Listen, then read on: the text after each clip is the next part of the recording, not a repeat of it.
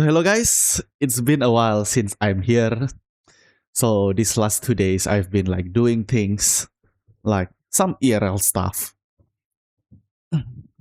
So without further ado, let's just continue, right? Let's just continue studying. By the way, I've not been studying. I have studied a little things like I've studied GUI and I also like to study with AI. So I type a lot and I ask Gemini. I use Gemini to be specific. And then I think I'm gonna finish the tutorial today, like the GUI tutorial and also the other tutorial, the advanced scripting tutorial. And then after that, it's all on my own. I'm gonna learn profile service. I'm gonna learn how to use all of these like cool things, and I'm gonna make my own library of functions. So that's what I'm gonna do. But for today, I'm gonna go and make a new experience for day 26. I'm gonna continue to advanced scripting. So today will be the last day of me doing tutorials. So this is kind of a special day. So yeah, I'm gonna finish this on one swoop. I don't know how to call it. What I need to do is open the YouTube. I'm excited, guys. It's almost the end. Roblox scripting tutorial. Hey, thanks. Oh no, there is still two. There is still physics and also raycasting. Okay. Welcome back. This will take like a long time. Like this will take probably like 3 hours or so to understand everything. But it's fine, guys. Today I'll be learning like a lot. So yeah, where do I start? Welcome back to my Roblox advanced scripting tutorials. Okay. Okay. Let's go. Series minus relative, and this episode will be discussing about physics. And wait, Newbert, what are you doing all the way out here? Shouldn't you be focusing on your scripts and whatnot? Oh my god, he's doing it again. Okay, you know what, Newbert, you really asked for it this time. This is the last straw, and now you are going to be out of this world. Goodbye, Newbert. Welcome back. This video is going to cover physics, which allows us to create cool things like this pet follow scripts that I created, where it follows the player behind their back. I've even created a projectile system. If you click wherever you want the fireball to go, then it's going to go in that direction. I've also created a ragdoll system where if you reset your character, then your character is going to be a ragdoll rather than having it explode into a million pieces. I also created a little cool trampoline as well using springs, and all this can be done using physics. Oh man, that is one powerful trampoline. Anyways, all this can be done by using physics, and this video is going to serve as a broad overview of how you can use physics inside your Roblox games and how we can script them so that we understand how to create cool systems like this. So with that being said, let's go ahead and go straight into the episode. Now that we understand it, let's implement physics inside Roblox Studio. But before we do, I want to give a basic definition of what physics is, and to explain, physics is essentially the science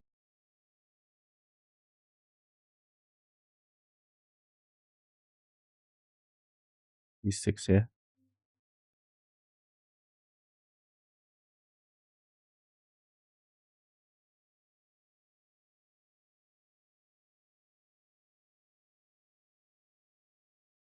that studies how things move and interact with the world and other objects within that world. And we've been working with physics actually throughout this entire tutorial guide without us even realizing. And to show you a little example, I'm just going to hit run, and I whipped up a little script that basically creates all these parts that just rain from the sky and is now spraying all around the space plate. And Roblox's physics engine is calculating how these parts are interacting with all these other parts within the world. And as you can see, my PC is starting to lag a little bit with all these parts that are in here. But we've essentially worked with physics throughout this entire tutorial guide without us even realizing. And there are some specific properties that we've mostly been using that actually does involve physics. Like if I were to insert a part here, by default, anchor is turned off. And what that means is we're applying Roblox's physics to interact with the world in how it would if we were to apply physics to it. So if we hit test and hit run, then what's going to happen is it's just going to fall down just like this. And if we were to change its anchor properties to true, then we're going to ignore Roblox's physics engine so that it's just going to stay stationary. I think we understand how this works. And there are even some other properties as well, like Roblox's gravity that we can change here. So by default, Roblox's gravity is 196, but if we change it to 0 gravity, and what's going to happen is all the parts that are inside the game are not going to be affected by gravity. So as you can see, all these parts are now in 0 gravity, and oh my goodness, it's lagging my computer like crazy. But gravity is how we can measure the objects that are inside of our world being pulled down to the game's core, I guess if that makes sense. Because that's basically what gravity is. And if we make it 0 gravity, then we're not having any gravitational pull towards the center of the world. So that's basically some properties with physics. And now what I want to cover in this episode is some of the services and objects that Roblox provides to us to create cool systems. So Roblox's physics engine is very packed with a lot of features that we can use towards our advantage. And one of those features involve mover constraints, which are essentially objects that apply force or torque to move one or more parts in a specific direction.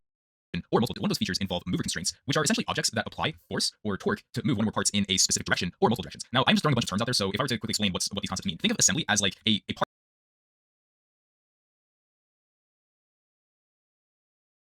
that allows all of its parts that are around it to be connected. And this is the part that's going to be used to apply physics to it. So since this is one part, there's only one assembly, and it's usually in the center of this part. But if we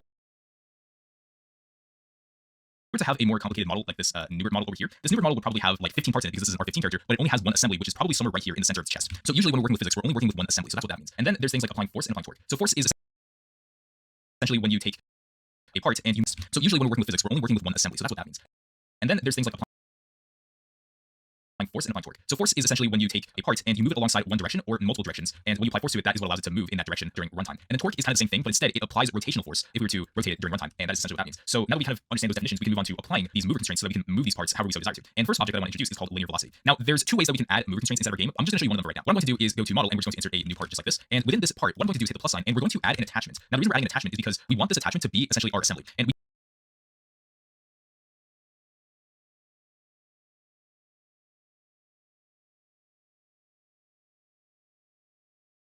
don't want the mover constraint to work on the part itself, but instead we want to work on its attachment. So what we're now going to do is insert a linear velocity to add an attachment. Now the reason we're adding an attachment is because Okay, there is like a lot of to take in, guys.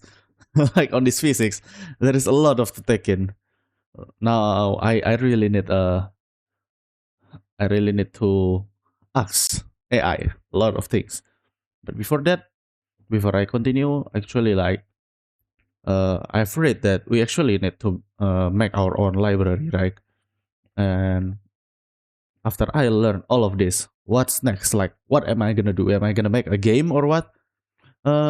Things first. First things first. I'm gonna be a commission. I'm gonna take a commission because that's how I'm gonna get more experience to make my own game. So to do that, I need to look professional and I need to work fast, and then I need to work like better, right? And to make myself better, I need to know like what do I need. I can make a system. I can make like a module for myself to help me like implement all of this stuff to others people game. So that's what I'm gonna do. So I asked that like when I learn all of these things, like I wanna have a library of my own. So I can keep what I'm already working on, so I can have essential functions on my own. So how do I do that?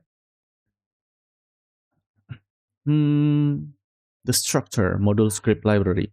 In Roblox, your library live in module scripts. Yeah, I know that. You should create a folder in replicated storage called shared or library. Shared or library, okay? The folder should be library. I think library is fine. Shared is, I like library more. Inside, you create specialized modules. Don't put everything in one giant script. Split them like this. Time util for function for countdowns. Math util for rounding. Changelog number compression. Oh, so this library should have like a lot of modules. I see. Table util. So your specialized get closest player logic or deep copying tables. UI util function for twinning UI smoothly or making buttons pop and hover. Oh, okay. When you write an essential functions, follow these three rules. Zero dependency. A helper function should not rely on a specific part in your game. It should take inputs. Understand? I'll keep that in mind. Generic names. Instead of get closest player to my NPC, name it get closest player. And the thing should be the origin point and the max distance. Now you can use it for NPC, turret, or spells. Oh, okay. Get closest player. It should be generic, so I can use it a lot. And the one line goal. The goal of a library is to turn 20 lines of code into one line in your main script. I see. Yeah, that's what I like. I like using library like a lot. It makes everything like clear. I only need to do this. I already implement this. I already implement that, and everything is implemented.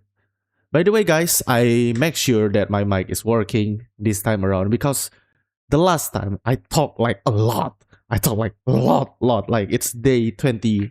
I forgot what day is it. Like, I think it's day 26. No, wait, let me check. What day am I at? Where do I put my thing? Should be here.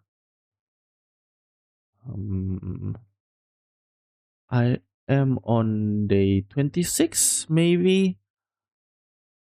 Your project, okay, recording. Yeah, I'm on day 26. On day 25, I talk a lot, like a lot. Like I don't usually talk this much, but I think I really need to improve on my talking because I'm not talking English well. And this is also for my other channel. I have another YouTube channel where I play games. I focus on that only like 5% of the time because I only play the games. My friend edit the video. So to be better, I need to talk in English more. So when I'm learning to keep myself motivated, like talking is an easy way to keep yourself motivated, guys. So right now I'm talking to nobody, right? Like no one really watched this video until this long. But if you're watching, then I'm talking to you, right? I'm talking to someone here. So that is literally how I keep myself excited. So let's continue. Your first essential module. Let's start your library right now. Okay. This is for later, okay? I will make a library, but this is for later. I'm gonna make like a lot of big library. That is like that is what I wanna do. And today I'm gonna finish the tutorial first. I'm gonna finish the advanced tutorial and then also the GUI tutorial. After that, I'm free, guys. I'm literally free. I can do like anything I want. I also need to learn profile service and replica service.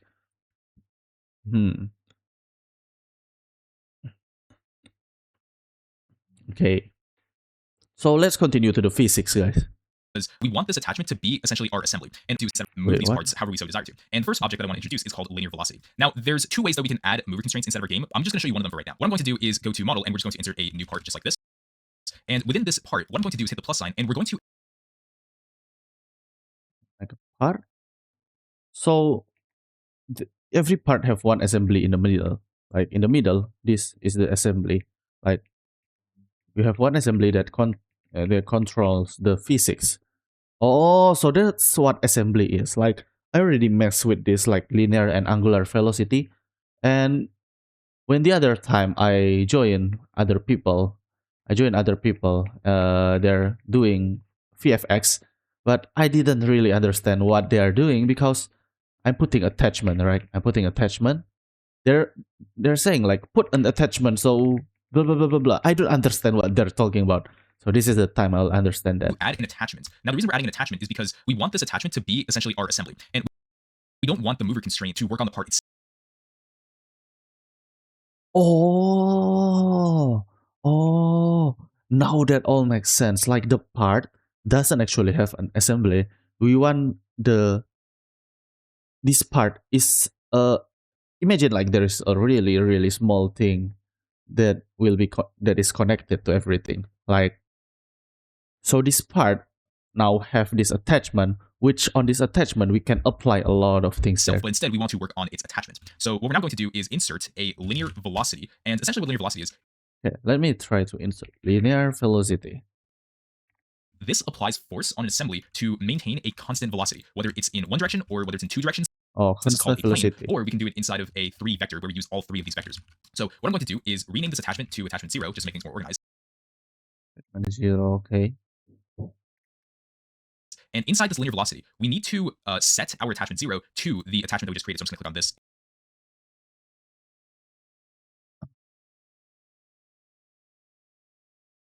Parent is attachment 0. And click on What? And inside this linear velocity, we need to set our attachment 0 to the attachment that we just created. So I'm just going to click on this and click on attachment. Wait, what? 0. Inside this linear velocity, we need to set our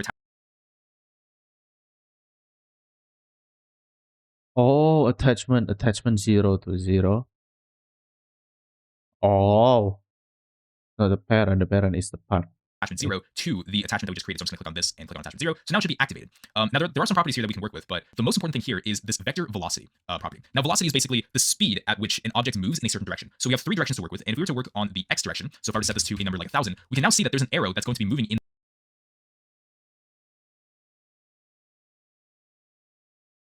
So there's a lot of things, and there's also mech force, and there's vector velocity. The x I make it to like 500. Oh, so we'll move there. Let me try it. Oh, 500 is really fast. Our walking speed is 16, right? Is it like the same? Like if we do 16, like will it be the same as our walking speed? Oh yeah, I think so. I'll never be able to like catch up to it, right? Okay, I see, I see. in this direction once we hit play. So if I hit test and I hit run, then what should happen is this part is just going to be zooming in the X direction using a constant velocity. So it's going to maintain the same exact speed from where it started to where it ends. And so that is basically what is going on over there, and that is how we use linear velocity. Now, angular velocity is basically the same thing, except it applies torque onto an assembly line, which basically is a way of saying that we want to constantly rotate a part in a certain Assembly linear velocity, assembly angular velocity. Oh, direction. So what I'm going to do is disable our linear velocity, and we're going to insert an angular velocity, and I'm going to set attachment 0 to our attachment, and what we can do is oh, wait. I don't know if I ever do something with angular velocity, but it's a torque. Uh, wait. I I used to think that this angular velocity is like the startup velocity. Like it, if it moves fast, then I used to think that I don't know what that is, but I used to think that it like launch thing. So it doesn't launch thing. It's simply let me try 100. What the hell do you mean a malform number? So if I do run,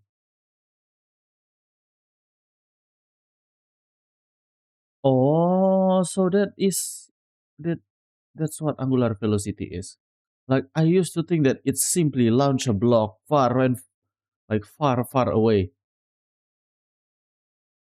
So it applies a torque. It's not okay. Now I understand. Okay.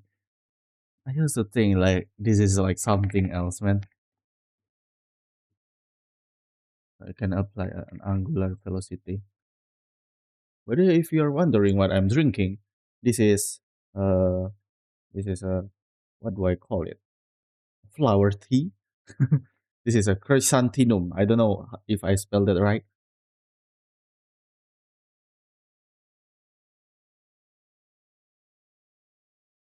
There is like a weird taste right there. Please wait a moment, guys. I need to like put out the ice because the ice is bad.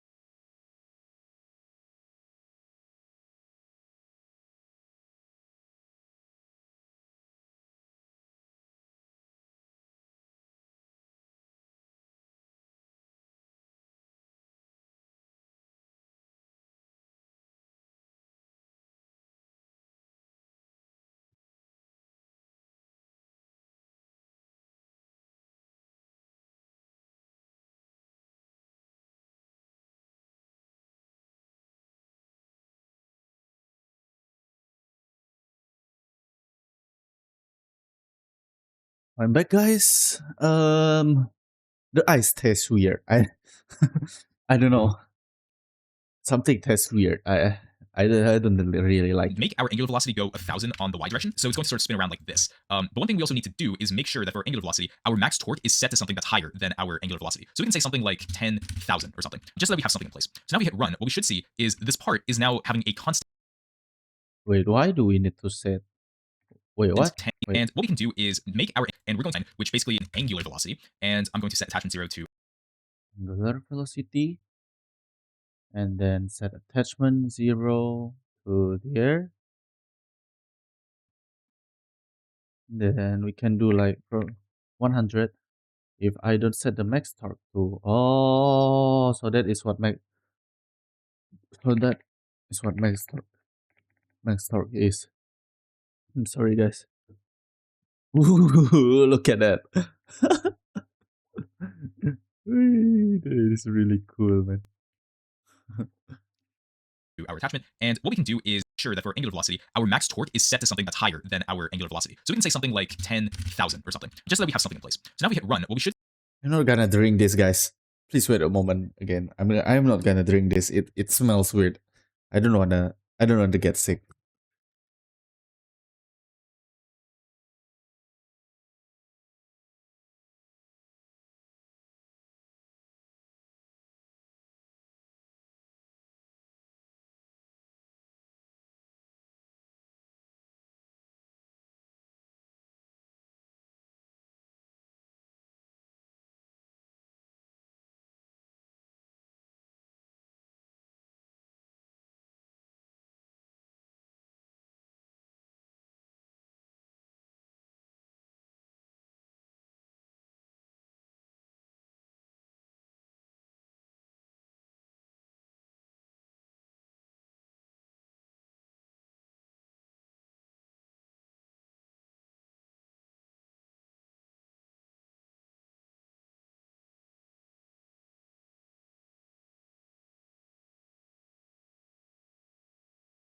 Like we as a human, like we know what's bad and what's good, right?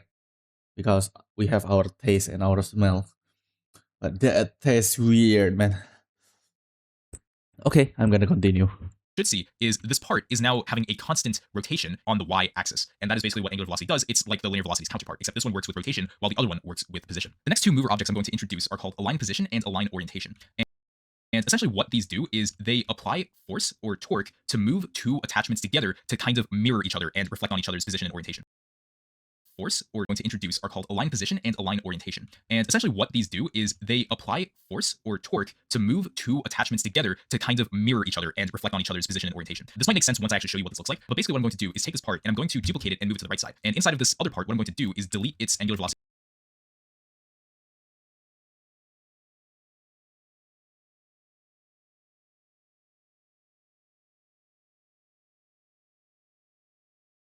In the second part, delete the angular velocity, and so delete the linear velocity. Linear velocity, we don't really need them anymore. I'm going to make attachment 0 be renamed to attachment 1, and what I'm going to do with the original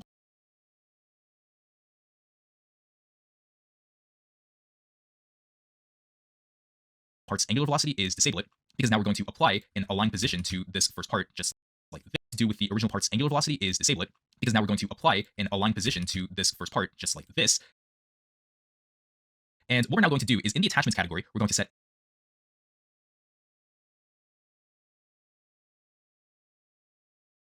attachment 0 to its attachment, and then attachment 1 to the other part's attachment. So now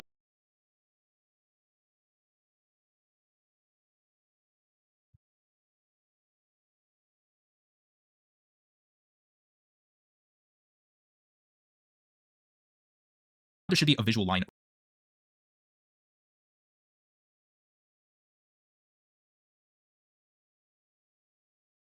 right over here, just like this. And so now what we can do is if we were to hit run, then what's going to happen is this part, oh, it's kind of just sliding all around. Okay, I might need to take the second part and anchor it just like this so that it stays in place. So now we hit run. What should happen is this first part is going to try and follow the second part's position wherever it's at, because both of these attachments are, attached to each other. So if I were to move the second part, then the first part should be following the second part because it's trying to match its position. And we can do the exact same thing with align orientation if we were to hit part on the plus sign, and if we were to insert an align orientation. Let's take attachment 0.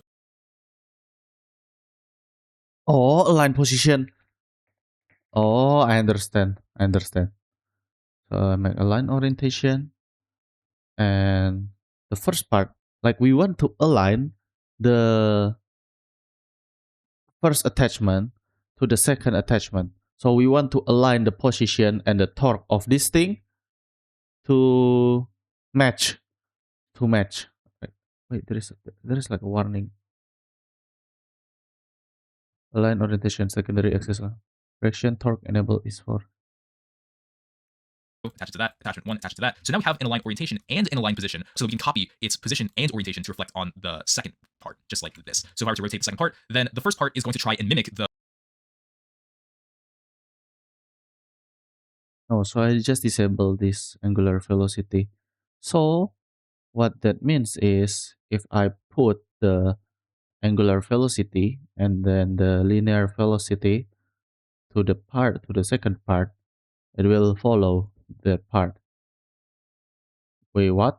Um, the angular velocity attachment need to be the attachment one, and then linear velocity need to be in the linear velocity one.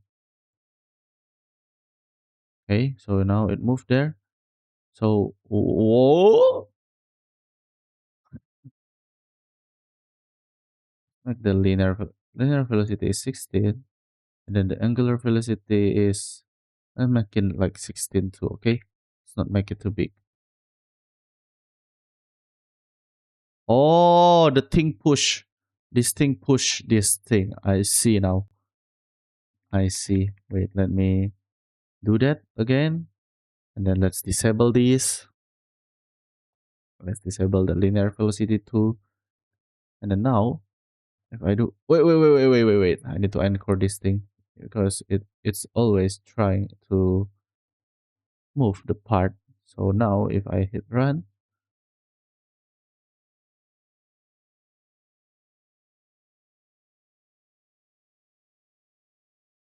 oh, okay. So now I can actually like try to apply the angular velocity to the attachment one, the linear velocity to the attachment one. I know this is not a good way to do it, but let's try what happened. Wait, because it's anchored, it doesn't move, or do I need like to move it there? Oh yeah, it doesn't move at all. Oh, it's because I disabled it. I'm sorry. Enable this. So now, am I stupid? If this is anchored, more alt parent part class name attachment one parent part position. Hmm, more alt. Wait, this already attached to the attachment one. This already attached to attachment one, but let's like delete this first, or like why it doesn't move? Do I if I anchor it, does it not move? Like okay, it moved that way. If I anchor it, does it move? Oh, you cannot move and anchor things. Okay, now that makes a lot of sense. Wait, line orientation. Wait, what am I doing? Align orientation, angular velocity attachment 0, linear velocity attachment 0. Okay, let's make this part like at the top here. Can I put the, it's fine. Hmm. Okay, I understand. So if I move this, it should follow. If I rotate this, it should also follow the rotation, right?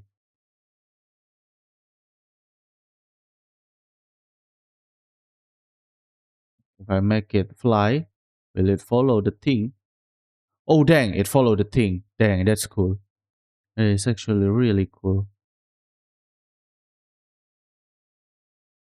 Oop, okay, I understand it now. The orientation of the second one. Now you might be thinking off the top of your head, this looks a lot like a pet following script, and you are right in how you can use align orientation and align position to make this happen, and that's actually what we're going to be showcasing right now. Okay, so I'm going to show you how you'd be able to script a pet follow player script using align position and align orientation. So I just quickly whipped out this pet, and what I'm going to do is I'm going to insert 3 instances inside this pet. The first thing is going to be our align position, the next thing is going to be our align orientation, and then finally we need an attachment for this pet as well. So I'm Yes. I let's make let's not make a pet, okay? Let's like delete this boat. It's fine. Let's make a part that follows, like a scary red part. Let's make it like maroon, and then let's scale it to be like quite big, like big, big, 4 times 4, like that. And then let's make it follow us. So what do we need to do? We need an attachment, right? Surely we need an attachment. Let's make the name into an let's not like name it. It's fine. And then this attachment is on the part, and then the part we need align orientation and also align velocity. align orientation, and also align position. Now, if I'm not wrong, okay, this align should be aligned with the player. So the player inside the workspace. But we don't have that. Because we don't have that, we need to do it through scripting. I'm going to rename this to attachment 0. And for align position and align orientation, instead of using its default to attachment mode, we're Oh, there is another mode? Oh, the two attachment mode has that one attachment? actually going to set this to one attachment. And the reason we're going to use one What does that mean? attachment is because we don't need to have two attachments for this to work. And so to show you how we would use align position and align orientation, we essentially want to take the attachment of this pet and we want to set a goal position and a goal orientation, and we want to update that every single, like let's say millisecond or every single heartbeat if we were to use run service. We want it to be a goal of this character's, let's say, orientation to look in the exact same direction as the character. So we want this orientation to follow the player's direction. For the position, we would probably want it to be somewhere behind the character, either on the right side or the left side. So that's something that we would do, is we would just calculate the character's position orientation and sort of modify it so that the pet can follow that calculation. And so we only need one attachment for this to work. And I'm going to show you that when we start scripting it. So I'm going to hit the plus sign inside a pet and we're going to insert a script. The first thing we're going to do Oh is yeah, we only need we one attachment for this actually to work. did. And I'm going to show you that when we start scripting it. So I'm going to hit the plus Oh yeah, we actually need a script. I see. Local part equals script.parent. sign inside a pet, and we're going to insert a script. The first thing we're going to do is make reference to our pet by saying local pet equals script.parents. Then we're going to reference its align position and orientation. So we're going to say local align position equals pet.align.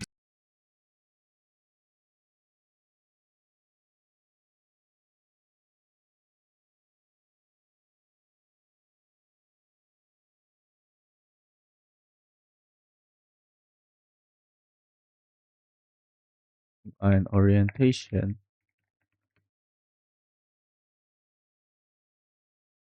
Position, and then we're going to do the same thing for align orientation equals pet.align orientation, just like this. And what we want to do is actually make reference to run service. So we're going to say local run service equals game : get service run service, just like this. And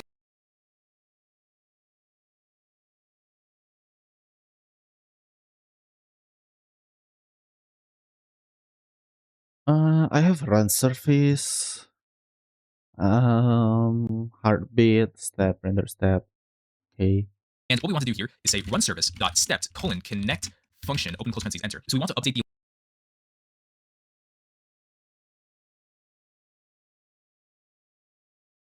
Why do we use step?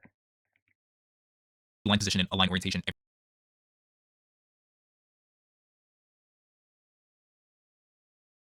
single heartbeat rather than doing it just once. So here's something that we can do. Align orientation is actually pretty easy because all we need to do is take the pet's alignment every single heartbeat rather than doing it just once. So here's something that we can do. Align orientation is actually pretty easy because all we need to do is take the pet's align orientation's C-frame and just set it to be, let's say, the character's humanoid root parts position. That's literally all we need to do, and it's going to follow it. So what we're going to do is make reference to our character. And just for simplicity's sake, what I'm going to do is just going to hard code the character location. So we're going to say local character equals game.workspace : waits for child. And then this is just going to be the name of our player, which is going to be Brawl Battle. But in this case, Okay, we don't do this, but for the sake of the tutorial, it's fine. Oh, don't do game.workspace, okay? Just do workspace. Space. Wait for child. Red blood cell 3. That is my name. yours is going to be different with your username. And then we're going to say local humanoid root part equals character.humanoid root part, just like that. And so what we're now going to do inside of here is update the align orientation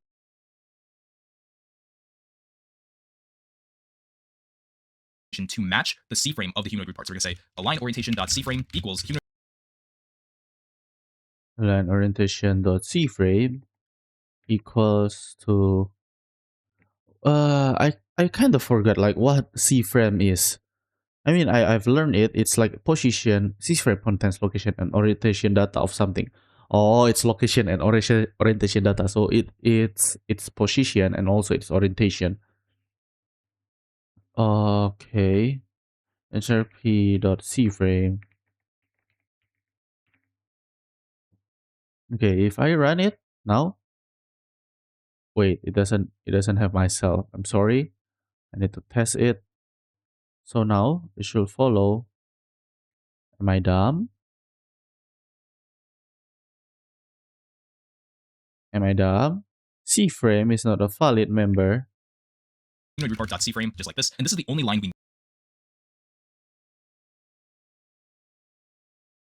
Humanoid root part. Red blood cell 3. I am red blood cell 3. Workspace. C-frame is not a valid member of the space dot repository dot humanoid root part. Um, need for align rotation. Now, for the position, this one's going to be a little more tricky because essentially what we want to do is we want to match the humanoid root part's position plus consider the humanoid root part's look vector, which is in this direction, and we want to multiply. We want to match orientation is the fine. humanoid root part's position plus consider the humanoid root part's look vector, which is in this direction, and we want to multiply that by scalar so that align rotation. Now, for the position, this one's going to be a little more tricky because essentially what we want to do is we want to match the humanoid root part's position plus consider the humanoid root part's look vector, which is in this direction, and we want to multiply that by scalar so that we take its look vector and we set it backwards like this, plus a right vector as well with a scalar so that it moves in this direction as well. It might make sense to you once we start to set it backwards. Essentially what we're going to do here is we're going to say align position dot position equals, we're first going to have it match the humanoid root part position, but then what we need to do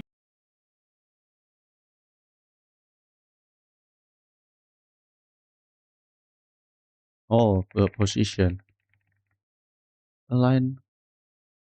The workspace. Align position have position. It doesn't have C frame. Equals HRP. The position. is we need to add the look vector plus a scalar. So we're going to do say humanoid root part dot cframe dot look vector. So this is going to give us a vector 3 value that's going to tell us the direction of where this player is looking, which in this case it's going to be in this direction. So we're going to Plus HRP dot C frame. give us a vector 3. We need to add the look vector plus a scalar. So we're going to do say humanoid root part dot cframe dot look vector.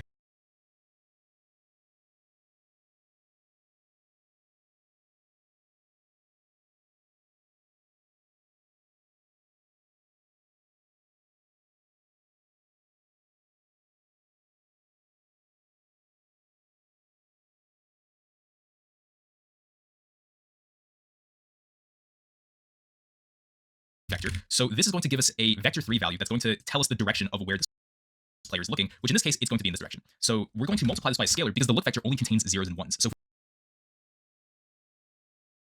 we multiply this by scalar, then it's going to move back 3 studs essentially. That's like what this is saying.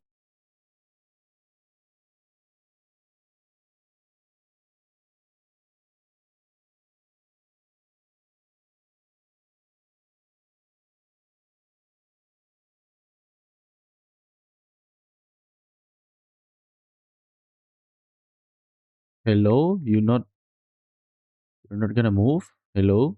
Are you not gonna move? I have an attachment. I have one attachment. Do I need to attach it to the attachment?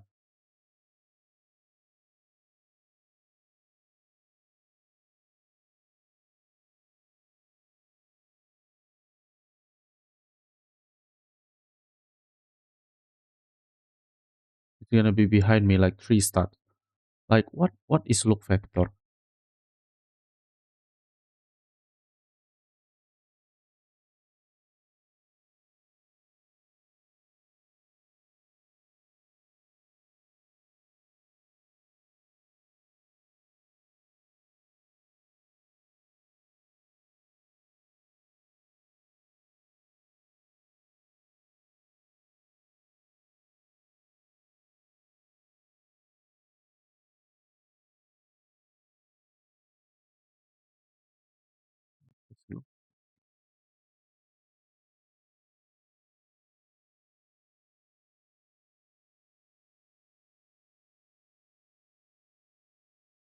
Look factor.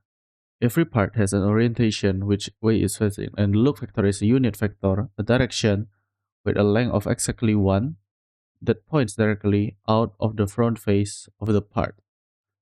Invisible arrow sticking out of a character nose, so it's like this. So look factor consists of 3 numbers XYZ. If a part facing perfectly toward the z-axis is 0, 0, 1. Oh, it only tells you the Oh, since locator has length of 1, you can multiply it again to get position in front of the object. Oh, so it's like where we are looking. So if we make it like, for example, like mean 10, it will be like way behind us. Like now I have a cool pet that is following me. It's following me everywhere. I can ride it. Ooh, I'm flying with my pet. Oh, it's so cool, man. Look at that. Ooh, oh. Goodbye. No. Huh. Yeah.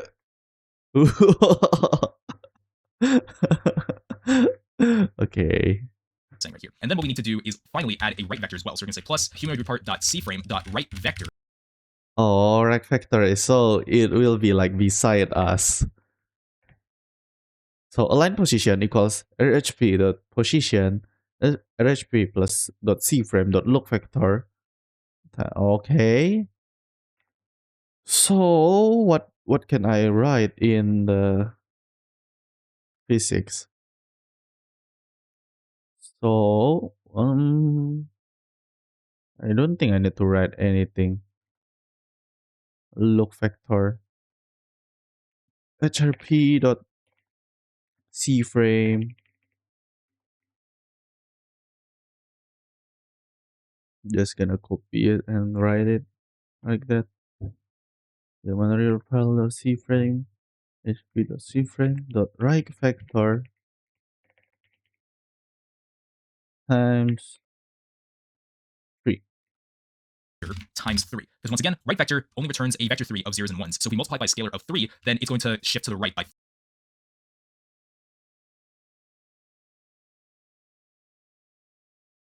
Wait, it's on the behind.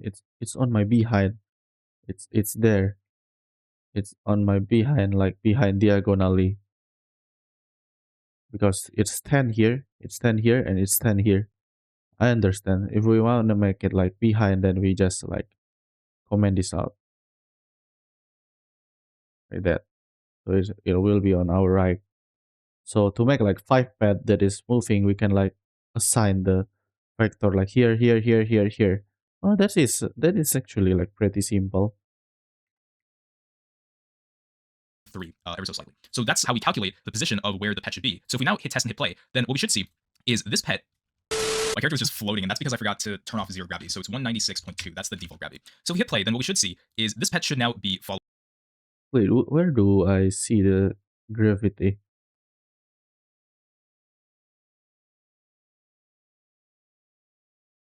my character, zero gravity. So it's 196. Gravity is in the workspace.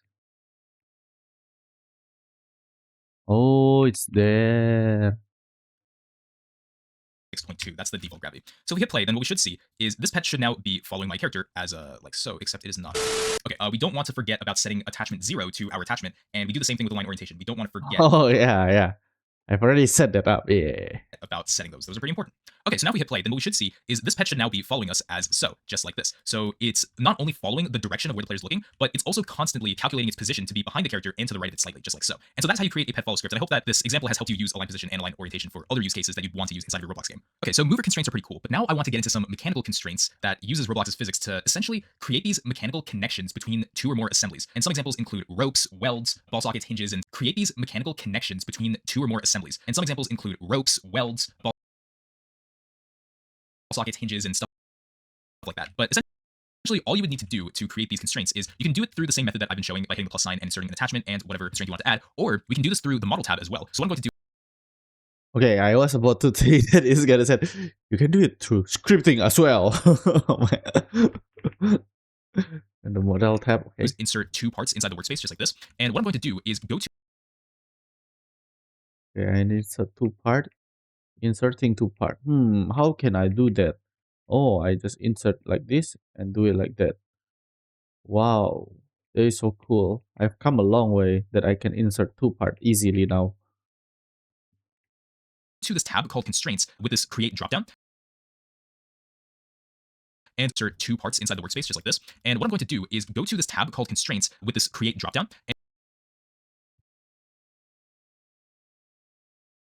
Constraint. And we have all of these Constraint. different movers and mechanical constraints to work with. So let's say, for example, I wanted to use a rope. So what it's going to do, Another row. 1, 2. Wait, it's not on the middle. What the hell? is we can set where we want the attachment 0 to be, and then we can set where we want attachment 1 to be, which can be over here. And this is another way that we can create a constraint inside of our Roblox game. As you can see, it automatically created attachment 0 and attachment 1, and it created the provide. Okay, that is way easier to do. Like we just put the rope, put it like on the middle here, and we put it on the middle there, and then now should be roped together. Like if I want to move it, I cannot move it. Why I cannot move it? That, oh.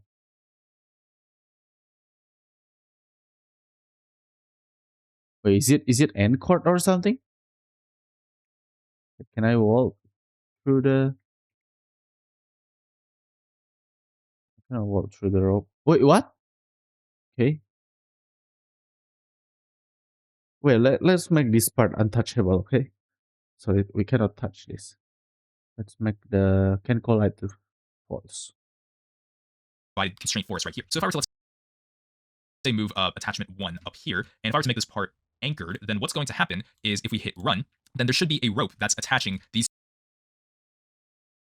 This one is not anchored. This one is the part. We have attachment 0, attachment 0. What the hell? Where? Okay, I make a part, and then I make a part, and then I make this into and collide false, and then I make an attachment or a constraint. It is a rope from here to there. So now if I make this into anchored, and then I move it up like that, like right here, there should be a rope. Ooh, look at that. Can I touch that? Oh yeah, I can touch that. That's cool. These two assemblies together so that it creates this mechanical constraint like so. And we can do this with many other constraints as well, but for the sake of this tutorial guide, I'm only going to be showcasing a very few number of them. So I want to show you the simple ragdoll system that I created when you reset your character. My character is going to look like this, where instead of exploding into a million pieces like any typical Roblox game, instead what I'm doing is I'm using mechanical constraints, specifically ball sockets, to attach all of my 15 parts together rather than exploding it into a million pieces. So I'm going to be showing you what I did inside the script without making this like a step-by-step tutorial guide, otherwise this tutorial will be a little too long. But all that this script is doing inside of Server Script Service is we're locating every single player that joins the game. Ah, Motor 6D, what the hell is this? Oh no. Game and every single character that joins the game, and we want to set this humanoid property called break joints on death to be false. And we want to do this so that the joints that are connecting all the parts together aren't going to fall apart when the player dies. So what we're doing here is when the character dies, we want to locate every single Motor 6 instance. And if you don't know what Motor 6 is, it's basically an object that allows parts that are connected to each other to move in an animatable way. And so we want to locate all of these Motor 6 objects inside the player because there's about like, I don't know, 14 or 15 of them. And we want to create attachments for each Motor 6. And we want to create what's called a ball socket constraint to have these attachments go hand in hand and have them be located within that specific region of the character. And so if you're still confused, literally the whole point of a ball socket constraint is to force two attachments to be in the exact same position while also allowing them to freely rotate to have these attachments go hand in hand and have them be located within that specific region of the character. And so if you're still confused, literally the whole point of a ball socket constraint is to force two attachments to be in the exact same position while also allowing them to freely rotate however they want. So the position is constrained, but the rotation is not. And so that is basically what you need to know about ball socket constraints. Now you might be wondering why there's an if-else condition here with the neck specifically, and that's because we don't want to have the neck wobble around because our camera is attached to the player's head, and so it would have like this weird effect if we were to make it happen like that. So if I were to quickly demonstrate what this would look like if I were to just have it so that we have a ball socket constraint in every single Motor 6, then what's going to happen is, yeah, look at that, my head is just rotating all around. We do not want that to be the case. So that's why we have a special edge case for the neck to have a weld constraint. So we're just simply attaching the head and the upper torso together without any special constraint using ball sockets. And so that is a really basic way to create a ragdoll script when the player dies. And I hope that you learned a lot from just me analyzing this script for you. So for this last part of the episode, we're going to be creating a projectile system using physics calculations. So what I have going on down here is a tool. So if we equip this tool and I click anywhere in the world using my mouse, then what it's going to do is it's going to shoot a fireball from where the character is to the direction of where my mouse was when I clicked. And it's going to use physics to create this sort of arch motion that involves projectile motion to create this result. And that's what we're going to be doing inside of this episode. But I do want to give a disclaimer saying that we're not going to be focusing on anything related to hit detection or player damaging or VFX or even sound design. We're just going to be focusing on the physics calculations that are involved when creating this projectile motion effect. So with that being said, let's go ahead and create this projectile system. Okay, so to speed things up, I'm going to show you my setup for this projectile system just so that we can get into the server-side scripting aspect of it. So what I've done is I've created this projectile that has camouflage turned off, and this is going to be stored inside of server storage so that we can use it every time we create a projectile. I added a tool to starter pack, and I made sure requires handle was turned off because we don't need a handle for this tool. And I just added one local script inside of here. So basically all this is doing is we want to get the player's mouse. We want to locate this remote event that I put called fireball inside of replicated storage. And we want to get the mouse position of where the player clicked inside of the world. And we're simply just going to send this information to the server so that we can let the server create the projectile and make it move along that direction to where the mouse position was. So that is all I did for the setup. And now we can get into the server side of the scripting. And so basically what I have here is I have the remote events with on server events. We have the player and There is a lot of to set up. system. Okay, so to speed things up, I'm going to show you my setup for this projectile system just so that we can get into the server-side scripting aspect of it. Okay, so I'm gonna rest for a while. I will come back later, okay? And I'm gonna make this fireball. I'll see you guys later. Bye bye. I'm gonna take like a quick nap because I'm really sleepy right now. So guys, I'm back. Let's just continue. Light turned off, and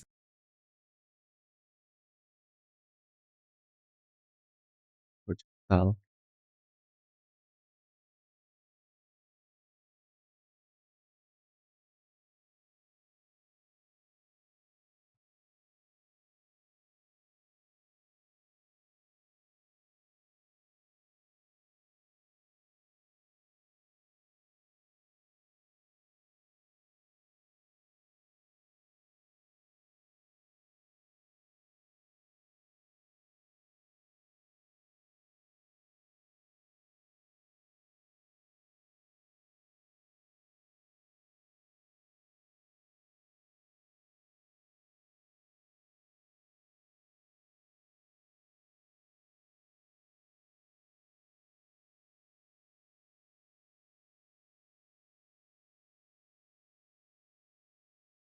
this is going to be stored inside of server storage so that we can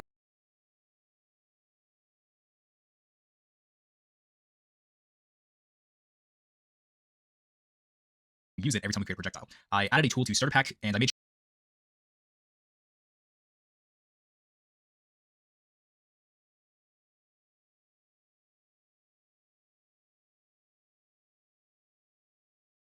Okay, what does starter pack and starter player does again?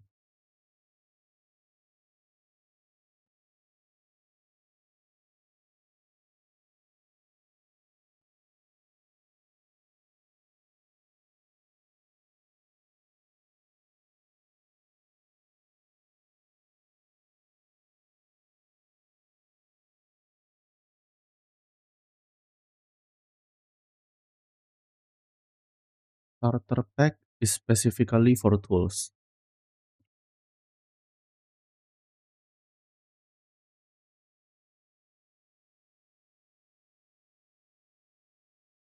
Starter player, hold logics and behavior.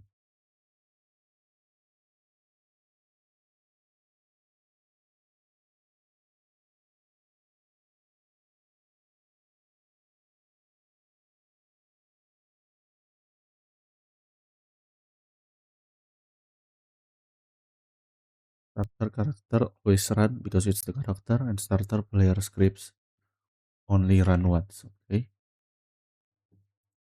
sure requires handle was turned off because we don't need a handle for this tool. And I just added one local script inside of here. So basically all this is doing is we want to get the player's mouse. We want to locate this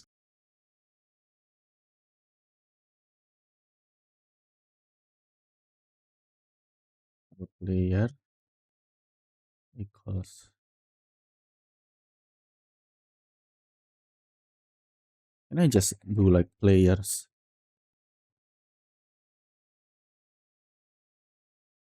layer.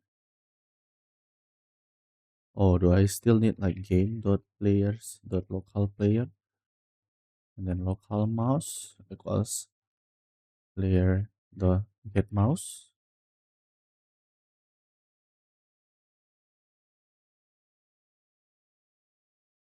And fireball equals.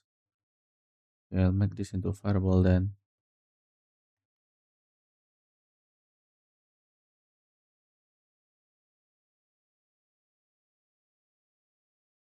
Remote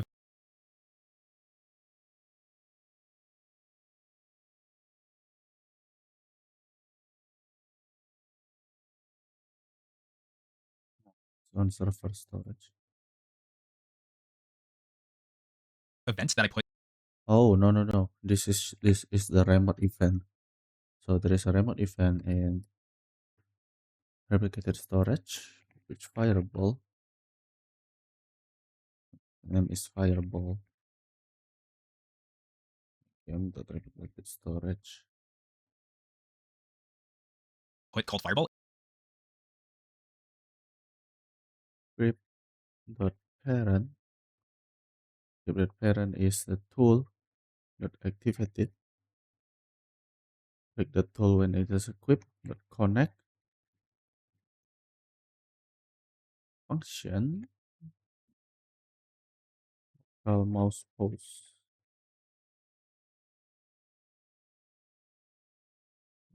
Mouse dot hit the C frame of the mouse position in 3D space. Position fireball dot fire server mouse pose. Okay. Inside of replicated storage, and we want to get the mouse position of where the player clicked inside of the world, and we're simply just going to send this information to the server so that we can let the server create the projectile and make it move along that direction to where the mouse position was. So that is all I did for the setup, and now we can get into the server side of the scripting. And so basically what I have Now I get into the server side of the scripting, which is on the server script here, service, I so that is suppose. all I did for the setup, and now we can get into the server side of the scripting. And So I just make it here. I make a script. I'll call it fireball script. Then I make it local and service equals to get service local fireball equals to game dot replicated storage dot fireball local projectile equals to game dot server storage dot fireball. No, no, yeah, it's fireball. That's true. The name is the same. That is kind of hard to know. Change this into projectile. Oh, hey, our local speed is the like. Let's make it like 200 because we like fasting. Gravity multiplier equals to 0.25 and then local max distance close to 1000.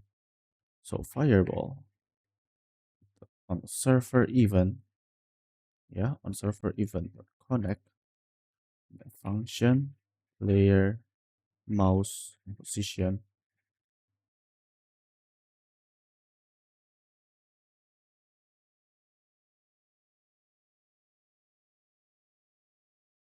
layer mouse position.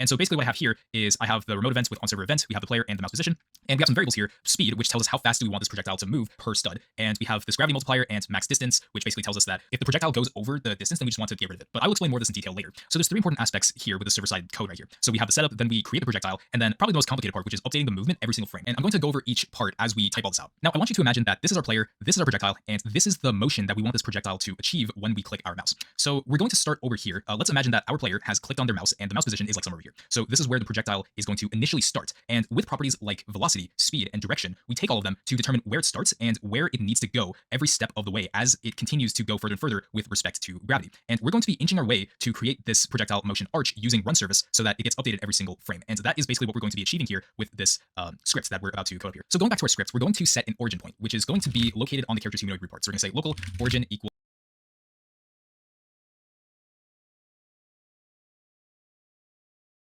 This is setup. player.character.humanoid root part.position.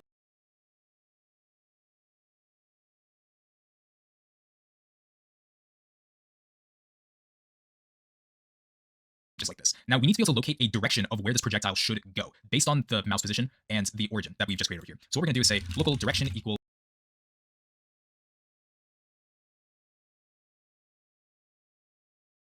mouse position minus origin. So mouse position Is origin. is a vector3 value, and we're just going to subtract it with its origin. So this basically gives us our direction, but it also gives us the distance with that direction. So we don't want the distance involved with our direction. So instead what we're going to do is wrap these in parentheses, and we're going to say dot unit, which basically gives us a length vector that just tells us the direction that we want.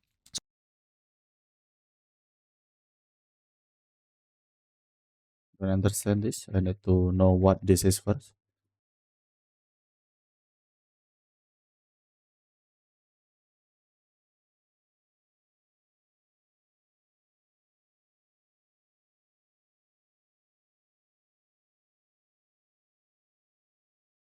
Origin is the word the understanding. Direction is the mathematical path.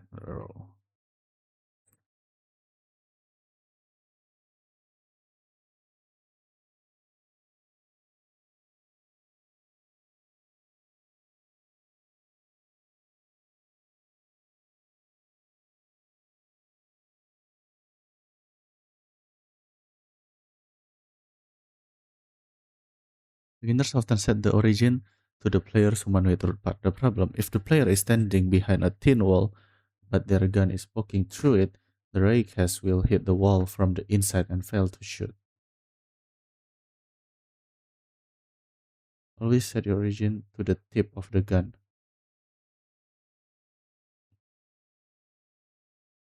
Always set your origin to the tip of the gun, and attachment called muzzle. Current camera see frame.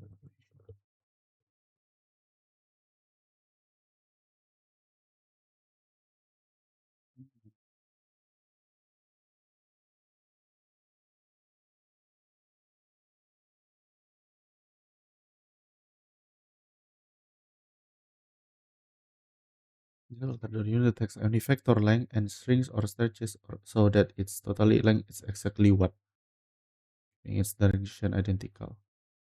Oh, normalizing a vector.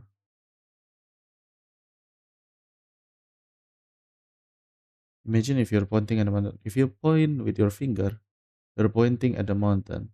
If you point with a 10-foot pole, you're still pointing at the same mountain. The direction is the same, but the magnitude length is different. In scripting, we often only care about the direction. If we don't use that unit, our math gets messy because the length of the vector depends on how far away your mouse is. Oh. Scenario app without dot unit. You click a button 5 stats away. When you click a mountain, oh, the vector. The second bullet will 100 times vector. Oh, I understand. Okay. So this essentially tells us that we don't care about how long this difference is between the mouse position and the origin. We just want the direction as it is. So if I were to help paint this analogy for you, this is basically where the mouse position is, and this is where the origin position is. And if we subtract the two, it gives us a distance, but we don't want the distance. We just want a unit vector, which would be like, I don't know, 0, 1, 0, or 1, 0, 0, or 0, 0, 1. That's kind of the basic idea behind it. And so that's what we want to try and get with this direction. We just want the direction. We don't care about how long it is. And next thing that we need to do is calculate the gravity involved, because in order for this to be a projectile motion, we need it so that every single time that we update the direction and distance, and also velocity in this case, we want to make sure that gravity is being affected where the projectile is in this motion. And we can do that by using the workspace's gravity property, which you can see down here by default is 196.2. So what we're going to do is say local gravity equals vector3.new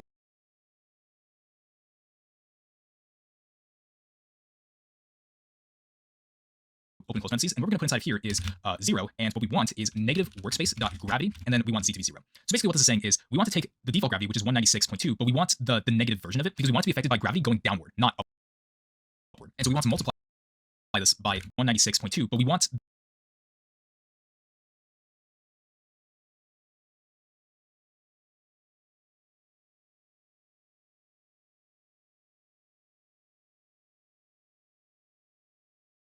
the vector workspace's gravity property, which you can see down here by default is 196.2. So what we're going to do is say local negative workspace.gravity, and then we want z to be 0. So basically what this is saying is we want to take the default gravity, which is 196.2, but we want the negative version of it because we want it to be affected by gravity going downward, not upward. And so we want to multiply this by the gravity multiplier, which I specified up here to be 0.25. And the reason we have a multiplier is because this is what allows us to adjust how much the gravity is playing into effect when we shoot the projectile to go where it needs to go, if that makes sense. Next thing we're going to do is create our projectile. So we're going to say local projectile equals Create a projectile. position. That's easy. It's just going to be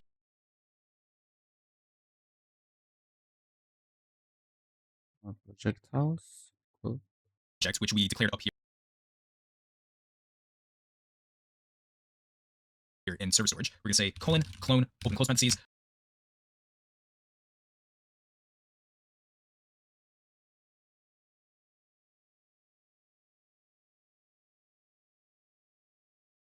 we're going to set the parent of the projectile to the workspace.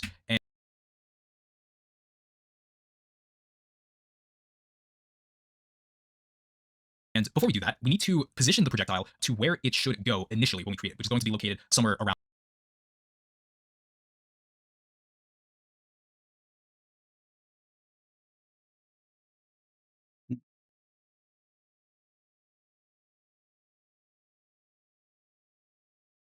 the player's human part. So what we're going to do is say projectile.cframe equals cframe.new.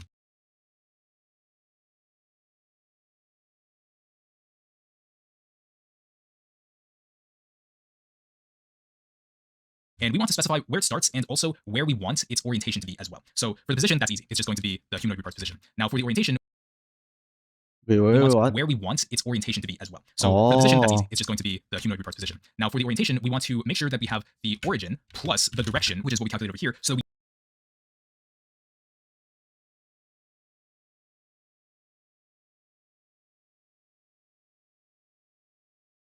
know where we want the projectile to be facing before we actually shoot it outward. So now down here, we want to update the movement for every single frame when we use run service. So for the orientation, we want to make sure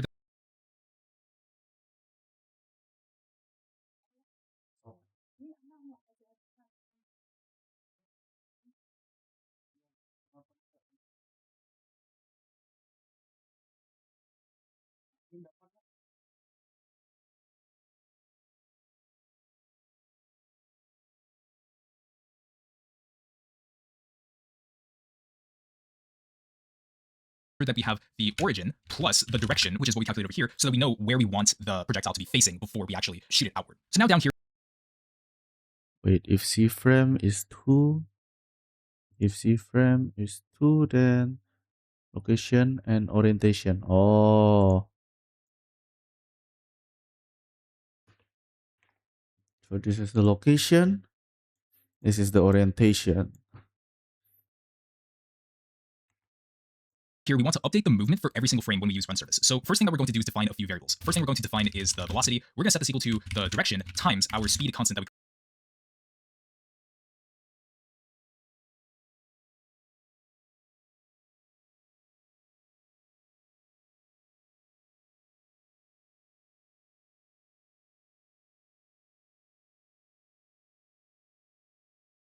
we created up here. Now, speed is measured in studs. So speed basically tells us that we want to travel 100 studs every single second for when we have this projectile motion. So if you don't know, studs is basically Roblox's unit of measurement. These are what studs look like. So in this case, these are 4 studs of measurement. But imagine that this is 100 of them that looks like this. So we want the projectile motion to go 100 studs per second. And that's basically what this is trying to say here. So if you go back to our script, speed basically tells us that we want to travel 100 studs per second. That's basically what this means. So velocity is what tells us how much speed an object is going to travel in a certain direction. That's basically what velocity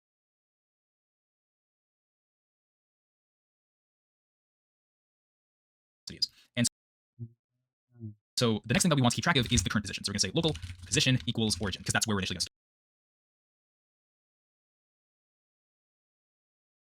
start. And velocity is. And so the next thing that we want to keep track of is the current position. So we're going to say local position equals origin, because that's where we're initially going to start. And then we're also going to calculate the total distance that this projectile has moved as well. So we're going to say local total distance equals 0.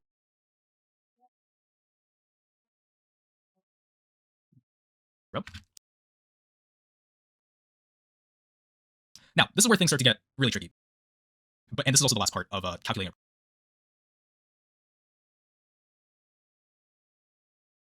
projection. So I want you to pay close attention as we script this. So what we want to do is create a temporary connection. So we're going to say local connection, and then we're going to set connection to be equal to run service dot heartbeat. So we're going to run this every single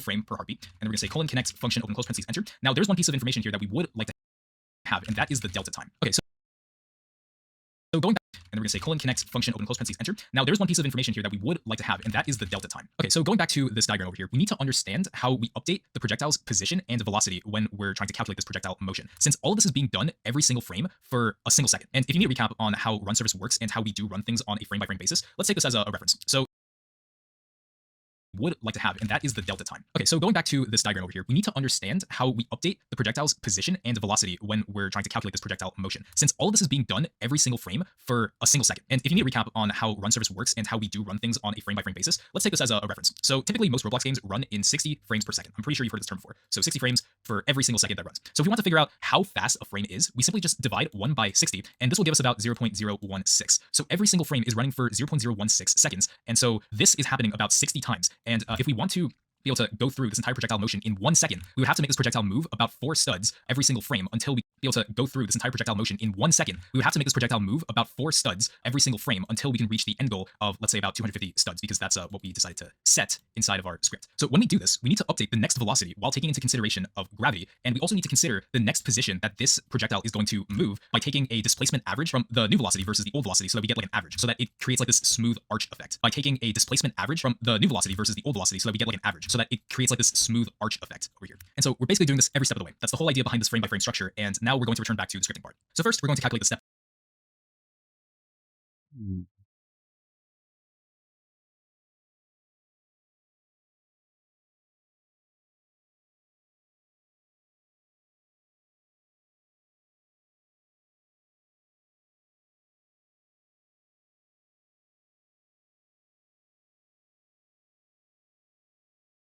velocity by saying local step velocity equals velocity plus our gravity that we created, and we're going to multiply this by delta time. And the reason we're multiplying it by delta time is because we're doing this every single frame.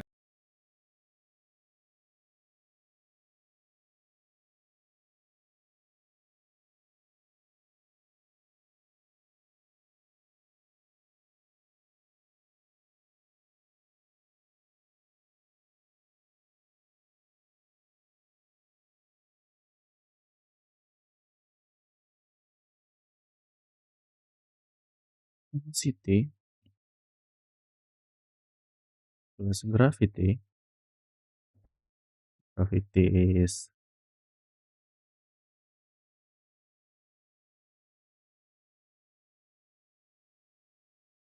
the gravity is minus 50, so it will go down 50.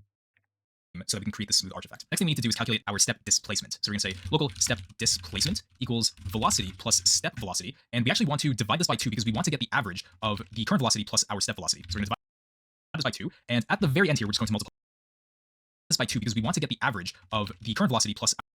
Yeah, I'll understand this later, okay? Velocity plus step velocity our step velocity. So we're going to divide this by 2, and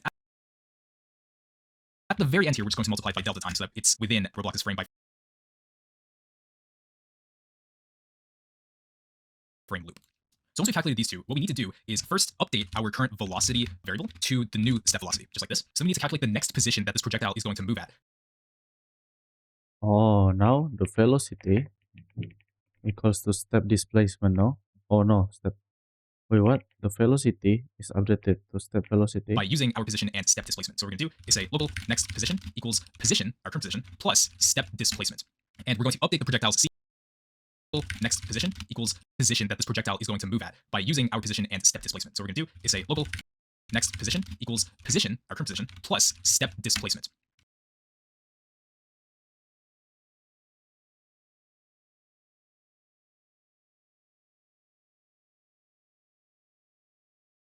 And we're going to update the projectile's C-frame to reflect that new position. So we're going to say projectile.C-frame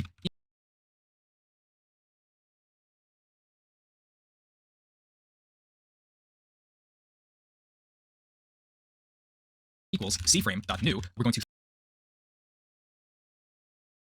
throw in the next position as the position.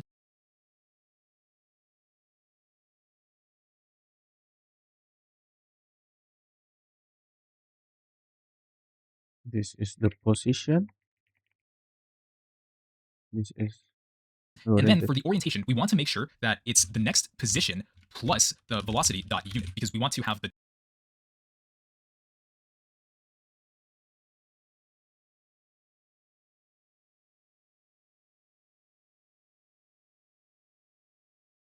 direction for its orientation. Just like that. We're also going to be updating the position to be the next position. And just as a measure, we're also going to update our total distance to be whatever it is, plus the step displacement dot. So now the position equals to next position. And then the total distance equals we plus it by step displacement dot magnitude. Magnitude. And we want to make sure we get the magnitude of step displacement, which is basically the size difference between the initial velocity That's distance. and the next velocity. And at the very end here, we're going to destroy the projectile if the total distance has reached the maximum distance of 250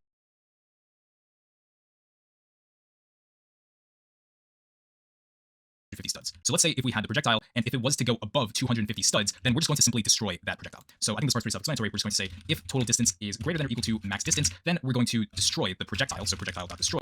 And because we have this connection here, we want to make sure that we disconnect it as well. So we're going to say connection disconnect, open close parentheses, just like that. And so this should pretty much be our entire script. So if we hit test, I'm going to make sure to move projectile back into server storage. And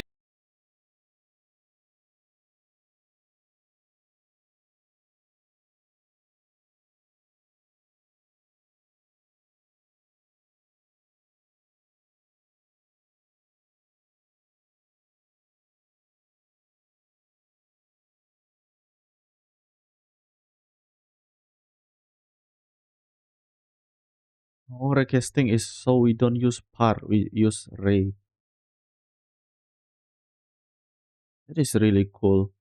But what is cool if we like don't know?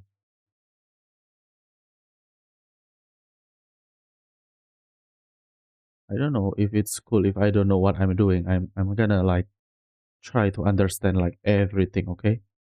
Yeah, slowly I'll try to understand everything.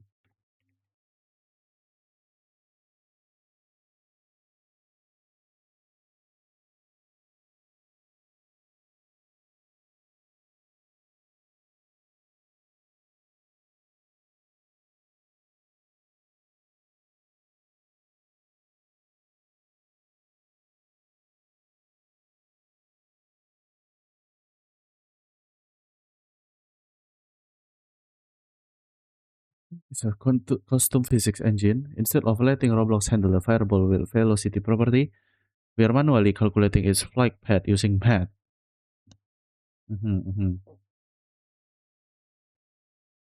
So we have a velocity, position, and total distance. Okay. So first of all, on server event, if we click, it will fire in the mouse position. The origin is the humanoid root part.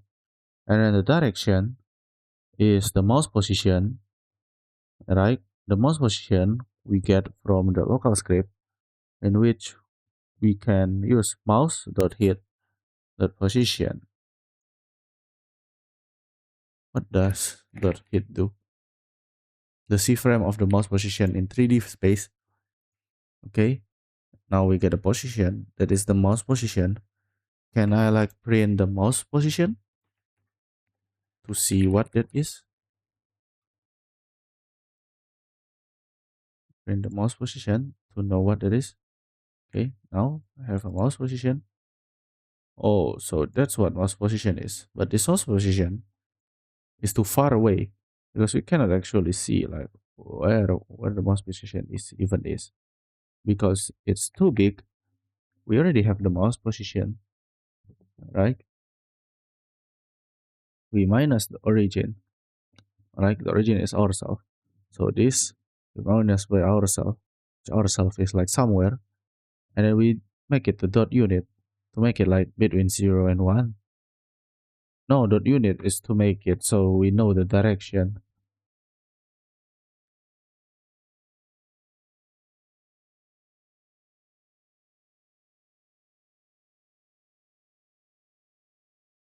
Mm. So to get the direction,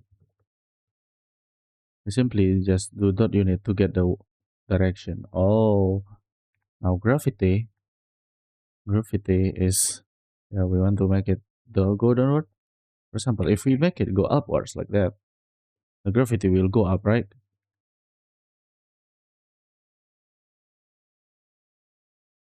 Oh yeah, it will go up like that. So that's why we need to minus gravity so it goes down. Hmm, gravity multiplier is this. The projectile with simple we clone, and then the projectile dot c frame, like it has the position. The position starts from the origin, which is our human root path, and then the orientation is the origin plus the direction. Plus ourself, we plus by 1, right? Yeah, we plus by 1. If we want to make it like start like farther away,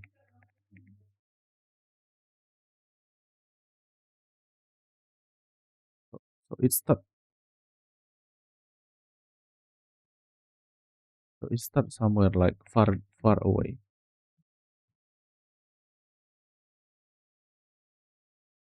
Wait, I don't understand. Why doesn't it work?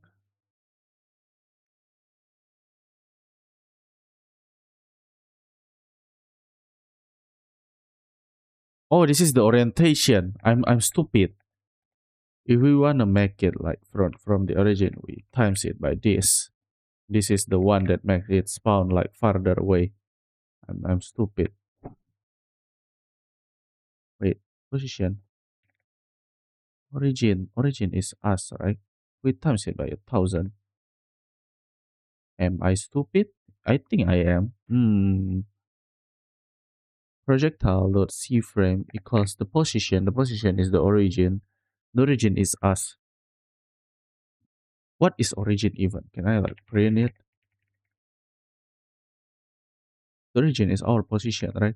If we times it by 1,000, what does it do? Like it should start like far away, right? Yeah, it will be times by 1,000. That's the unit. Like the unit will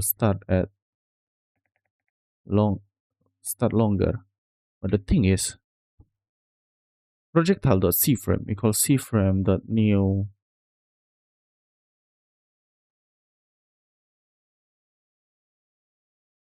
Can I make it spawn like farther away? 10,000 should be like it should spawn like far away, but it still spawn right besides me. I don't understand why. Um, do we just add origin plus direction? Do we add 1,000? Like, does that work? Will it like spawn like far away? Let me think. Yeah, we cannot add 1,000. Direction is a 3 factor true.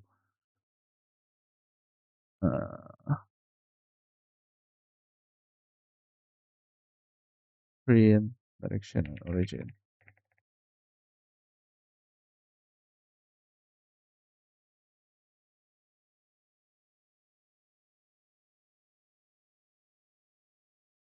So this is the origin, this is the direction. Yeah. If you add that, I don't, yeah, I don't understand the physics, but I think it has something to do with, um, so this is the origin, right? This is the direction. So we get the direction. What if we like put it on the origin? We don't have the direction. Where will it come out?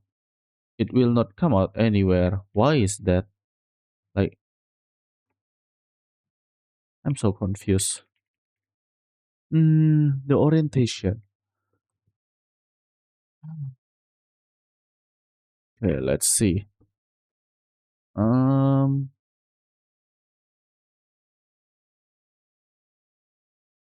Velocity, position, and delta time. Velocity is direction times speed. Position is the origin.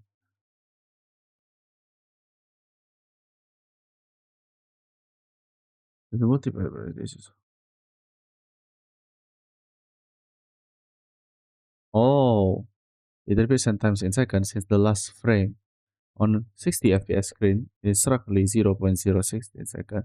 We multiply everything by delta time, so the fireball move at the same speed regardless of whether the player has laggy PC or not.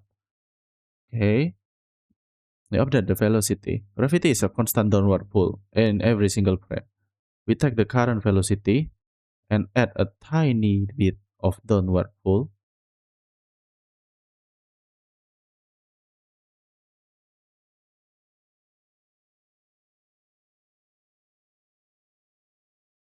The fireball was moving straight. It now moves slightly down. Like, shoo, shoo. Why? Because there is gravity pulling up. In next frame, it moves down even more, decreased like a parabolic arc shape. Let's make like the fireball into 50.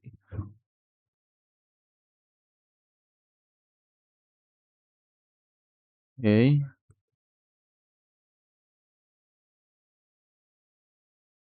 So we edit by the minus gravity each time. So the gravity is like, oh, the displacement. Step displacement is the move. So move is velocity plus step velocity. The velocity. What is velocity and step velocity here? Like velocity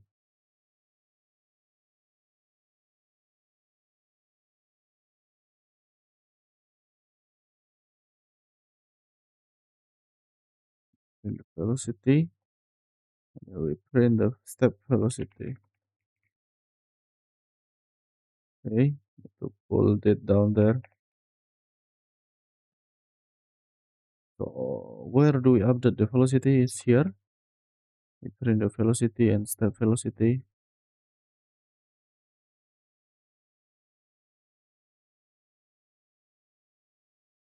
Oh, it disconnect for such a long time there. The max distance, let's make it like 100. Let's make it like 50. Let's make it 100.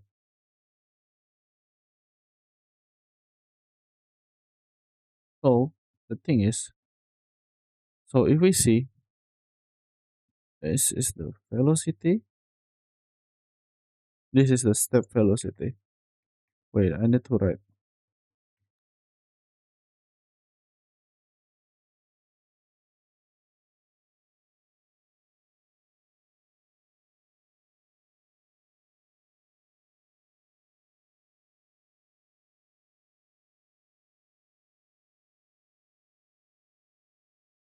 Oh, sorry. Hey, my seating step displacement equals velocity plus step velocity 2 times delta time. Mm,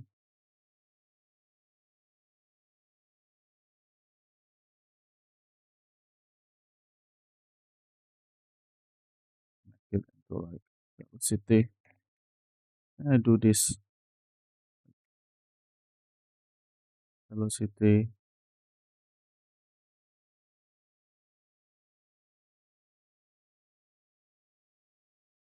like that. Velocity.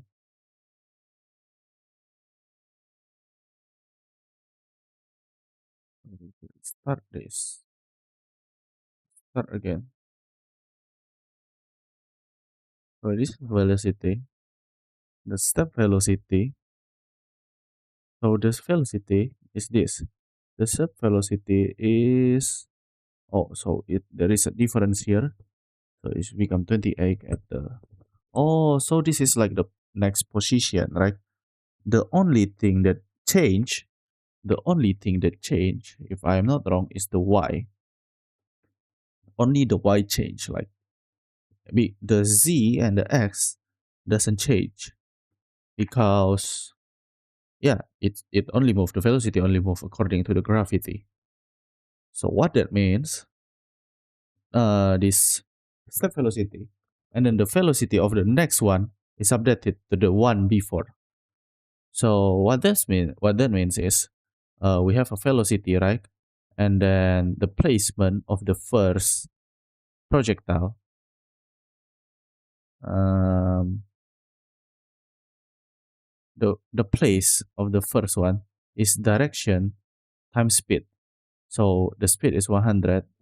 So the direction is the one thing.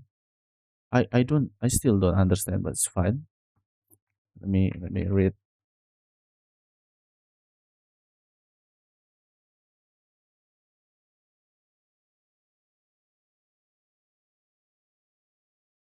Hmm,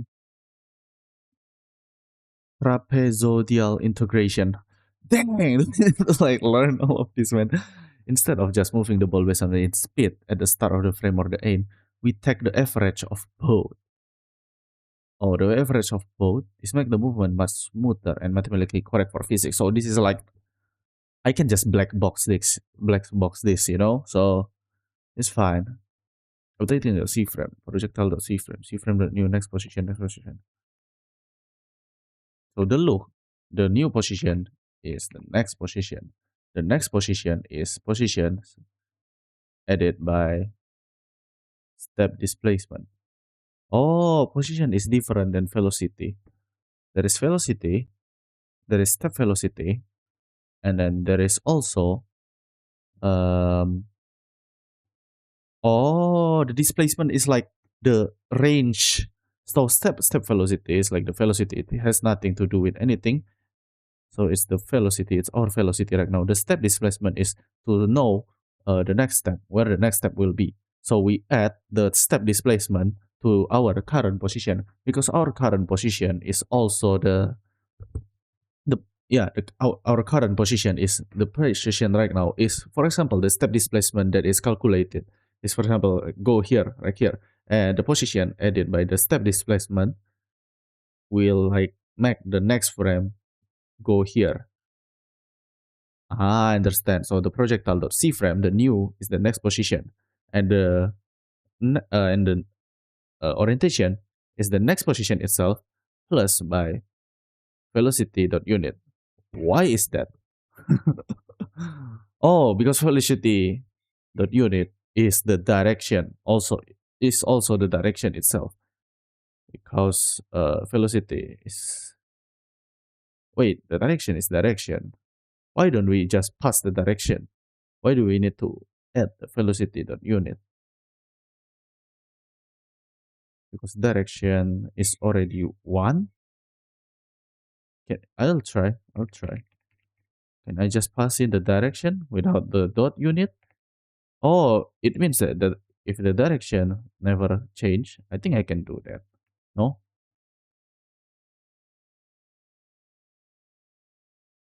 So it moves like that.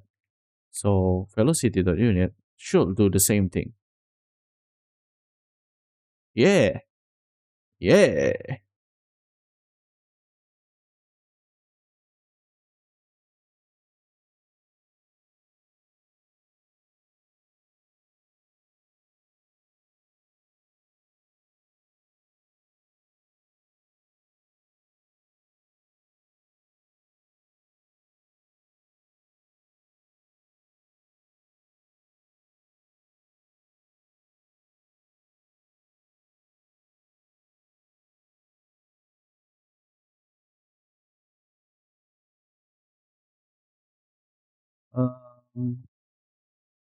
Projectile destroy. So the position equals to the next position. We just update the position, and then the total distance equals to, oh, after the total distance is reached, or what is magnitude? Like, what is magnitude even? Like, let's print the total distance, and let's not print this anymore.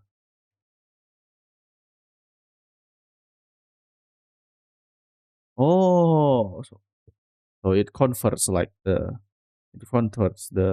XYZ into the how long.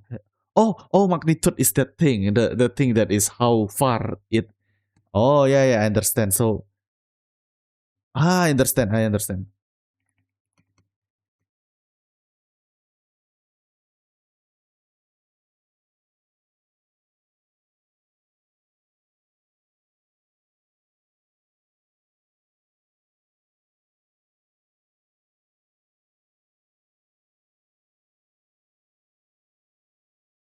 I already generally understand. I like I like get the gist of this thing. And now I'm gonna hit play. So what we should see is if I press on my tool and if I were to click in a certain direction, then it's going to take that projectile, it's going to destroy itself. Now, this is adjustable. So if we want to change the speed with like this, so as you can see, the projectile is moving along fast of an arch motion, then we can make the gravity smaller.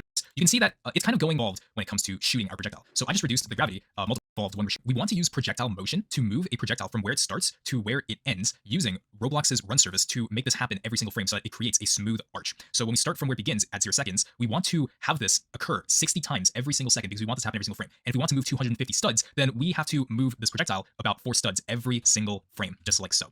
And so the way we do this is, let's say our current position and our current velocity is over here. Let's just imagine that this is where it starts.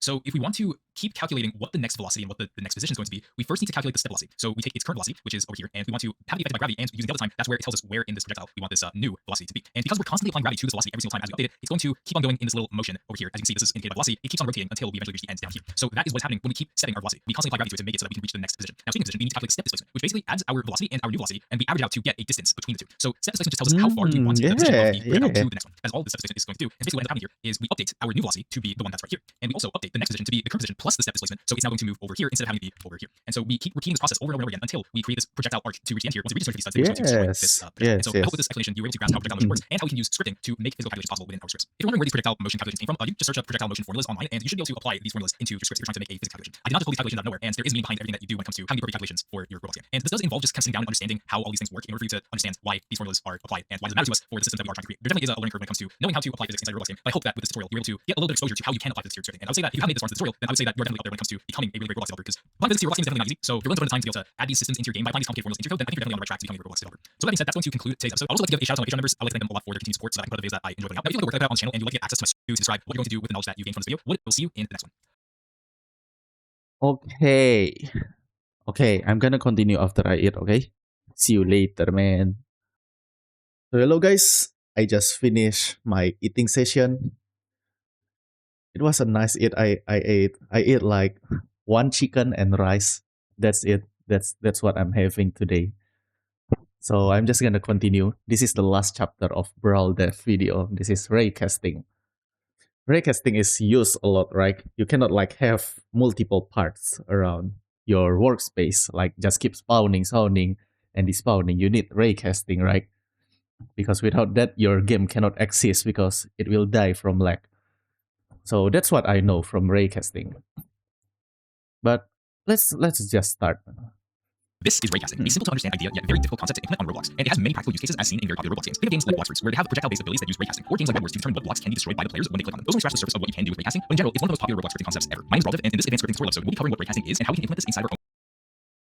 This is raycasting, a simple to understand idea yet very difficult concept to implement on Roblox, and it has many practical use cases and what Roblox games. And by the end of this video, my goal is to equip you with the knowledge to understand raycasting on a fundamental level and can script raycasting for your own systems. But before we do, let's think about this for a minute. The first thing we want to ask ourselves is what the heck is raycasting and how can we use raycasting inside of our scripts to make really cool systems? So I have this little visual example here, and to give you a fundamental definition of what raycasting is, it's the process of sending out an invisible line from a starting point in a specific direction with a defined length. So to help you understand what I'm talking about here, we have sending out an invisible line from a starting point in a Sending out invisible specific light direction from a starting point in a specific a direction. defined length. So to help you understand what I'm talking about here, Defined length. we have this red line here that's going to represent our array, and we have this blue part here that represents our starting point of this line. And so if we were to take this line and we start it over here, then what we're going to do is we're going to use raycasting to essentially shoot a ray in a specific direction with a defined length, and it's going to try and detect if there's an object that intersects with that line. So in other words, when we shoot this ray, we cast the ray to the world, hence the name raycasting, and it's just going to shoot a line like this, and it's going to try and detect an object that's in the way of it. And if it does detect an object, then we're going to get information about that object in specific to then do stuff with our scripts. So it seems pretty cool and all, but how does this actually help us as Roblox developers? Well, let's say for instance we have a system like a turret, where if a player walks in front of the turret, then we want to get information about whether this is a player that's standing in front of the turret, and if it is a player, then we want to start firing the turret in this direction. Or let's say we have a gun system where if we shoot in a specific direction, then we want to use raycasting to fire a bullet from the gun to where the player clicked on their mouse. Let's say another use case is if we want to have a placement system where we want to get the player's mouse,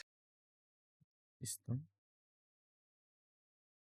fire a bullet from the gun to where the player clicked on their mouse. Let's say another use case is if we want to have a placement system where we want to get the player's mouse and we want to locate it with respect to the game's world to be able to place down items inside of the game. That also uses raycasting. There's even things like weapon hit detection. So if you have like a sword in this direction, or let's say we have a gun system where if we shoot in a specific direction, then we want to use raycasting to fire a bullet from the gun to where the player clicked on their mouse. Let's say another use case is if we want to have a placement system where we want to get the player's mouse and we want to locate it with respect to the game's world to be able to place down items inside of the game. That also uses raycasting. There's even So placement system also use raycasting.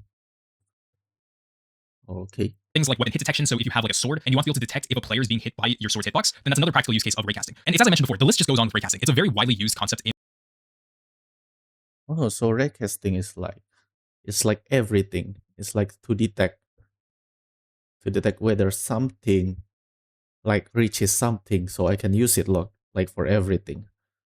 Mm, not only weapon, so I can use it literally for everything, like for a trap, for example. And then yeah, there is a lot of stuff to do with raycasting, I guess.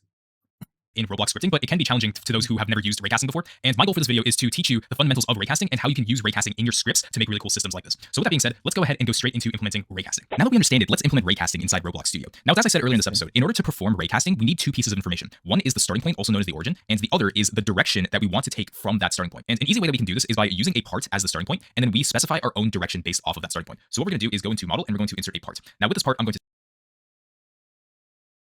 Model.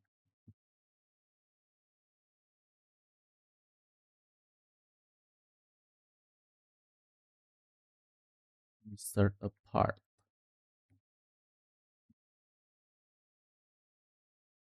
Elliot.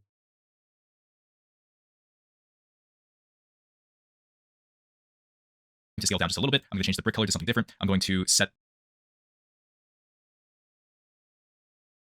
anchored to true. And I'm also going to rename this part to origin part, just like this. Now, what we're going to do is go inside of server script service, hit the plus sign, and we're going to insert a script. Now, from here, we're going to first make reference to our origin part by saying local origin part equals workspace.origin part, just like this. Now, we need to specify a direction. Now, this direction, make reference to our origin part by saying local. Now, what we're going to do is go inside of server script service,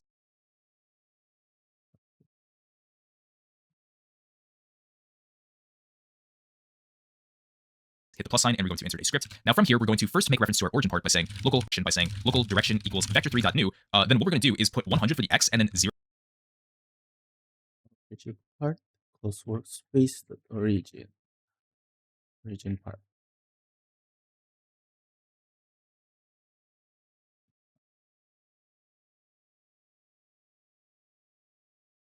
for the y and then 0 for the z.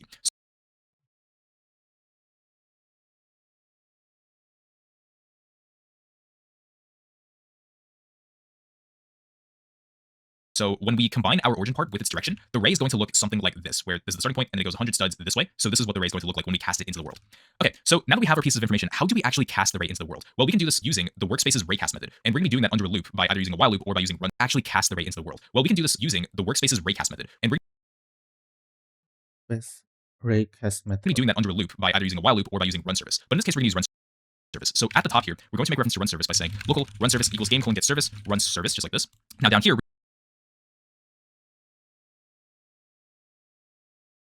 we're going to say run service dot heartbeat colon connect function open close parentheses enter. Now we're going to use that raycast method that I mentioned before. So what we're going to do is say workspace colon raycast open close parentheses, and this takes in three pieces of information. But right now we're going to be focused on the first two, which is the origin. So we're going to say origin part. Oh, so raycast is something that is already on workspace. Raycast. Okay. Dot position, and then we're going to throw in the direction as well. So this casts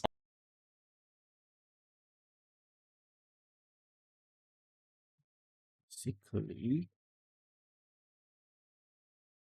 raycasting. Array into the world, and this is going to return what's called a raycast result that gives us information about the objects that this ray has hit.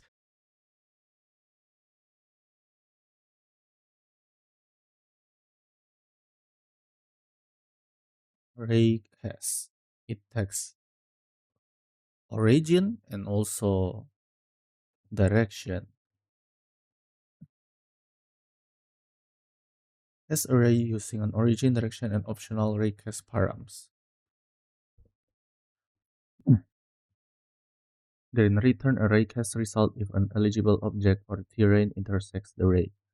Oh, that is pretty simple. So we're going to throw this inside of a variable by saying local ray result equals, and then the workspace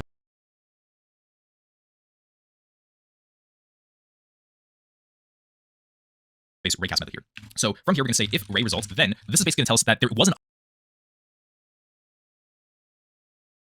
object that actually hit the ray. So we're going to say something like something has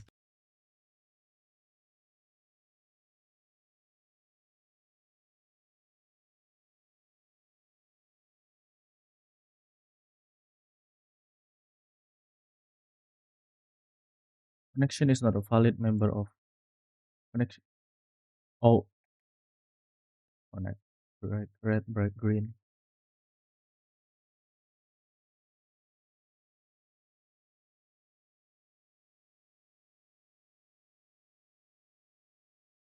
Wait, what? How does that work? So this is the front face, like this block hitting. Oh, it's not. Oh, that's really cool. Like I print the ray result.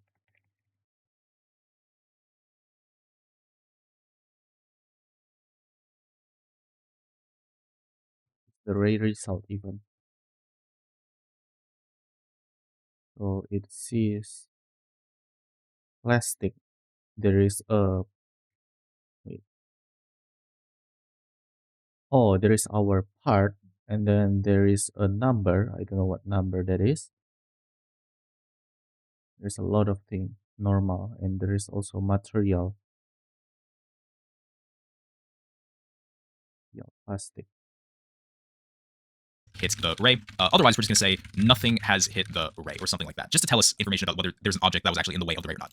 Okay, so in order for us to tell whether this is actually working, let's insert another part here. I'm just going to make this like a big wall, just like this. And what we're going to do is go to test and hit run. And basically, inside the output, it's going to say that nothing has hit the ray multiple times. So right now, the ray looks something like this. And if we were to move this object in the way of the ray, then as you can see in the output, it says something has hit the ray. And if we move the wall away again, then it's going to say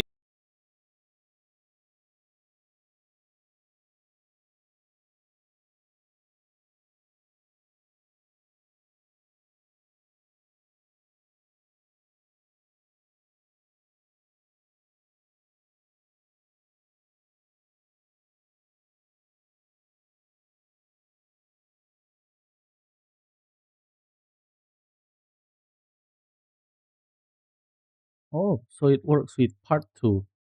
Like if I move the part there up,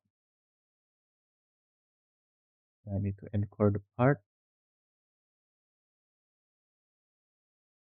What?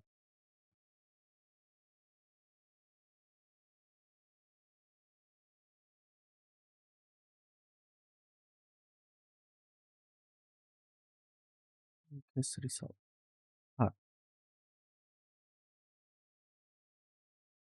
wait, why sometimes it works, sometimes it doesn't. Um,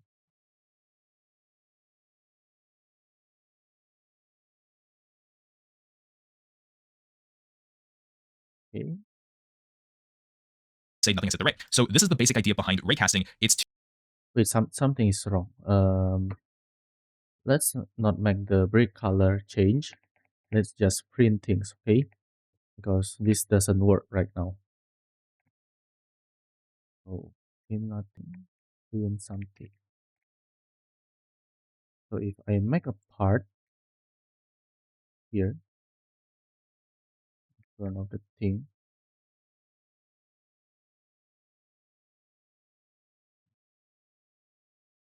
Just hit play. There is nothing, okay? And if there is me in front of it, then there is something. But if there is a part,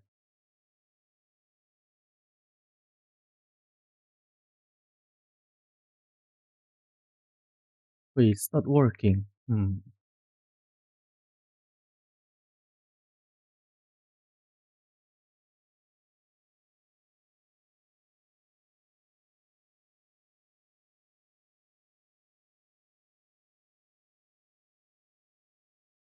Wait, it detects me, but it didn't detect the part.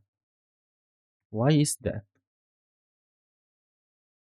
What if I make the part this? Like, I applied raycasting here, but it didn't work. Oh, oh, it works. It works. But what if I move it away? Wait. Oh, so like it doesn't change right away. Oh, it's because I think this has something to do with lag or something. Because my part goes back to where it is. Or maybe it's because wait, I don't understand. But it's fine. It's fine. I'll just continue. I think it has something to do with like the studio. Like it works well, but I cannot like make changes right here because yeah, it didn't. Hmm. It's fine. I'm just gonna continue. To shoot a ray into the world, and it's to give us information about objects that intersect that ray. That's the whole idea behind it. Now you might be wondering, what information does this raycast actually return? Well, if we go back into our script, and let's say that ray result was successful, and we say ray result dot, we can see that there's 5 pieces of information that ray result does provide to us. The first one is the instance, which basically tells us what was the instance that hit the ray. The second one is the exact position as to where the ray and the part. So raycasting.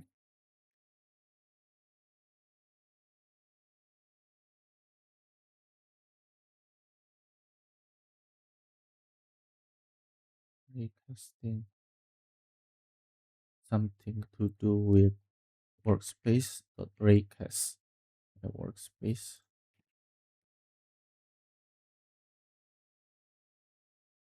This raycast. It takes two things, which is the position with raycast.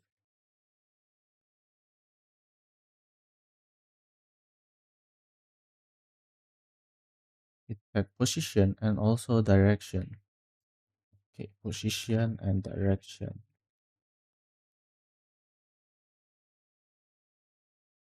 Hit each other. The third thing is the material.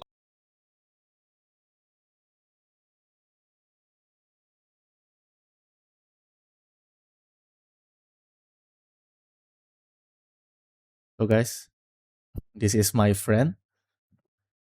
He will be like a special guest, but he will be shown in day 30, okay? For now, he's only here for I think he's here. Oh wait. Okay, bro. As you can see, his name is Sosis Enak. It's really weird to say that because in Indonesia it has some meaning to it that you guys might not understand.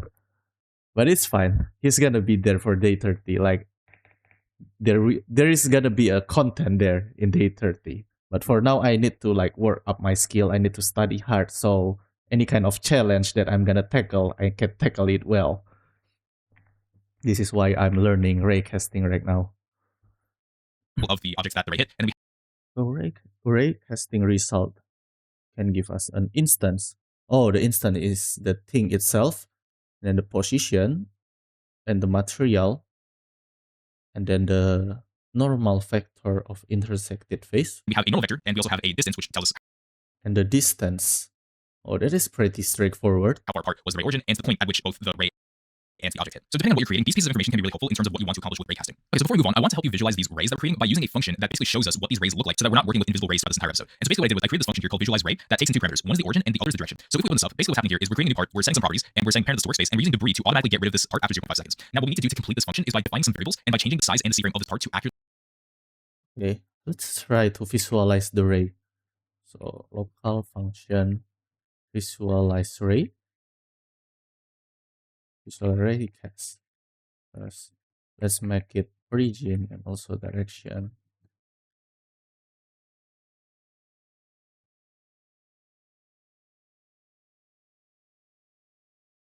Our new part equals to instance the new part and then new part.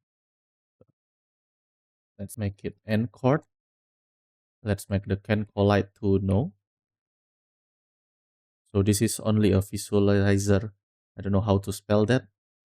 It's to visualize thing. Can collide equals to false. And then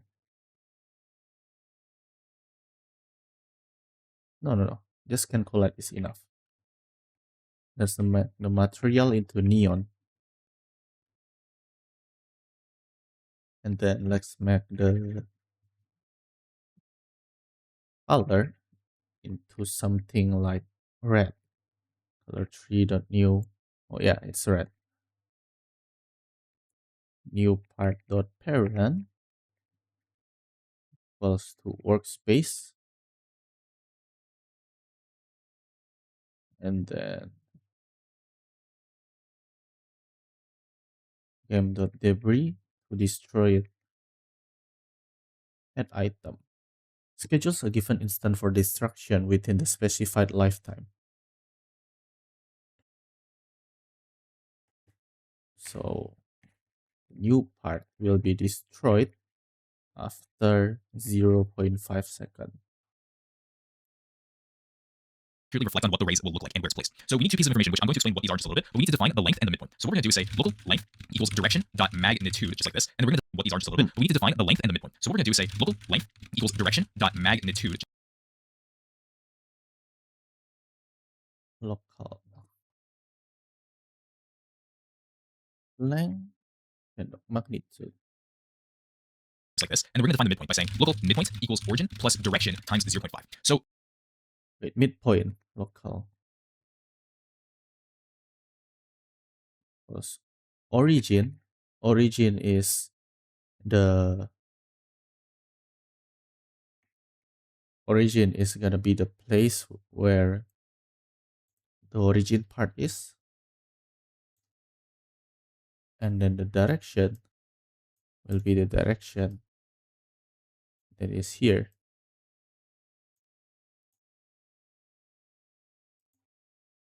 Oh, so you will have a part in the middle of the origin plus direction. So, for example, divided by 2. I can just say times 0.5. length is what's used to tell us how big we want this laser to be. And the midpoint is what's going to tell us where we want to position this ray that we create. Now, the reason we want midpoint rather than, let's say, starting this laser at where the origin is let's say we had a laser that looked like this. So we position this laser to be where the origin is. But if we were to change the size of this to make it look like this, then obviously this isn't where we want the laser to be. Instead, we want the laser to be like this instead, because this reflects our ray more accurately than what I was showing you. We want midpoint rather than, let's say, starting this laser at where the origin is let's say we had a laser that looked like this. So we position this laser to be where the origin is. But if we were to change the size of this to make it look like this, then obviously this isn't where we want the laser to be. Instead, we want the laser to be like this instead, because this reflects our ray more accurately than what I was showing you just a second ago. And in order for us to get this accurate position, we need to take the origin and the direction. So this is the origin and this is the direction. And we want to get half of that, which is in the center here. This is the midpoint, and this is the exact position that we want when we're trying to cast this ray into the world, and by visually showing this as well. So that's what I'm trying to show with both the length and the midpoint, and now we can change the size of the C-frame with these pieces of information. So what we're going to do is say new part dot size equals vector New part size. 3 dot new. We can set New x and y to be a really small number, like 0.1 and 0.1. And then for z, we're just simply going to throw in the length just like this. And now we're going to do say new part dot C-frame equals C-frame dot new. And then inside here, we're going to start it at the midpoint. So it's going to start right here in the center. And for the look vector, we're going to say origin plus direction, just like this. And this is part of C-frame equals to C-frame new point origin plus direction. This is all that we need to do for our visualize ray function. So now what we can do down here is inside of our heartbeat loop. As soon as we get the ray result, we're going to say visualize ray, and then we're going to pass in the origin part dot position, and then we're going to throw in the directions like this. And this is our visualize ray function that's going to be helpful for us. So if we go into the game, I'm just going to visualize ray, and then we're going to pass in the origin part dot position, and then we're going to throw in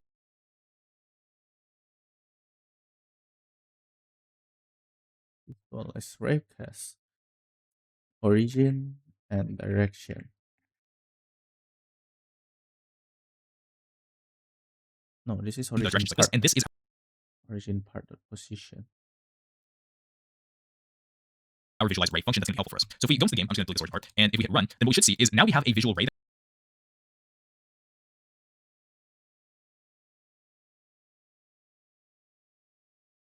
Time to index nil with material.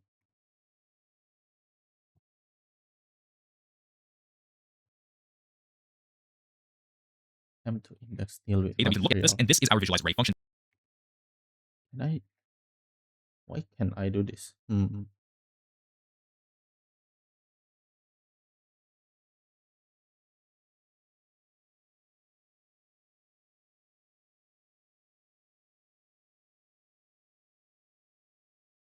Do I just use enum?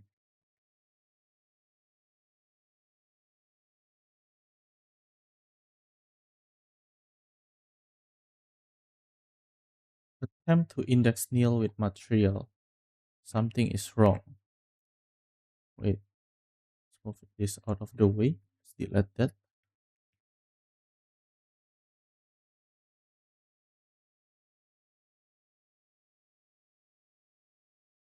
Am I dumb? New part equals instance the new part.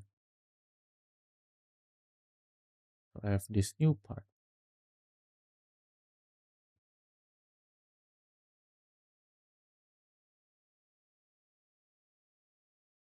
Direction.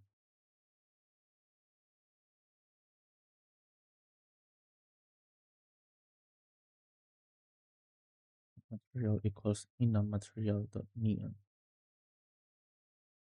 This should work. Visualize raycast. I have the origin and then the direction. Why this doesn't work? Because the instant is not met yet. That's going to be helpful for us. So if we go into, we're going to say visualize ray, and then we're going to pass in the origin part dot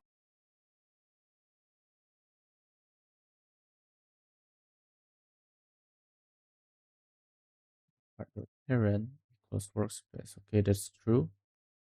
Library dot item new part.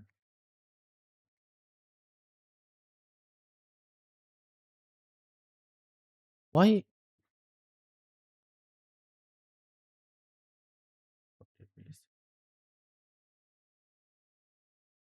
Oh, okay. Okay, noted, noted. So debris, don't use it. I'll keep that in my note.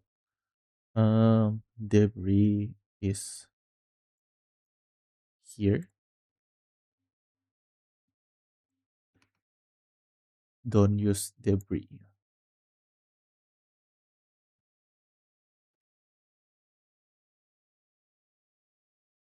So tax.delay is from tax function to delay for a certain amount of time.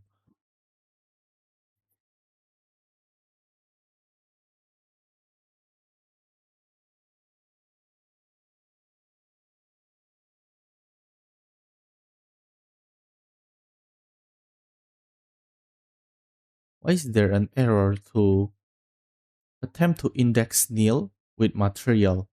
What does that even mean? What's wrong? Okay, let's see. I'm on server script. Yeah, that's true.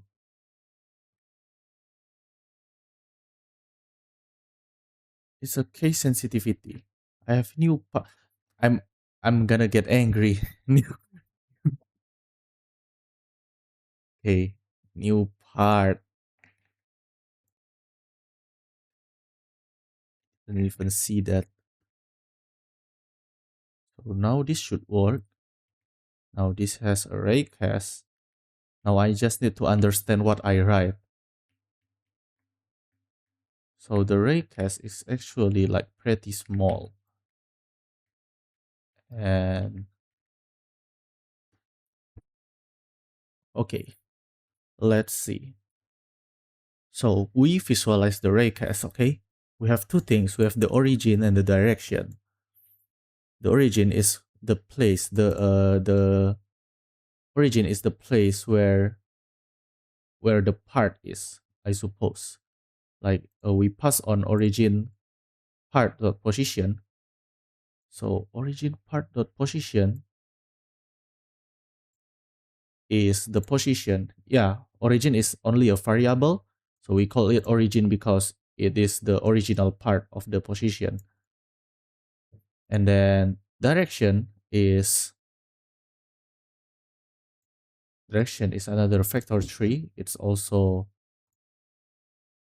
a vector tree, and it is 100 on the x value. So on the script, we can see that on the game, we can see that this is the x value, right? We can see the raycast out there. And why do we need to make the midpoint? Is because if we don't have the midpoint, it's gonna put the part right at the middle. So it's not gonna be a raycast, it's more gonna be like a double saber or something like that. Okay. Uh, length is self-explanatory. So the length is direction of magnitude, so it's our length. Oh no, length is direction of magnitude.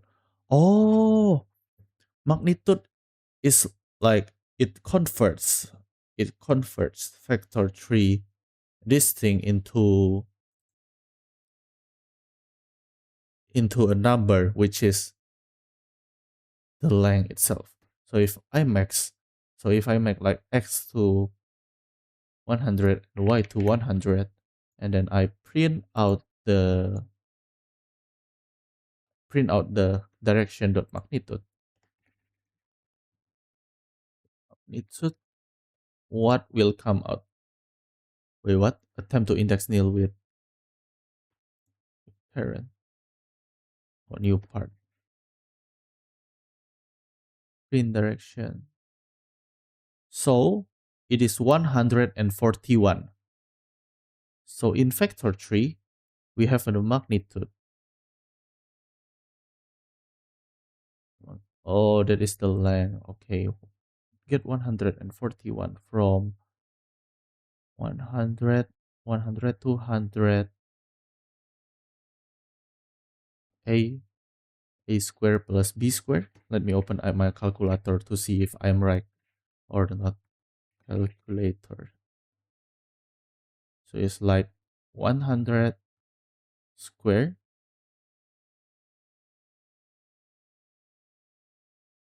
So it's 20,000. It's the square root. How do I make square root of 20,000? Which is, oh no, 20,000 square root. So magnitude is, this is like the x and the y.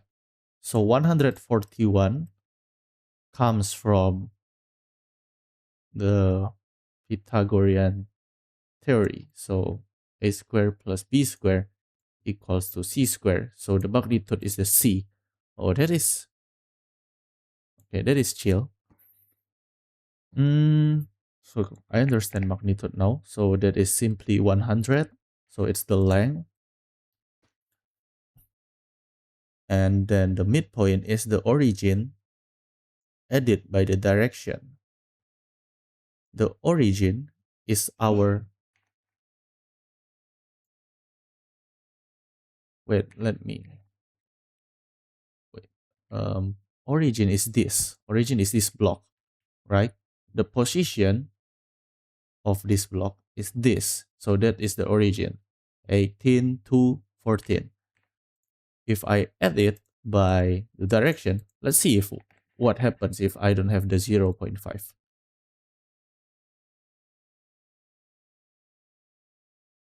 Wait, it doesn't shoot anything.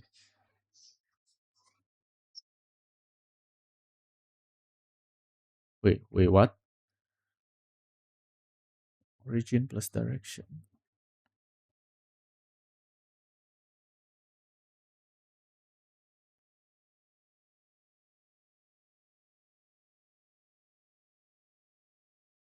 Need to understand this.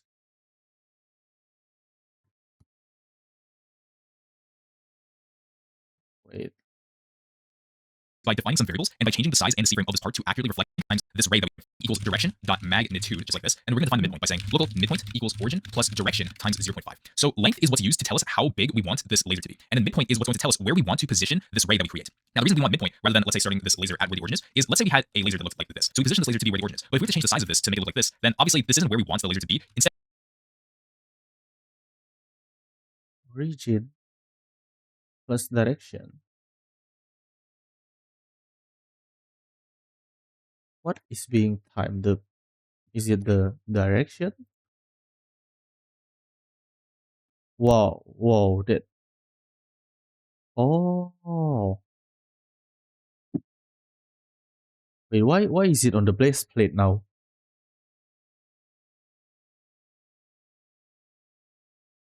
Origin plus direction. Oh, so the thing that is times by 0.5 is the direction, which the direction is actually 50, right?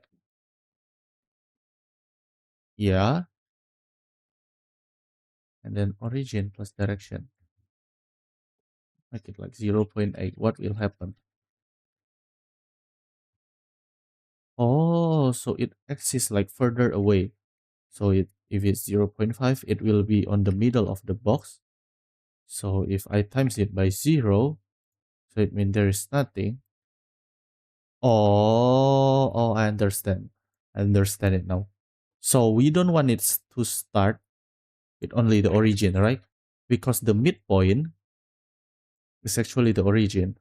So if I make the midpoint origin, the raycast will be visualized like this.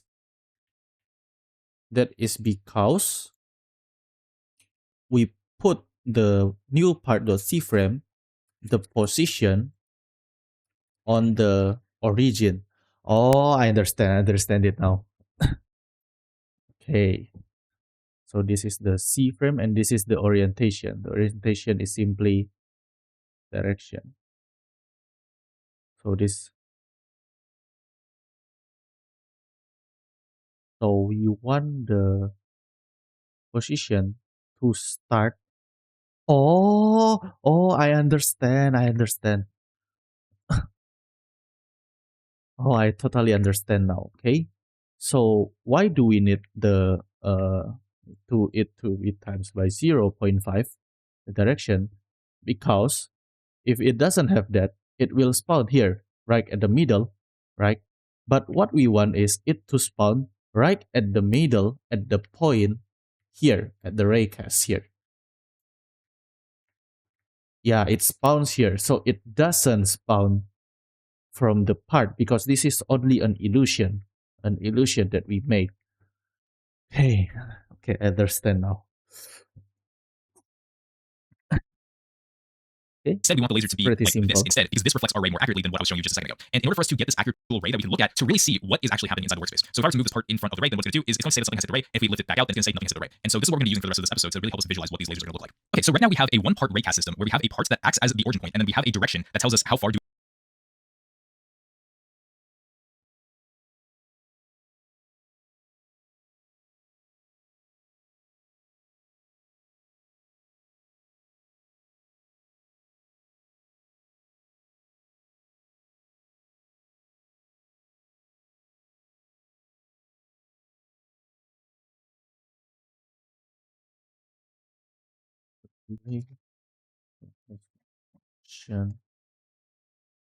New part will destroy that. Why do I need to delay it by 0.5? Can I just delay it for 0.1 and everything's gonna be fine? Yeah, because this ray, there is a lot of ray here right now. On the workspace, there is a lot of part.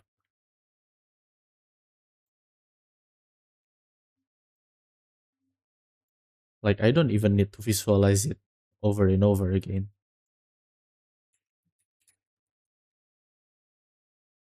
If it's 0.5, it's fine. 0.1. Do we want this ray to shoot out? So it looks something like this currently, and we can move this starting point around to adjust where the ray is inside the world. But what if we want to create that tells us how far do we want this ray to shoot out? So it looks something like this currently, and we can move this starting point around to adjust where the ray is inside the world. But what if we want to create a two-part system where we have a starting point that's going to be a part, and then we have an ending point or a goal that's also going to act as a part? So it's a two-way system where if we change the goal or the starting point, then it's going to affect how the raycast is displayed in the world. We can do that with or a goal that's also going to act as a part. So it's a two-way system where if we change the goal or the starting point, then it's going to affect how the raycast is displayed in the world. We can do that really quickly if we hit stop. And what I'm going to do is duplicate this origin part, move over here. I'm going to rename this to goal part, and I'm going to change the color. There is an origin.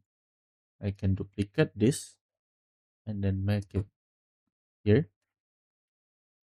Put it here. So this is a 2-point raycast. Call this to something like yellow. So if we go inside our script, what we're going to do is first make reference to the goal part This yellow. by saying local goal part equals workspace.goal part. And then what we're going to do here is Local goal part equals workspace goal part. Wait, I didn't name it yet.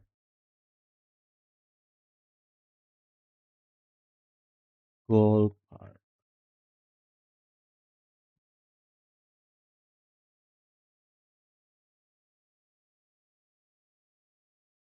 Oh, this part is also count as something. Okay.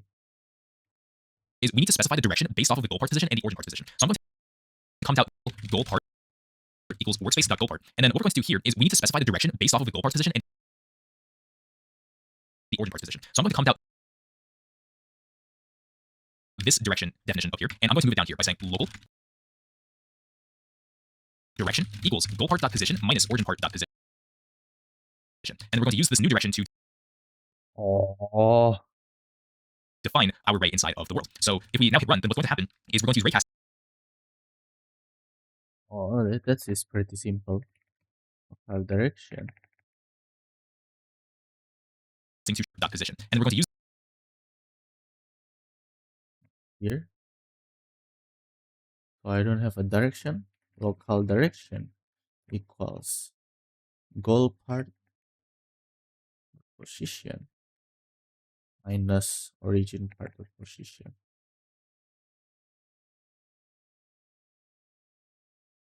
So yeah, I have this, and then I like move this around.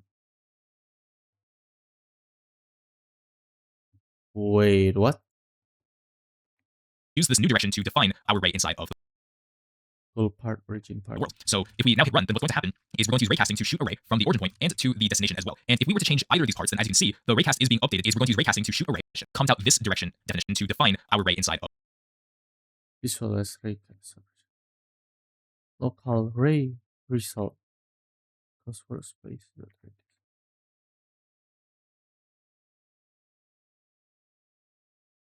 Oh, I think this. Oh, this like should move, like right, like the raycast. It should move. Wait, let me see. Like it should move, but the bug that happens before, like the other bug, it happens because it is probably lagging, so the raycast doesn't actually detect that this is moving. That's why it's not moving. It maybe has something to do with going live. Or maybe I need to stop the other script first, which is the pet script. Where do I put it? Oh, in starter pack in the tool. Just do that. Oh, that is for the fireball. That is for the fireball, not that one.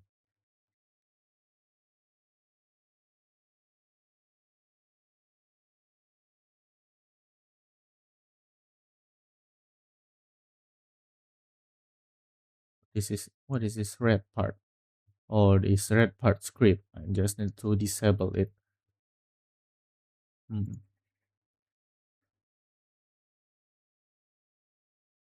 Yeah, I think this has something to do with not doing this locally and doing this live. I don't know if that's the case. But what I know is this should work. The other one doesn't work because I'm inside. Okay, it's just a bug then. It's just a bug.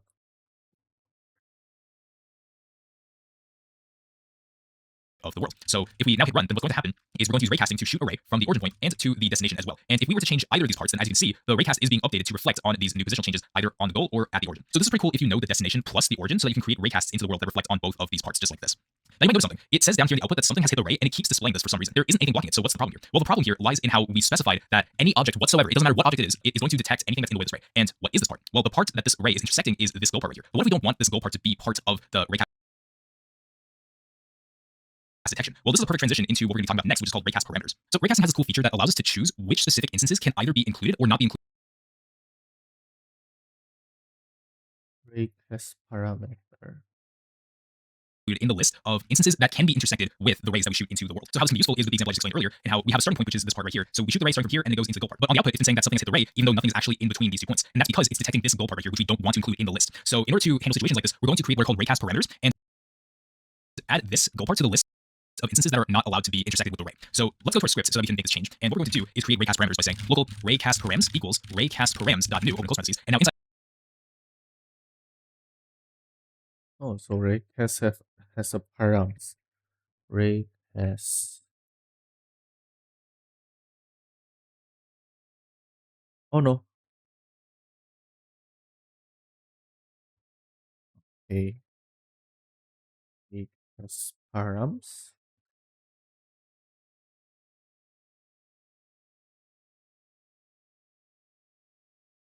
Benar nggak? Ori nggak? Mama udah tanya dia yang tadi mau beli produk yang ke mana. Belum mama ketik kan mama cek dia dulu barangnya ada nggak.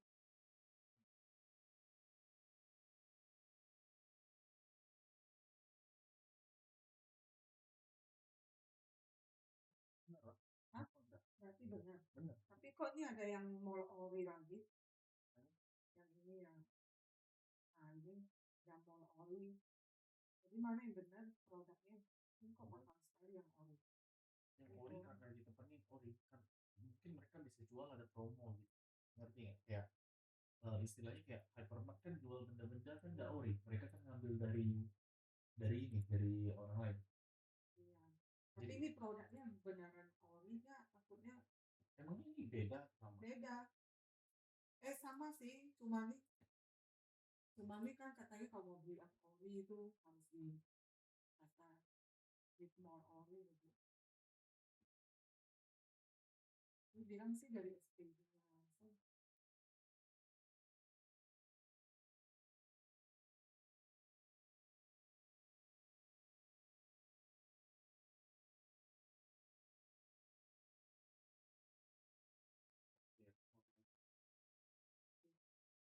Ya, saya sih nggak tahu ya dia ori atau enggak ya. Oh, ini banyak penjualnya 10.000 kan? Iya, ini memang asli. Ini 164.000, yang ini 147. Ya terserah mama kalau Ini ngomong mana yang gitu. lebih itu? Terserah mama kalau coba aja nggak masalah Coba itu. yang mana? Coba ini lah. Emang yang ini nggak kena okir namanya. Nggak ada. Tidak murah meriah. Double serum 30.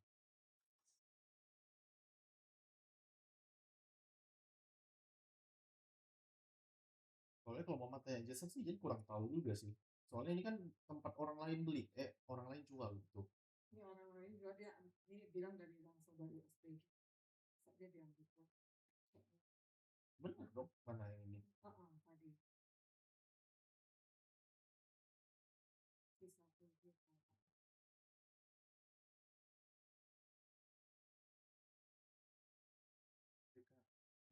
Ini dari SPG-nya langsung. Oke.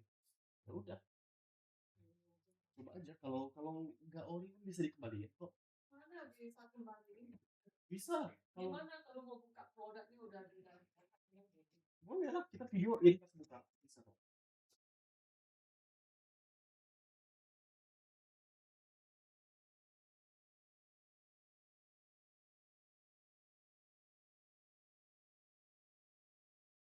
Yeah, I wanna see, man. I wanna see. You can try to script it here.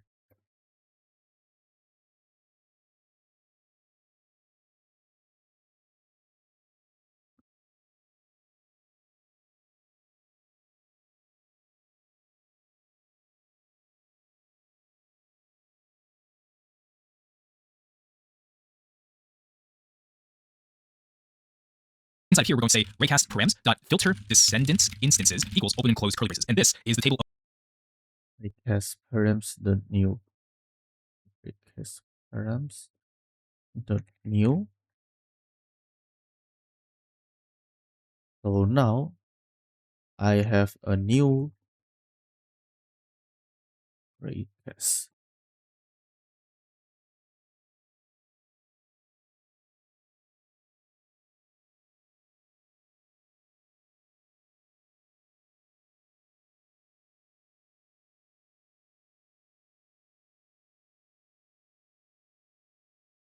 Params equals raycast params the new.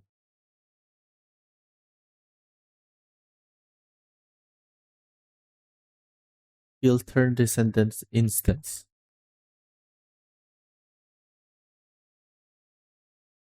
So filter descendant instance.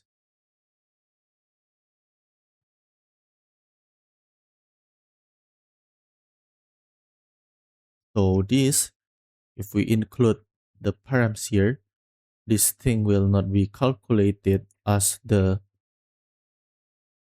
thing that will be hit. So what that means is expected identifier. Oh, there's an error. Okay. Um, there is still something. Why is that? Because we don't want the origin part. Okay, we want the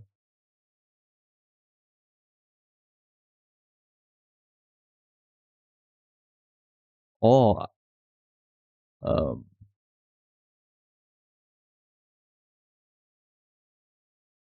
it should be the goal part, not the origin part. I'm stupid. It should be the goal part. Wait, there's still something. Why is that?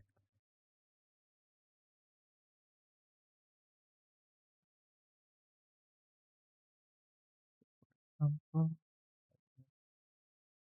I make it here, here, here, like that. Okay. all the instances that we don't want to include in the list or instances that we do want to include. So in this case, we're going to say the goal part here as the only instance in the list. And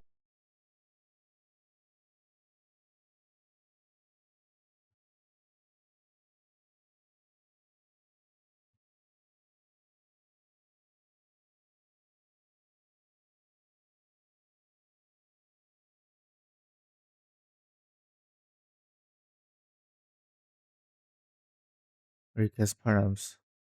I already make the goal part. Why then we're going is to say still raycast params dot filter type something? It should say nothing. Why is it something? I already have the goal part inside. equals enum or dot filter descendants instances equals open and close curly braces. And this is the table of all the instances that we don't want to include in the list or instances that we do want to include. So in this case, we're going to say the goal part here as the only instance in the list. And then we're going to say raycast params dot filter. Why is there still something? I don't understand.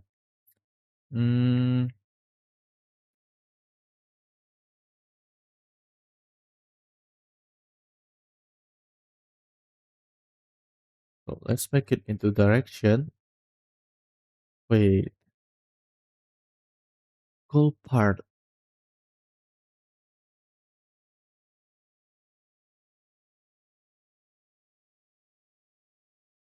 So the visual as raycast.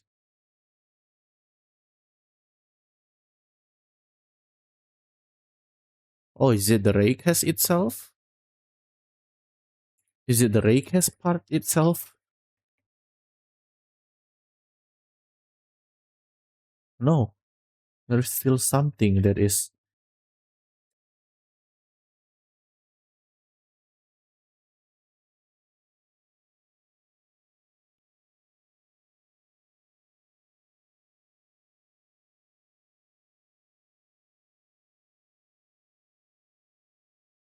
type equals enum dot raycast filter type dot. And we have two options with either excluding or dot new open and close parentheses. And now inside here, we're going to say raycast params dot filter descendants instances equals open and close curly braces. And this is the table of all the instances that we don't want to include in the list or instances that we do to include. So in this case, we're going to say goal part here as the only instance. Goal part. Yeah, that is already true. The goal part. Goal part. Is this the goal part? This is the origin part. This is the goal part. It starts from the origin part.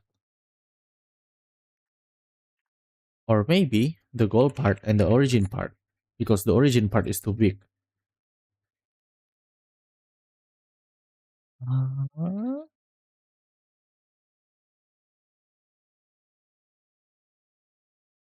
don't understand.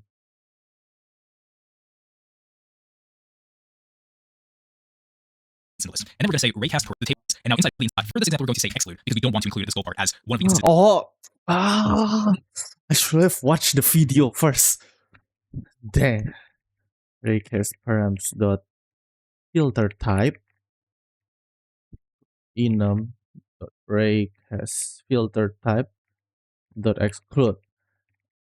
That can be detected by this array. And finally, what we're going to do is we're going to throw in a third argument inside of our raycast method, and we're just simply going to pass in the raycast params just like.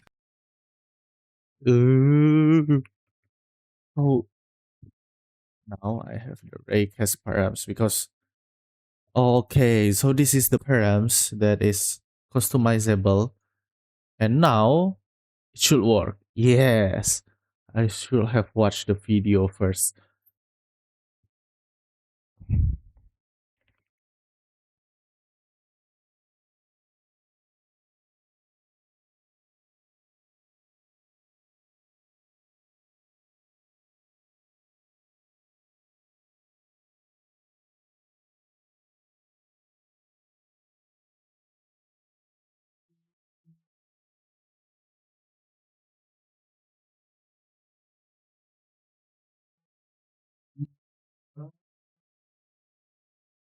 That. So now we go into the game and hit run. What we should see in the output is now nothing is hitting the ray, even though it technically is hitting this goal part. But we chose to ignore this goal part with this ray that's being fired. And if we move the wall over to here, then it's going to say that something has hit the ray just like so. And if I lift it back out, then it's going to say that nothing is hitting the ray again. So raycast parameters are very useful if we don't want specific instances to be intersected with the rays, or if we want only a specific number of instances to be intersected with the rays and we just ignore everything else. Okay, so with what we know, let's create a gun system using raycasting. And I want you to follow exactly what I do as we create the system. And the first thing we need to do is create the gun itself. So what we're going to do is go to model and we're going to hit part. Now with this part, I'm going to scale it down just like this, scale it up like this, and I'm going to rename this part to handle. And I'm going to go down here and turn off cancel light. Then I'm going to hit the plus sign inside workspace, insert a tool. I'm going to rename it like this, and I'm going to rename this as we create the system. And the first thing we need to do is create the gun itself. So what we're going to do is go to model and we're going to hit part. Now with this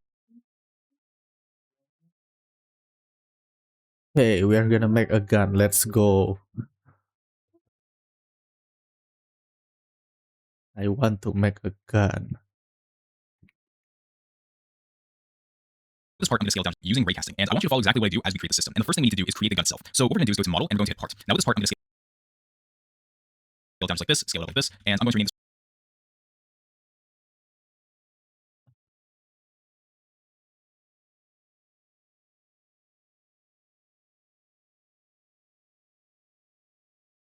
part to handle. What we need to do is create the gun itself. So what we're going to do is go to model and we're going to hit part. Now with this part, I'm going to scale it down just like this, scale it up like this, and I'm going to rename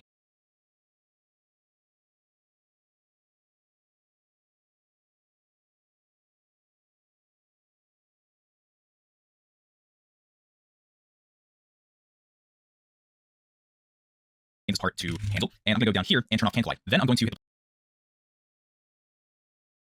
plus sign inside of workspace, insert scale down just like this, scale it up like this, and I'm going to rename this part to handle. And I'm going to go down here and turn off cancel light. Then I'm going to hit the plus sign inside of workspace, insert a tool. I'm going to rename this tool to gun, and I'm going to rename this part to handle. And I'm going to go down here and turn off cancel light. Then I'm going to hit the plus sign inside of workspace, insert a tool.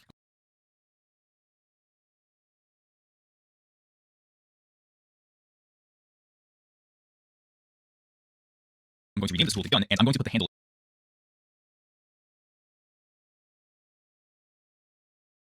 inside of this gun, just like this. Next thing I'm going to do is duplicate the handle, scale it down, and move it to the right like this. And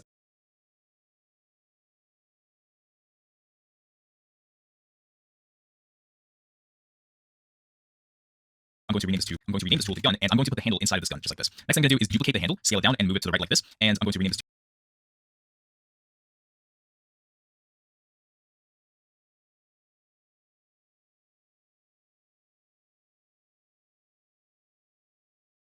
part, and then I'm going to duplicate one more time, move it over here, and call this the point, which is going to be where our bullets are going to be fired from.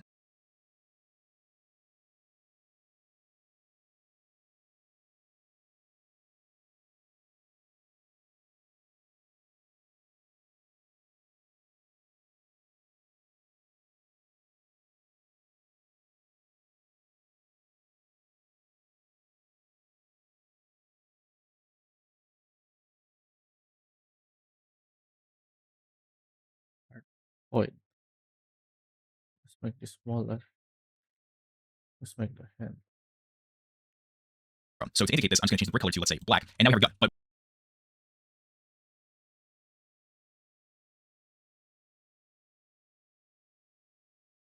we need to attach all these parts together so they don't fly off when we actually use it in the game. So we're going to use weld constraints by hitting the plus sign inside parts, inserting a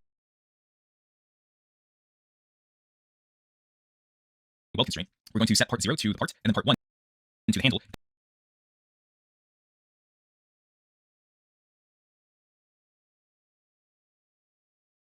Then I'm going to copy this weld constraint, put it inside a point, and I'm going to change part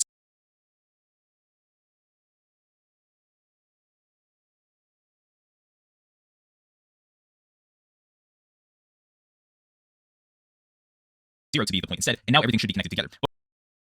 But I want you to be careful because depending on how you design this, when you hold the gun, it's probably not going to be oriented correctly. And I'm going to show you a neat trick that you can use to check to see if you're facing the model correctly based on how you design it. So with this handle, what we're going to do is we're going to right click on this handle, and there should be this option called Show Orientation Indicator to be the point instead.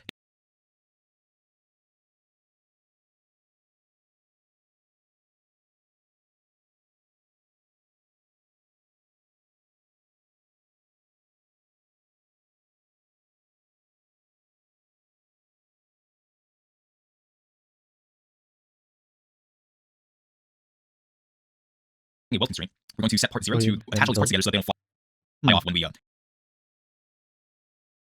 thing I'm going to do is duplicate where our bullets are. Use weld constraints by hitting the plus sign inside parts, inserting a weld constraint. We're going to set part 0 to the part, and then part 1 to the handle. And I'm going to copy this weld constraint, put it inside a point, and I'm going to change part 0 to be the point instead. And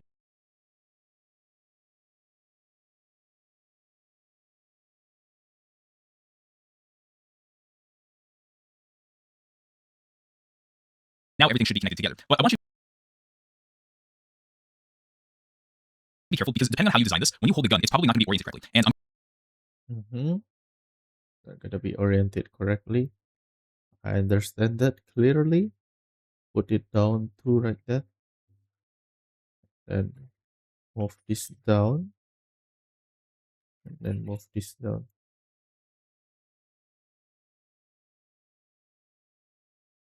I'm going to show you a neat trick that you can use to check to see if you're facing the model correctly based on how you're designing it. So with this handle, what we're going to do is we're going to right click on this handle, and there should be this option called Show Orientation Indicator. And there's Show orientation. this little arrow here that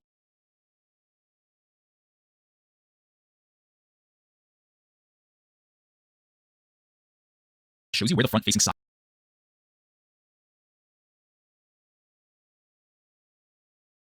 Oh, I just knew that. Like that is the thing that I always have trouble on. Wait, how do I do that? Wait, what? side of it. So with this handle, what we're going to do is we're going to right click on this handle, and there should be this option called Show Oh. Orientation Indicator. And there's this little arrow here that shows you where the front facing side of the handle is. With this handle, what we're going to do is we're going to right click on this handle, and there should be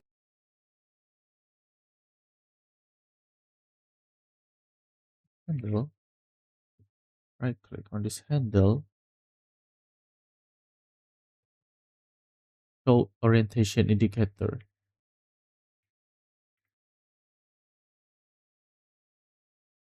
this option called Show Orientation Indicator. And there's this little arrow here that shows you where the front facing side of the handle is. And so now all we need to do is just move these parts over here so that we can orient them correctly, just like this. So I'm just going to right click on this and then hide orientation indicator. And if we now move the gun to starter pack, and if we hit test, Oh.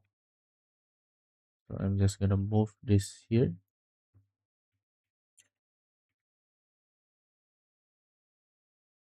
And then I move this here.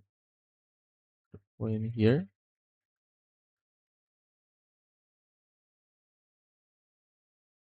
test and hit parts over here so that we can orient them correctly, just like this. So I'm just going to right click on this and then hide orientation indicator. And if we now move the gun to Now I can hide the hide orientation indicator.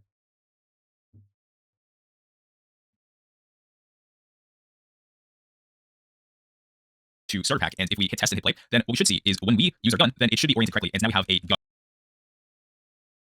for. And if we now move the gun to starter pack, Move the gun to the starter pack.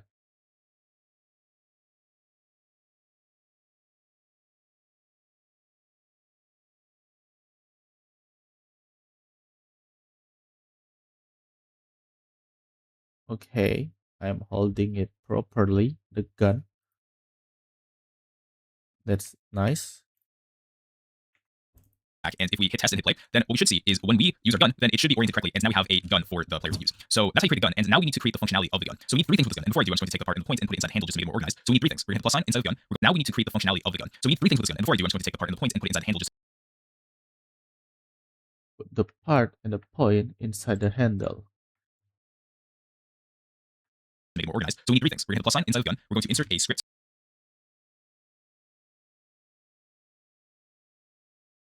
We're going to insert a local script, and we're going to insert a remote event. So What script? Local script? Remote event? Remote event. So with all of these three things, what we need to do essentially is make it so that when the player clicks their mouse on a specific direction, then we want to send that information to the server so that we can create a ray that will shoot out from the point of the gun to the direction of where the mouse is. And that's the whole idea behind this gun while we use raycasting. So I'm going to rename this remote event to fire gun, and inside our local script, And rename this into fire gun.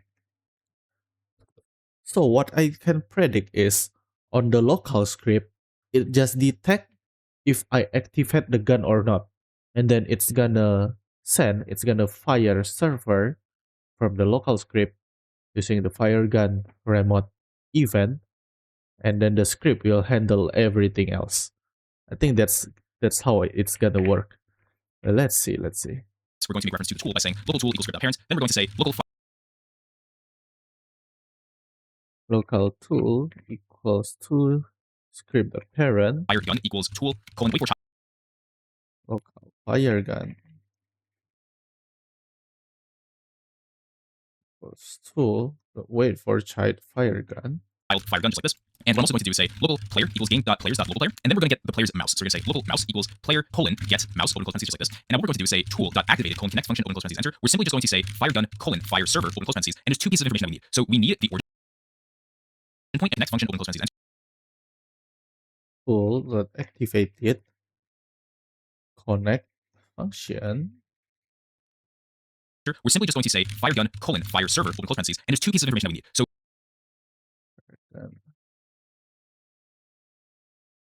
Fire server. we need the origin point, and we also need the direction, which we specified. Yeah, we need the origin point and then the direction. And we can do that with the mouse, player.getMouse. There is a new thing. I need to write that. Get mouse. Before raycasting. And basically what we need is the point part. So we're going to say local point part equals tool colon wait for child handle colon wait for child point, just like this. So we're going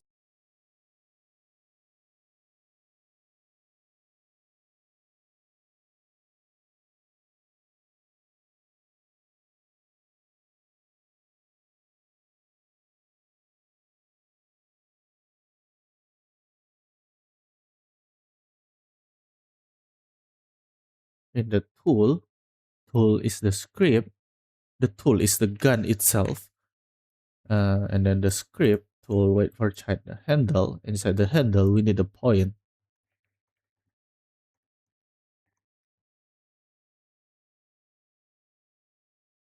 to say point part dot position. This is going to be our origin, and then we're going to say mouse dot hit dot position, which is basically the position of where the player. So I need when I click, I need the point part dot position.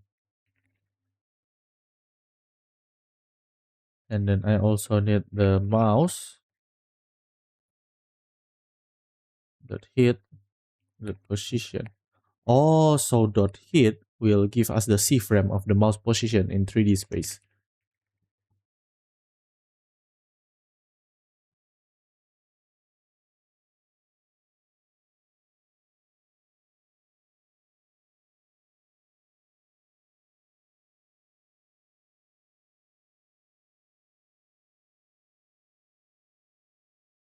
Hey, I understand it now. So in the hit, there is also orientation, I suppose, but we don't use it. Use position. Is it only position? Oh, there is rotation. There is look vector. There is XYZ, up vector, right vector. Usually we use position. Player fired their mouse. So now we're done with the local script. So if we go into our normal scripts, I'm just going to copy the tool reference and just put it inside here. In the normal script, we're also going to do is make reference to the fire gun remote event by saying local fire gun equals tool dot fire gun just like this. Then we're going to say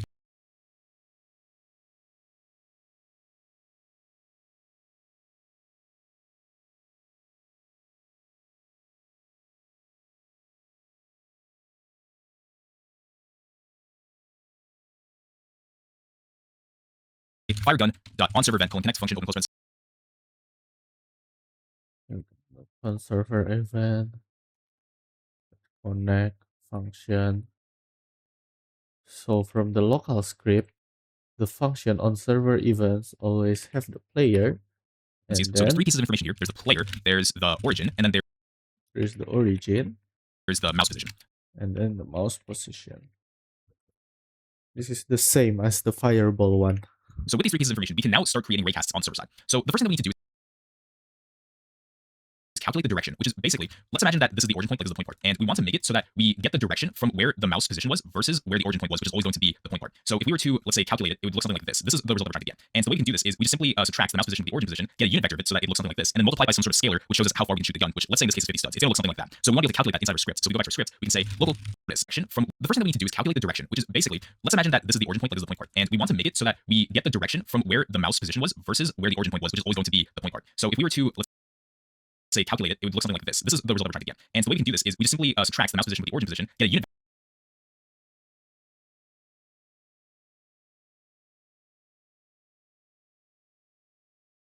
Abstract the mouse position with the origin position, vector of it so that it looks something like this, get the unit, and then multiply by some sort of scalar, which shows us how far we can shoot the gun, which let's say in this case is 50 studs. It's going to look something like that. So we want to be able to calculate that inside our script. So we go back to our script, we can say local direction equals open close parentheses mouse position minus origin dot unit times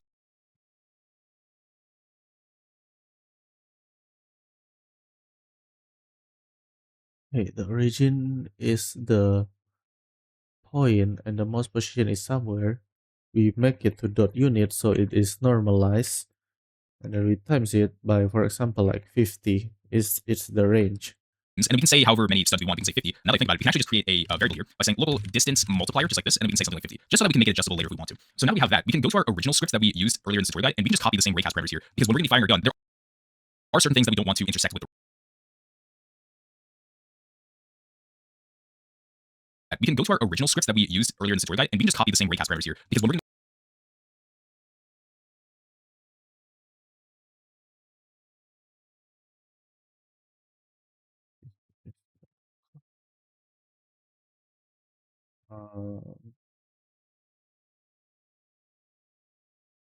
Copy the raycast constitution.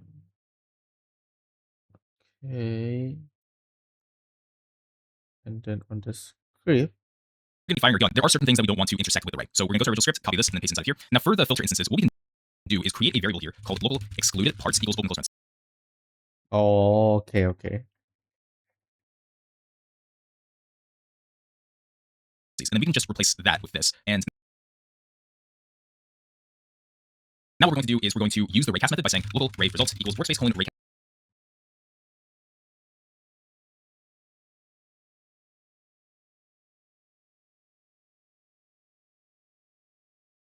And then we're going to throw in the origin, the direction,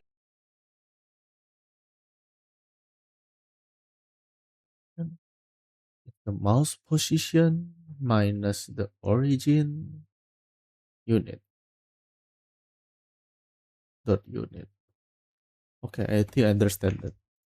and then the raycast params, just like that. And we're going to check if the result is successful. So we're going to say if ray result, then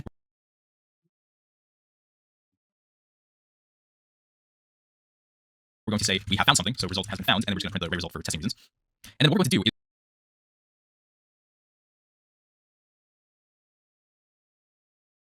is we're going to go back to our original script, and we're literally going to copy the exact same visualize ray function, and we're just going to paste it inside of here.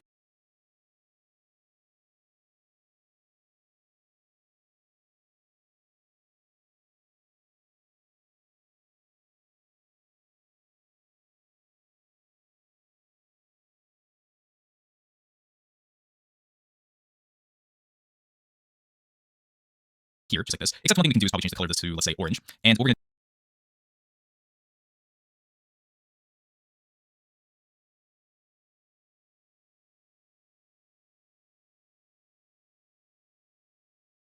do here is we're going to say visualize ray. Visualize raycast. Visualize. Not visualize raycast. Yeah, visualize raycast. And then we pass on the origin and then also the direction.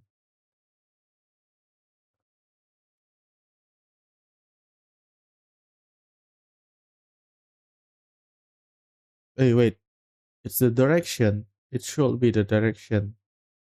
Oh, it already has the timers. So it's Origin, should. direction, just like that. So what do we want this ray to actually do? Well, we can do a couple things. One thing is we can change the color of the instance that the bullet has hit to a different color. So what we can do is say ray results dot instance dot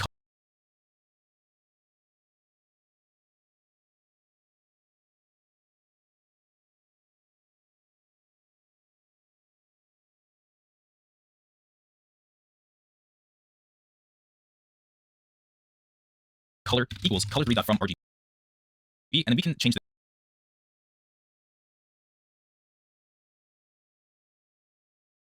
this to orange. And if this ray was not successful, then what we're going to do is we're just simply going to say result not found, and then we can do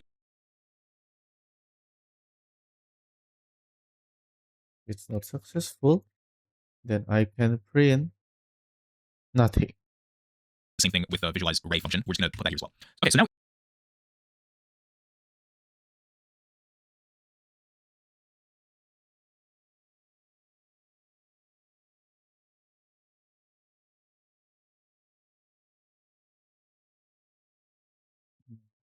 Good.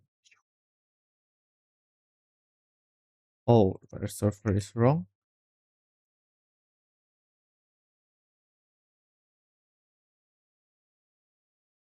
I have a gun.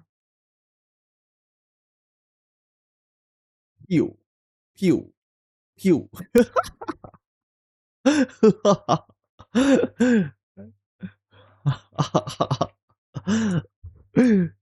Everything is red now.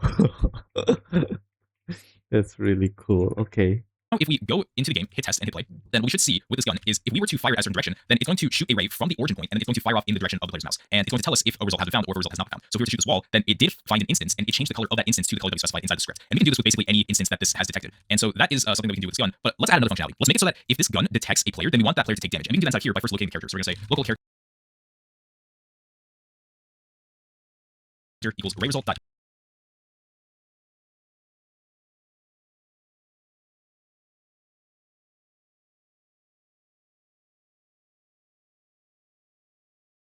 instance colon find first ancestor of class open close parentheses model. And the reason we say like this is because a player's character is a model, and if we find the first ancestor of a specific instance, which is likely going to be the player's body part, like its arm or its torso or anything like that, What the hell is find first ancestor of class?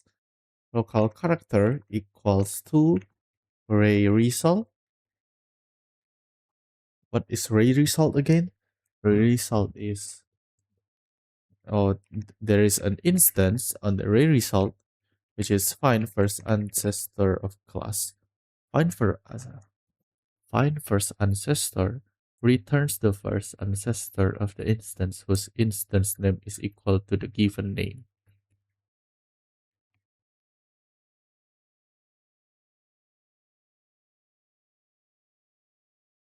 Hey, sorry man, I cannot hear you because I cannot hear because I'm on streamer mode. Wait, let me unmute you for a while. Okay, I can hear you now. Oh, you want to unmute me? Okay, I mean, yeah, sure, I guess. Okay. Ancestor of class. What do you mean it's over? Are you done? Are you done making the thingy? No. It's no, I mean, like, everything is red because you made a gun that turns the part Yeah. into a color. So it's Jover. Oh.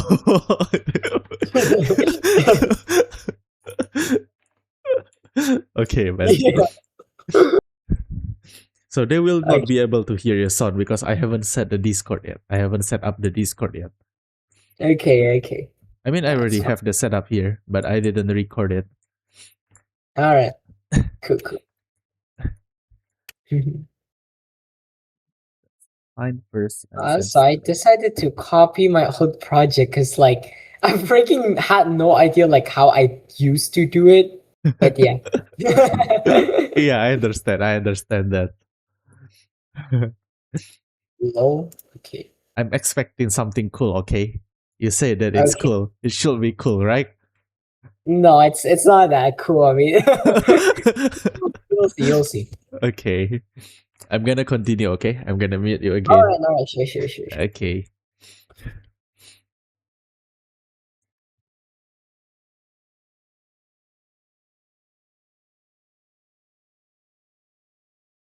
Find first ancestor.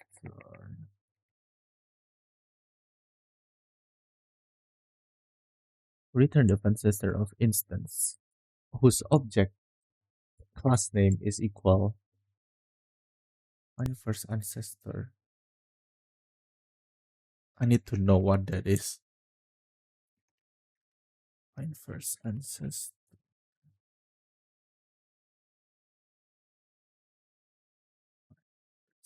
Ancestor.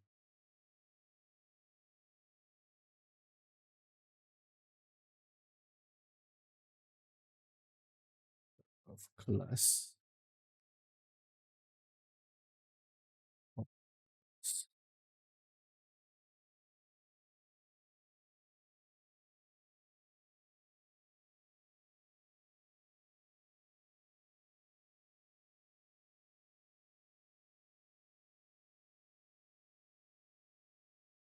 So ancestors are the parent, grandparents, and great grandparents of an object. In the hierarchy of Roblox, ancestors are the parents, grandparents, and great grandparents, while Find First Child looks down into the children. Find First Ancestor looks up towards the game root. Oh, okay. Understand? Okay. Find first ancestor. This climbs up the tree looking for a specific name. This is much more powerful. Find first ancestor of class. It climbs up looking for a specific type of object, like a model or a folder. With a touch grip in a sword when it hits a player arm, we need to find a character model.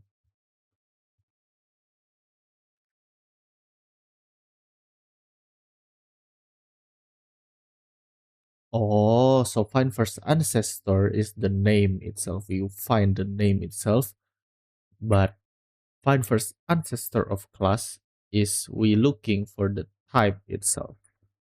So if we want to find a character model, it just says that if find first ancestor of class, which is a model. Oh, Then we're going to see if this is an actual character based off of that information. So then if we do find a character, then we're going to try to find the humanoid. So we're going to say local humanoid equals character, find first child of class, and then we're going to say humanoid. So if the humanoid does exist, then we're simply going to say humanoid, take damage, and then we're going to specify like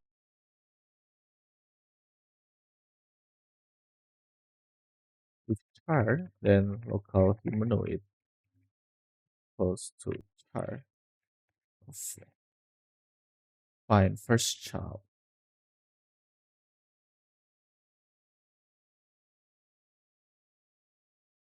Plus humanoid. So I assume that in the result, so I have an instance, right? And the instance when it should, like when it shoots someone, is the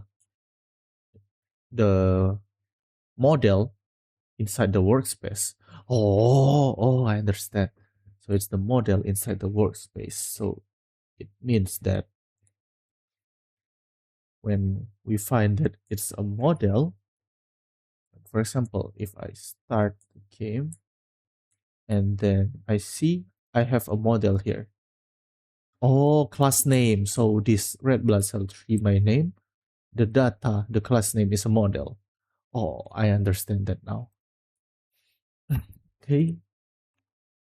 Find first child of class. a damage amount like 5 or something. We can even set that here as well. So local, if the humanoid does exist, then we're simply going to say humanoid, And then if I found the humanoid, then take damage, and then we're going to specify like a damage amount like 5 or something. We can even set that here as well. So if the humanoid does exist, then we're simply going to say humanoid, take damage,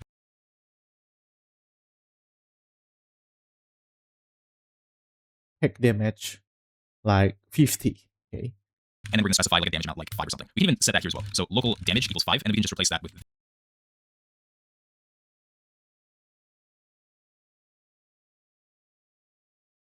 Damage 50. this damage. And I meant to say humanoid here.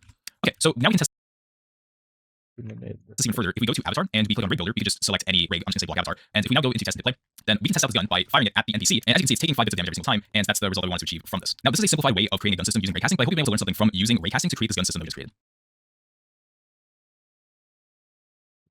I have it. I can shoot it into red. Okay, let's turn off the red things, okay? So,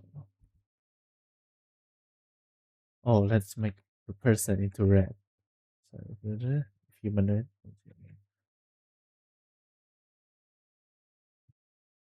Oh, hey, I can hear you now. Hello. Hello? Yeah? Let's do a test together. Let's do Okay, team test. yeah, sure. Let's do team Let's test. see what we have made. Okay. Let's do PvP, okay? Let's do PvP PvP. what? Okay, sure. Okay. All right, wait. PvP. Well, Then how do you? Okay, Where are let's do you? testing. Wait, Okay. no. Let's do team testing. Team testing. Wait, Yeah, wait. I'm already here. I'm already here. Oh, on team you're testing. already there? Okay, sure.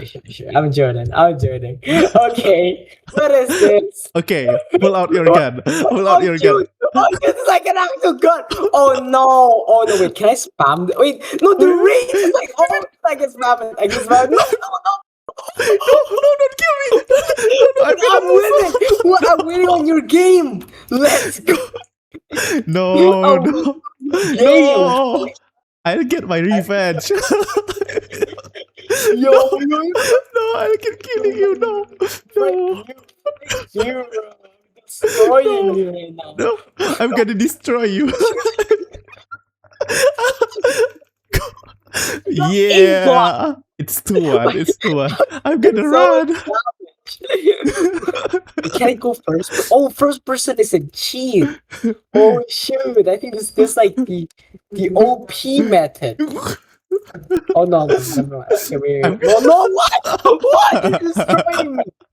What? I'm destroying you. You cannot win from me. You cannot win from me. Okay, you're actually destroying. I'm destroying.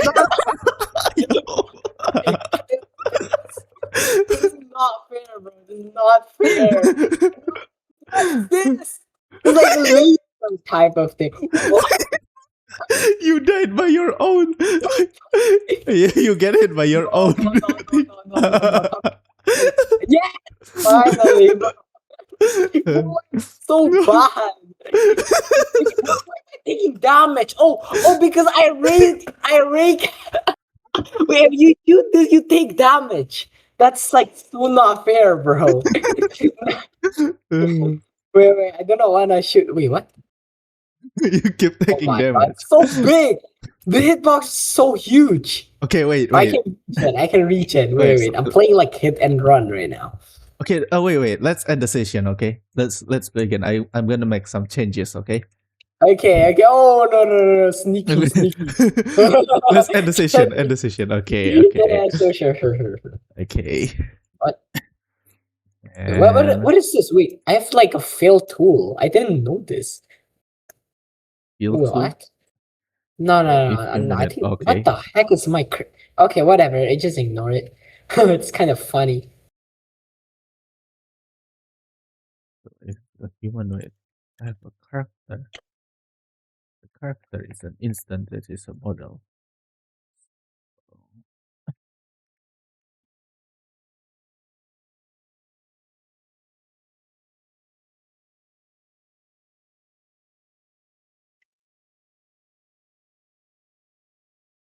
Hmm?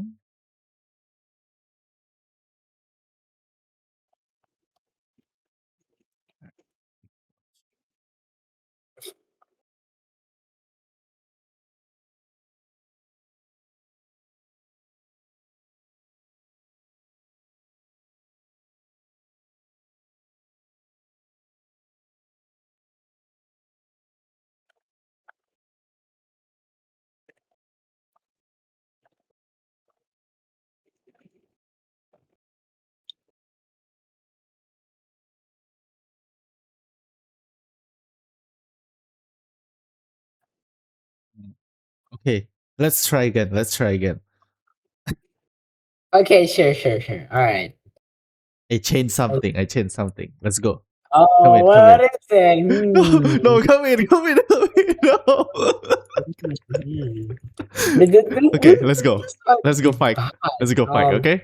I don't know. Okay, sure. Is Okay, it gonna let's be go. like unfair? Okay, Okay, let's go. Let's okay, go. let's go. Oh no, it's like wait, you can like what? No. Wait, what? I'm still thinking. Wait, oh, you're slower. Oh, I No. know it. You, No, wait, I'm not. I'm slower. Wait, what? Oh no, it doesn't What? work. The code doesn't I work. think, No. wait, I'm checking the script, bro. What is that? No, Wait, no. you have like immunity. No, I don't have immunity. Try shoot me. Oh, something is wrong. Shoot, Something is wait, wrong. I'm just a bot then. Like I'm just terrible. Okay, wait. Let's try it again. One more time. The code What doesn't work. what are you gonna change next? No, I'm not gonna change anything. Let's go. Come in. All right. Okay, come in. Okay. Let's see. Okay, Let's see. let's try hard this time. Like, Okay. everybody, we gotta sweat, you know. Okay, I'm gonna sweat. Okay. It's You like count. Okay. 3. I will count. Okay. 3, 2, 1. Okay, let's go. Okay, let's go. Oh no, it's like so far. Whoa. Oh hell no! You suck at this game. No. You suck. You cannot beat me. Hey, why you cannot beat me? Come on. Wait, Come on. no, Why are you dead? Why are you dead? Come on, beat me. Come on. Oh no.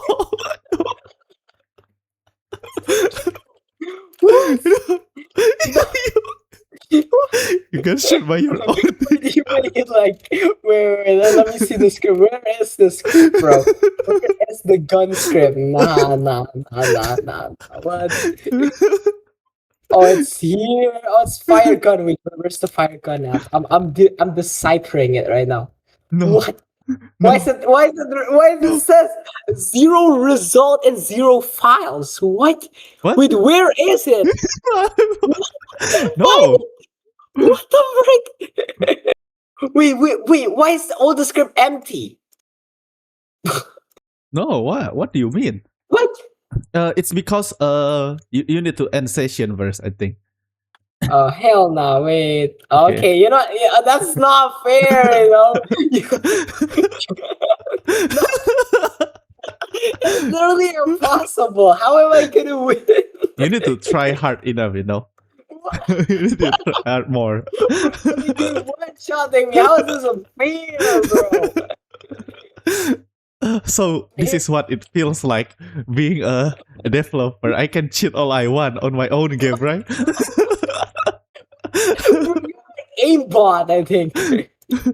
No, I don't have aimbot. Okay. Wait, No. where is your script though? What? Where do you put it? I can't freaking find it for some reason. What? Wait, it's his projectile. Oh, there we go. Yeah, I think I need to. Yeah, there we go. I found it. It was empty before. This was empty on my client. I see. I don't know what happened. What I wonder happened? what you. Okay.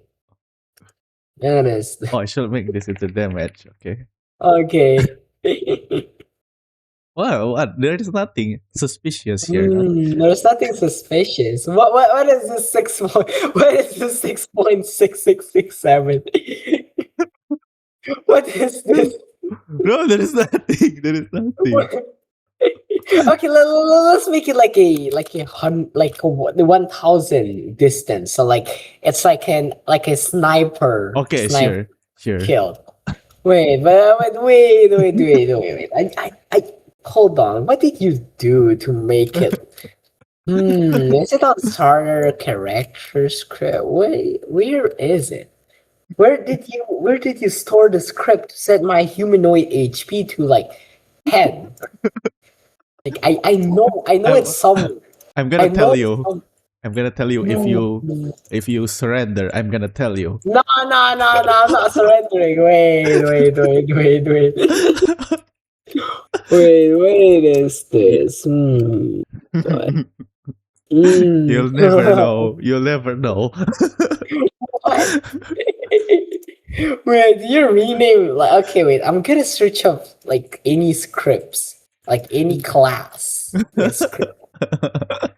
I'm not gonna what? I don't get where did you store it? Okay. Okay. Wait, no. Hold on. Are you gonna surrender? I'm gonna tell you. No, wait. What? It's fine, bro. It's fine. Okay. It's fine to give up, okay? Okay, Alright, come here. where did you where did Okay, you store come it? here, come here. Come here, okay? Where? Here, on the script. Are you here? On my place? Can you see me? What? Where? On the Where script, are on you? the gun script, on the gun server script. Oh, the gun server, yeah. Yeah, it's here, right? Right? It's Yeah.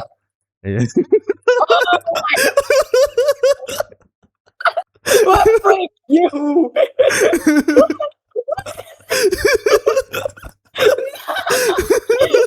So unfair, bro. You control. you you have no chance at the first place, man. You had no chance. Oh hell no. Okay. It's hidden within the past. Only I Okay, can undo. All right. All right, I'm gonna continue. Okay, I'm gonna continue learning. Okay. Sure. Okay. You don't want to test mine? You don't want to test? No, I my want to script? test yours. I want to test your script. Okay, Is it done? okay, play it. Okay, I'm gonna play on the team It's test. a local script, so like you don't have to run it in a team test. Okay, it's okay. I'm gonna run it in a team test. Okay, sure. Oh yeah, we can PvP perhaps. Wait, We can what? also PvP. What is this? Oh, Hack. oh, that is so cool. Oh, it's like I'm taking a screenshot of the. Oh, that's really cool. Yeah. I don't know why it's white though, like the base plate color. You can change the base plate color so it's not white. Cause no. You, Okay, I swear, I'll swear. You die by your own. Why am I always like bad at this? Now the distance is. Yeah, it's what are you sniping me? How are you sniping me? I'm just too good, man. I'm just too good. What is this?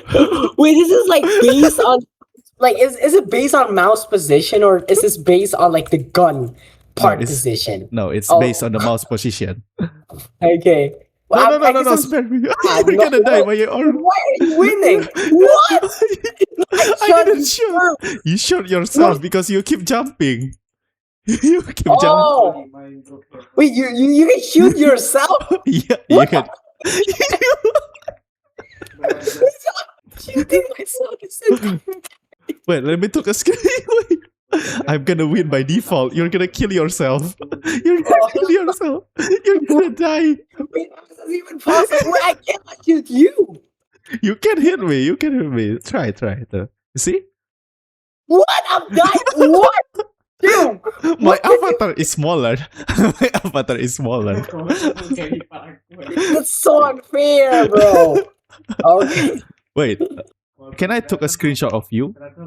Wait, Okay, sure. Like, is that you?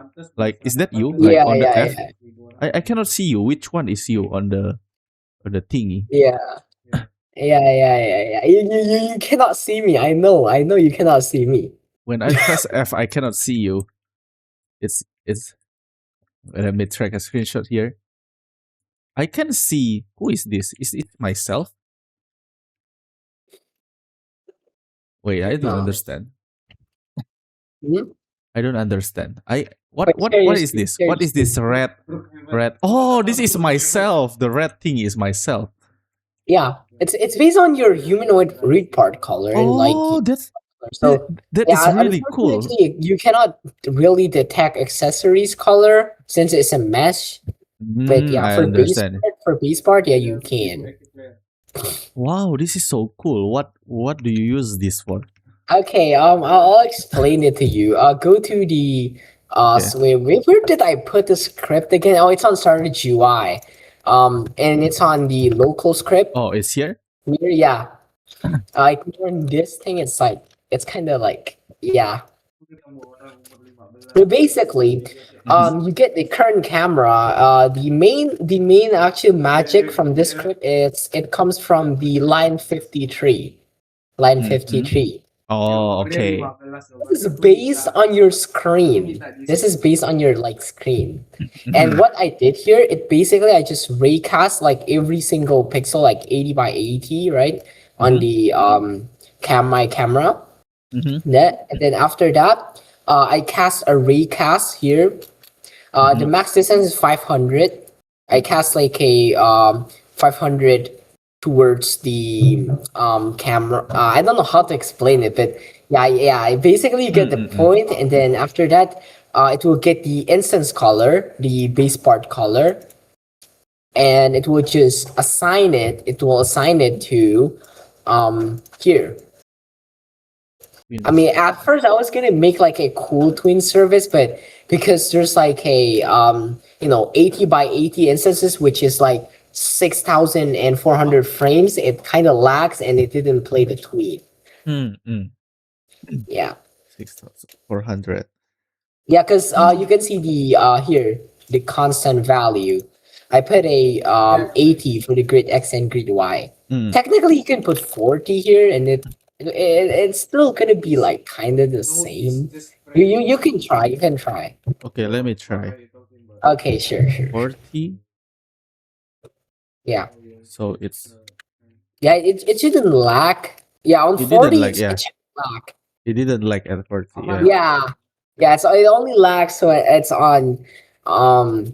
Yeah. Also, what? I don't get it. Why is the like my cursor? Mhm. It's like a fill. It's like a fill tool. What do you mean? Fell to? A fill. Okay. Wait. Can you try Can you read? playing it? Okay, there we go. Yeah, It's I, I'm here. I'm here. okay. Wait, is the base plate green though? Wait, This is. I think. Hold on. I'll just share my screen so like you get Oh. the point. I don't know what happened to my studio. Mhm. Let me Okay, I see. don't Let me think see. I can see my cursor, but like, for example, right? I press select. Mhm. I cannot select. I cannot select the base plate. Like, see, it's like weird. Oh, you cannot select the best plate. Wait, Yeah, can you even select the best plate at the first place? you should be able to, right? Let me try. Let me try. I don't think so. Oh, Uh, wait. I don't think you so. should be able I to. no, no. I But cannot. I usually, cannot I used select. what? I cannot select the best plate. Okay. Like I cannot select the best plate. Yeah, it's always been that way. Oh, I see. But I don't know why. Like my cursors. I don't know. I'm just tripping. All right. Oh, wait, and you're using the old version of Roblox Studio. Yeah, it's always old version because I'm more comfortable. Mm, And I remember like the UI placement for the yeah, old studio rather than the new one. The new Gen one is like it's so hard to use because I don't remember anything, so I have to like get used to and adapt. yeah. I understand. I I understand. don't want to, you I know. always use the new one. So when I watch tutorial, I still need like to find where everything is on this new Oh version. yeah. The thing with old UI, it's kind of like I think it has like more like you can basically show more like it Mm-mm. shows more button. I don't know like yeah Yeah, I you understand. Yeah, can see like you're. it's more it might be more complex. I don't know. I think it's up to preference. You know, you're already Yeah, comfortable with the true, old true, one. true. Okay, I'm gonna continue my study. Okay, Okay, only a sure. little bit more, and I'm done. Okay, goodbye. Oh, Okay. you wanna do row beats? You wanna do row beats after? Oh, sure, sure. All right, let's go. I'm gonna Okay, finish I'm this gonna eat first. for now. I'm gonna eat. I'll be right Oh, back. okay, okay.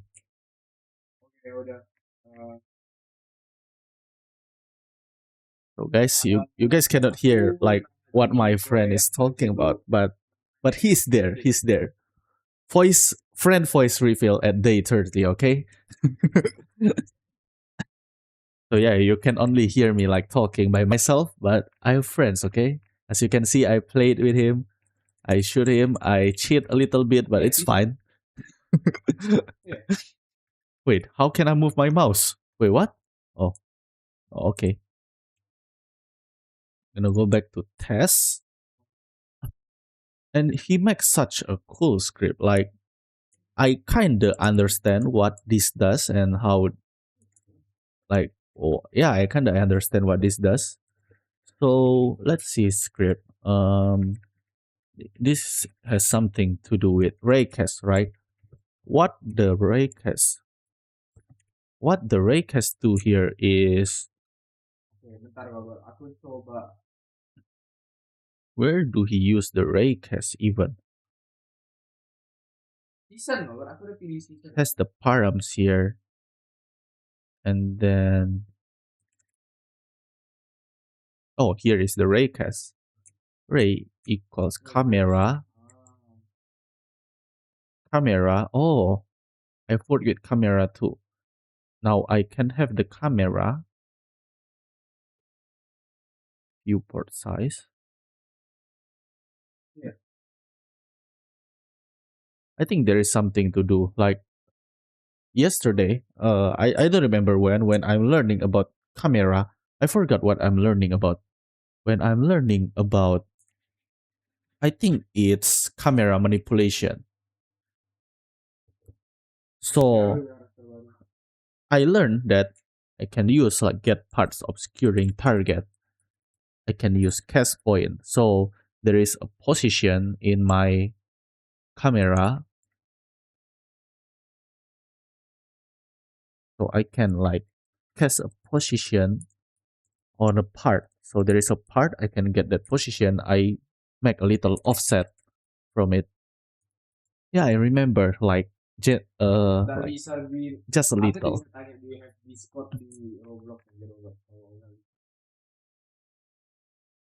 I'm gonna continue, okay?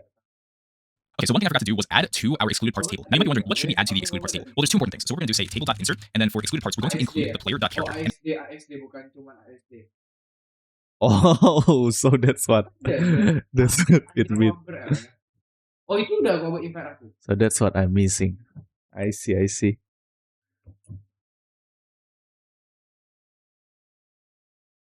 So it's on the script. Wait, is it this one? No, it's not that one. It's this one. So I need to make the excluded part. And the reason we want to do this is because we don't want to make sure that we hurt ourselves when we important things. So we need to create this gun system that we just created. Okay, so one thing I forgot to do was add to our excluded parts table. Now you might be wondering, what should we add to the excluded parts table? Well, there's two important things. So we're going to do say table.insert, and then for excluded parts, we're going to include the player.character.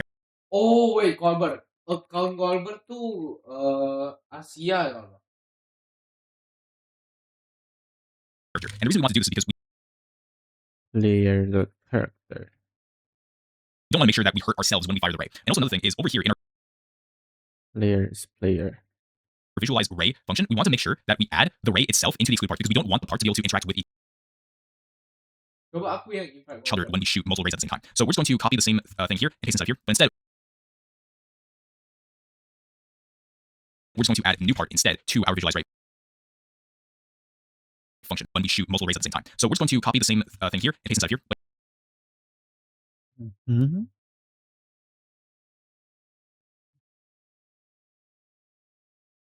instead, we're just going to add a new part instead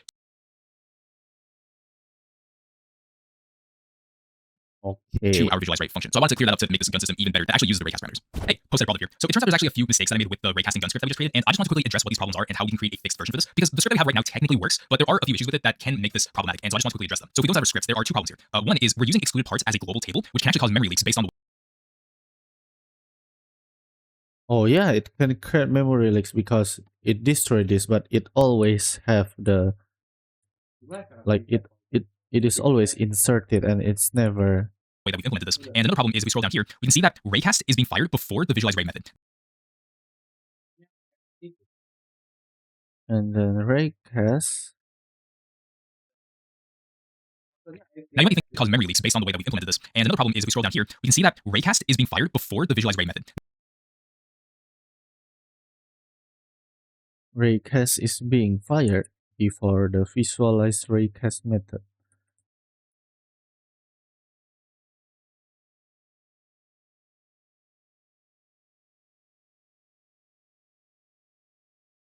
Now you might be thinking, why is this a problem? Well, if we go inside of the visualize ray method over here, we're using table.insert to insert this new ray that we shoot and put it inside the excluded parts table. Now the reason we do this is because we want to add all of these rays as filters for raycast parameters, so that when we fire the bullets, the other visualized bullets are not going to be included with the raycasting, which is the whole point behind this. But if you still have these rays as filters for raycast parameters, to insert this new ray that we shoot and put it inside the excluded parts table. Now the reason we do this is because we want to add all of these rays as filters for raycast parameters, so that when we fire the bullets, the other visualized bullets are not going to be included with the raycasting, which is the whole point behind this. But if you still don't see the problem, basically, when we fire raycast, we want to take into consideration all the excluded parts that are in here. But if we're adding these new parts to excluded parts after the raycast has already been fired, Yeah, I understand. then there's no point of doing it because the raycast method has already been fired. So we actually need to fire visualize ray before the raycast method over here. So those are some issues that we need to change. And one thing that I want to mention with the whole memory leakage thing is when we use debris to get rid of these new parts, the references to these parts inside of excluded parts are still inside the table, which is why it can accumulate over time and create a memory leakage. So if I were to show you what I'm talking about, I'm just going to write a print statement and I'm going to print the number of items that are inside of excluded parts. So if I fire with my gun, then as you can see in the output, the number that's being displayed is the number of entries that are inside of excluded parts. And as you can see, it's not going away because the rays disappear, but the references to those rays inside of excluded parts are still inside the table. And if we keep firing this, then this is just going to accumulate more and more over time, which is not good, which is why we need to fix this as one of the problems. And I hope that this part makes sense so far. Okay, so I created a fixed version of the gun raycasting script. So if we go inside of here, then I basically commented out all the parts that we don't need anymore. So this global reference to excluded parts is no longer here because we moved it down here every single time the player fires the gun. So we create a new excluded parts table every single time. And another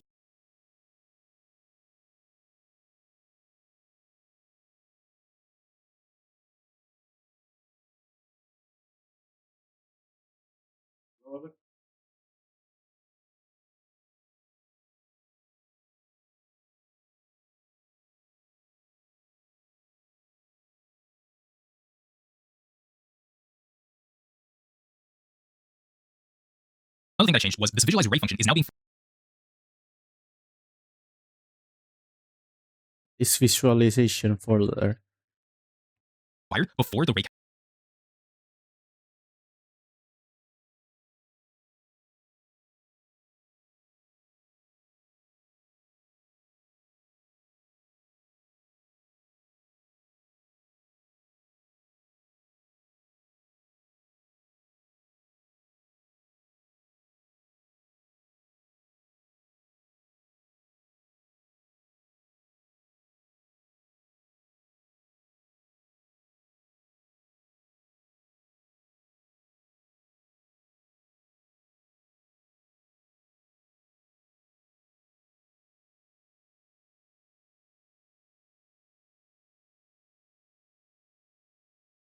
Included part.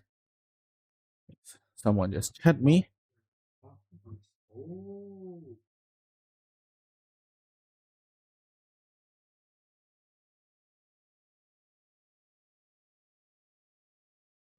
Uh,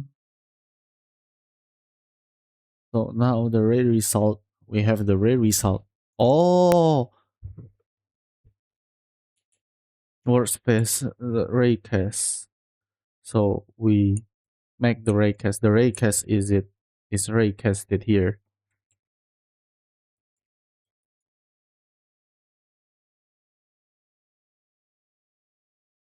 Position, direction, raycast param.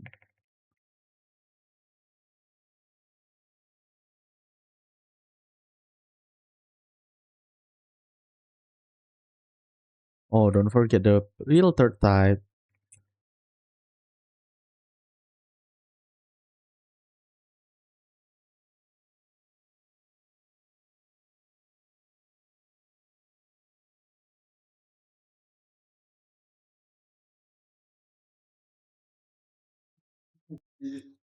Cast method. So if we go inside of visualize ray, the things that have changed here are a few things. So instead of setting the parent of the bullet inside workspace, we're instead putting it inside what's called a visualization folder. So this is a little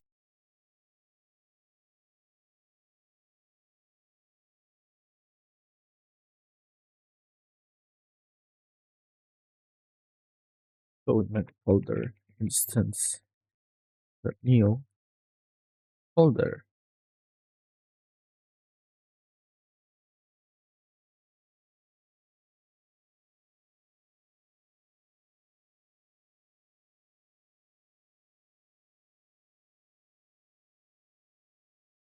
Little folder that I created called bullet visuals and stored inside of the workspace. So it's basically this bullet visuals folder right here. So if I were to fire my gun, then all the bullets are being stored inside this one folder. And the reason it's like this is because this makes it a lot easier for us to keep track of all the bullets that are going to be included in the raycast parameters so that we don't include them when we're firing the bullets inside the game. So we also got rid of the debris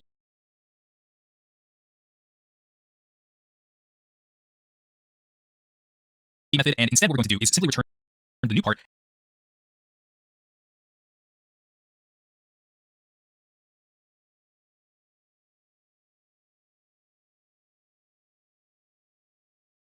and have it be a variable here. Parent is visualization folder because the visualization folder is the new instance, which is this one that will be made. Here called visual parts so that we can use it inside of this part of the script. So with excluded parts, we want to include the player's character and we want to also include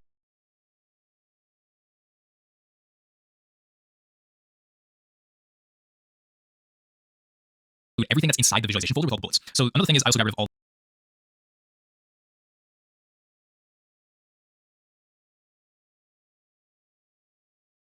So the ray result is the one that is actually making the ray.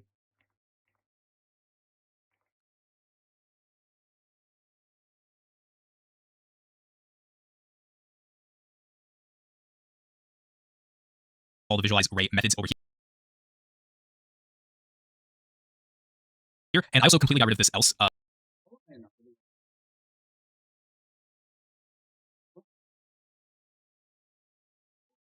branch in this if statement.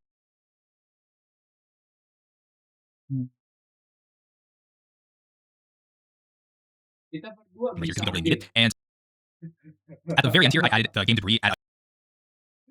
Coba kita berdua tuh nge-share item atau enggak sih? I don't need to test this anymore. Why is that? Because Nggak ada. I already do the visual arrays case here, raycast here, and it's the visual part. Oh iya. So we don't want the visual part to be Saya there. bisa drop item untuk kayak kasih orang. Ini nggak bisa kan? Item method, and I just got Oh, I also bisa. completely got rid of this Kayak else gini. Oh, branch bisa in this lihat, if statement lihat. here because we don't really need it. And at the very end here, Oh. Kok bisa mati? Oh, disiram ini matiin gitu. Unreds bahaya, kawan. Unreds bahaya. Aku udah lupa. Oh, hello, you're back. Hello, I'm back. Visualization folder. And distance more. Cover ke? And numeric has Cover pakai titik cover tembak aja. ray result. Wow, what the fuck? Apaan anjir itu cover? Apaan?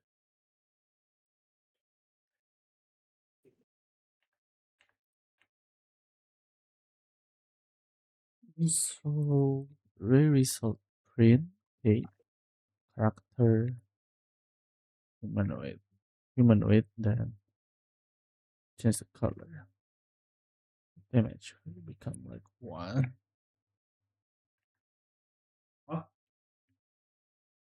Apa itu gangbang gue? Let's else. Sumpah nge-lag kali gue. And then this if is for this, this if is for this. Touch the delay visual part destroy. Make it 0.2. This work now?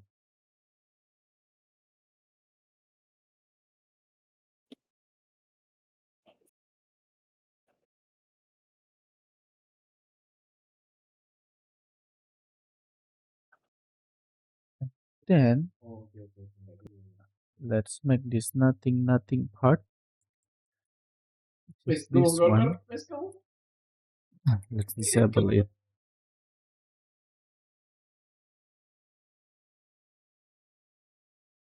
Disable this. Then if I shoot,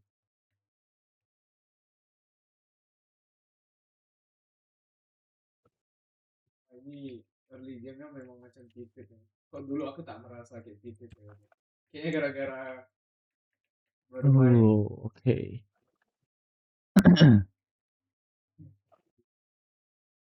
Here I added the game debris add item method, and I just got rid of the visual part after 0.5 seconds. So this is basically how we create a more robust raycast gun script that not only prevents memory leaks from happening because we're creating an excluded parts table every We have a table in the workspace which contain the bullet visuals. Tapi lihat game-nya bagus.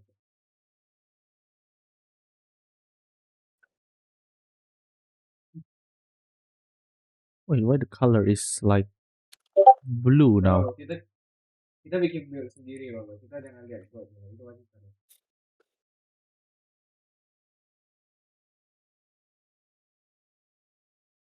Susah. And yellow is blue,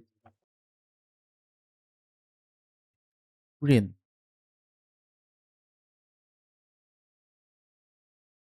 If is it pink, it's green. Oh, this is the disabled script. I'm stupid. This is the What the fuck?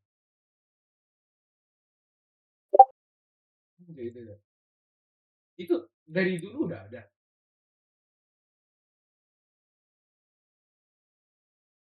Ya. Oh iya. 0.1. Wah, nggak pernah tahu aja. Aku baru tahu sekarang. Change it into blue. Belum.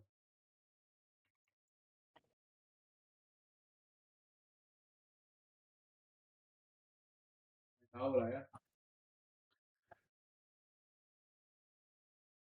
every single time the player fires the gun instead of having it be global. But also, this is a more appropriate way of using raycast parameters because now this raycast is actually taking into consideration the new bullet visual that has been created inside the game before we fire the raycast method. Aku ingat ya, terakhir kali kita main tuh So I just want to quickly address this because raycast is actually taking into consideration the new bullet visual that has been created inside the game before we fire the raycast method. Aku So masih ingat ada kita disuruh kayak kolek-kolek candy cane juga.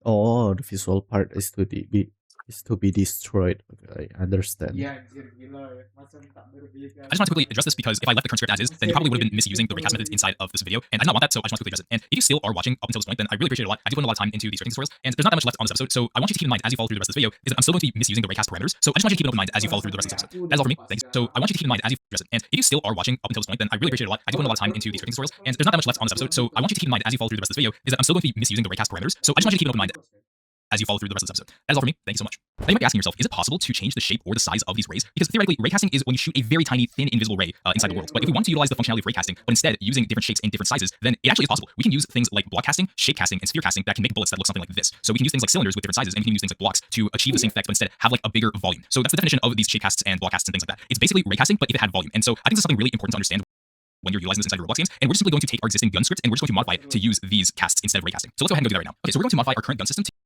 use sphere casting to increase the size of our bullet.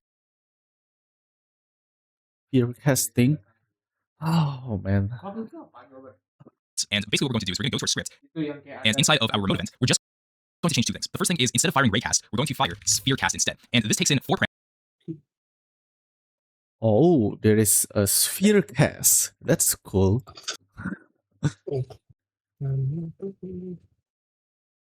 Sphere cast.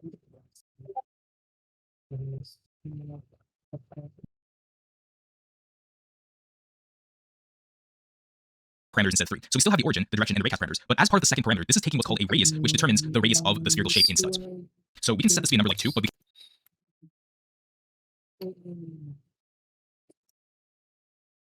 Itu yang gila ya.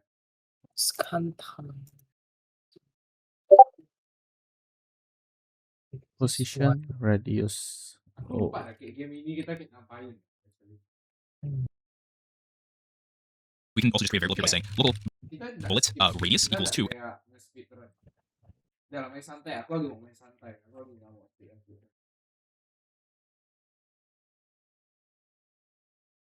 And then we can just replace this 2 with the variable we just created. Next thing we're going to change is instead of visualize ray, we're going to create our own function for visualizing the shape because we're not visualizing a ray anymore, we're visualizing a shape. So we're going to okay. Don't do visualize raycast anymore. create a new function up here by saying boleh kasih aku. Kita miskin aja. Ya, oh iya ya, ini itu ya UI-nya udah agak diganti-ganti gitu. function visualize shape, and then it's going to take in the origin, the direction, but this is also going to take the ray result as well. Wih, tak adil ya. Ray result.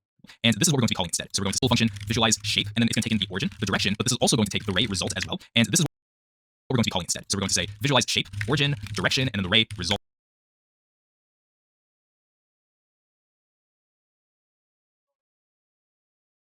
Kenapa mati?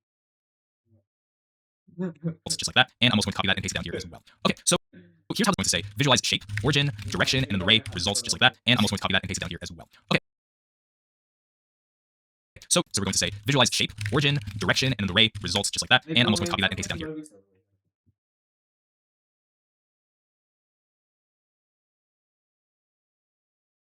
Holy shit, aku sakit sih. Aku sakit sekali kalau bilang. Memang ini early game-nya dewa.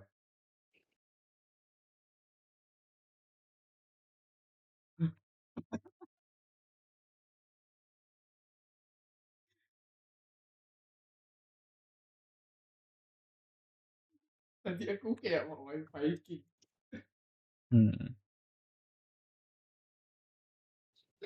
Oh, mana kabar? Aku udah next question. Ayo mati aja. Else should be here. Iya, ya. It's print.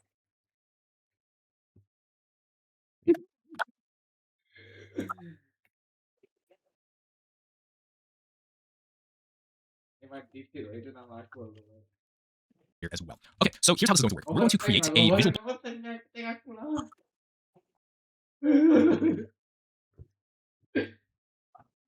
Shit, I'm dead, nigga. I'm dead.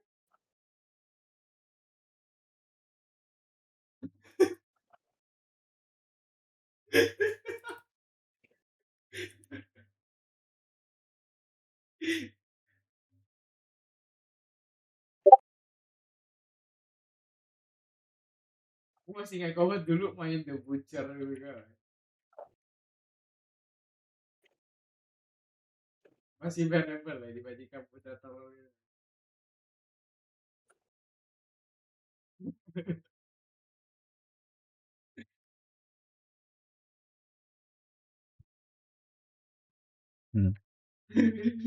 Jadi dia lempar, dia tak lempar ya.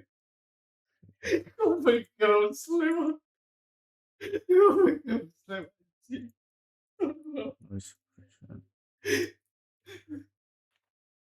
Bullet inside Studio, and we're going to clone that bullet and shape it so that it's going to match where the player's going to be firing, and we're also going to. So it's gonna show. I need to visualize shape. Ya.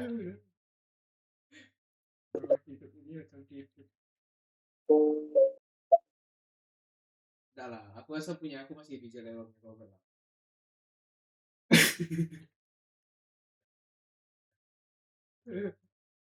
Cover, ya. Kita split. Adjust the size of it as well. So what we're going to do is go to model, hit parts, and we're going to create a cylinder, and we're going to rename this to bullet, and then we're going to change the brick color. Okay. This, let's say, orange. Model part cylinder.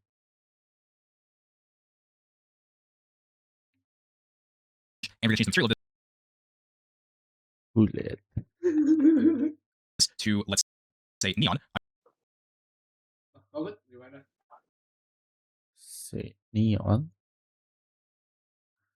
Aku tak sabar frag grenade ini kayak nuklir aja. I'm going to set can collide off, and I'm going to turn on. Aku sebenarnya mau main Vault ya. Kayak Vault seru kali ya. Anchor, just like this. Okay, so now we have this bullet. I'm going to throw this inside of server storage, and we're going to make reference to this bullet inside of our script. Set can collide off, and I'm going to turn on anchor, just like this. Okay, so now we have this bullet. I'm going to throw this inside of server storage, and we're going to make Throw this inside the server storage like that. reference to this bullet inside of our script by saying local bullet equals. Aku mau frag grenade sih. Aku mau bikin banyak segila mungkin.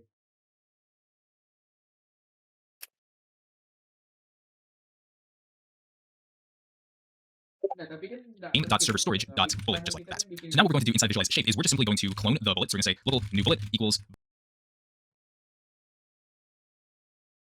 Tadi aku kayak mikir mau pyromancer lagi, Result. tapi nggak usah.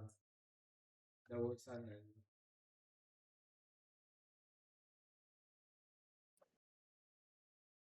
I have the ray result. Wait. Aku lupa dulu.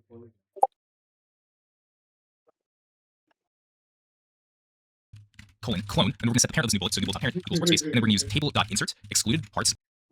New bullet. Parent equals to. Oh my god, man. Respond di. And a new bullet, just so that the bullets are not going to be interacting.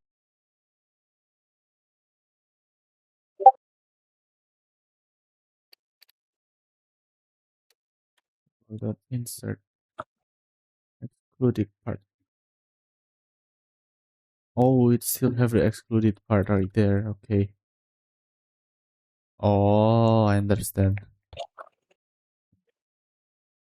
With each other, and then we're going to say game.free colon add item new bullet, and then we're going to get rid of it after 0.5 seconds.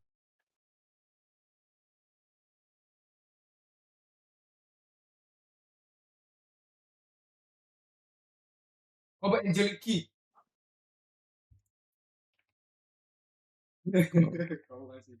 Visual shape. Visual part equals to visualize shape. So I make it like this.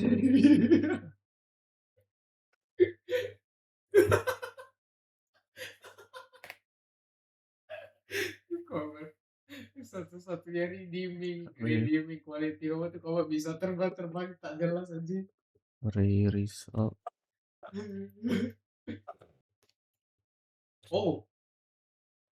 Oh my cheaper. Stop nigga. Go back tank. That's what he meant by they're using. Over, ini dewa sekali over.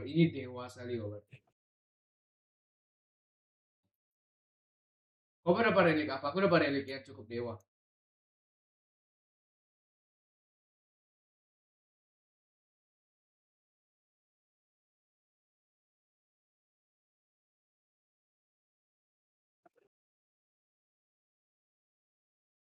Memel. Kau portal.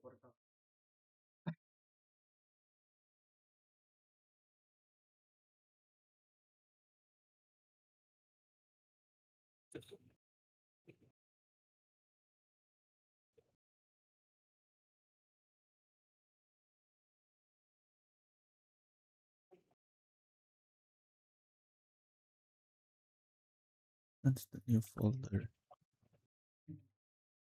So I have bullet visual right here.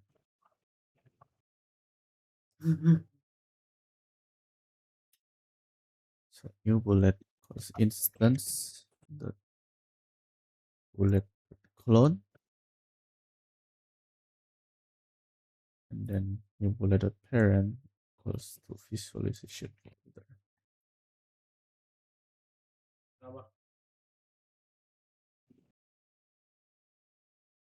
Things just like this. Okay, so what's left to do here is we need to make a couple calculations so that we can be able to change the size and the C frame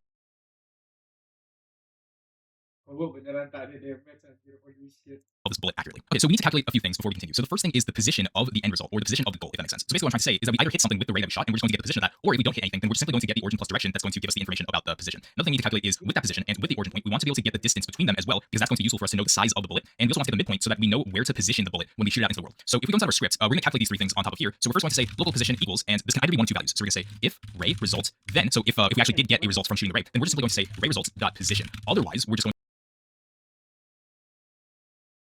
Habis itu di mana relik? Oh, di kiri. Ya dulu kan di bawah ya.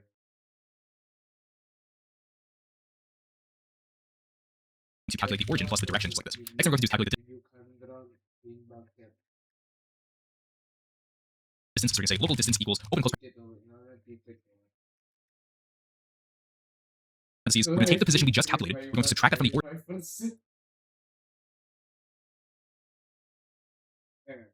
origin, so where the gun was shot from. and we're going to say dot magnitude because we just want the distance. We want a fixed number that's going to be telling us the distance. And then the midpoint, which is literally the exact same. Holy shit. Calculation as we did in Position. That's origin. visualize, right? So I'm just going to copy and paste that here. We want the distance. We want a fixed number that's going to be telling us the distance. And then the midpoint, which is literally the exact same calculation as we. By Frosky.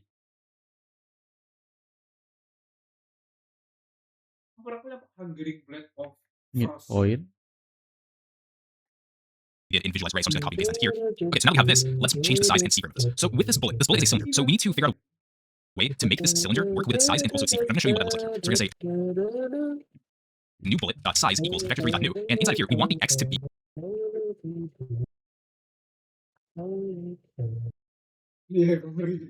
Let size equals to vector3.new.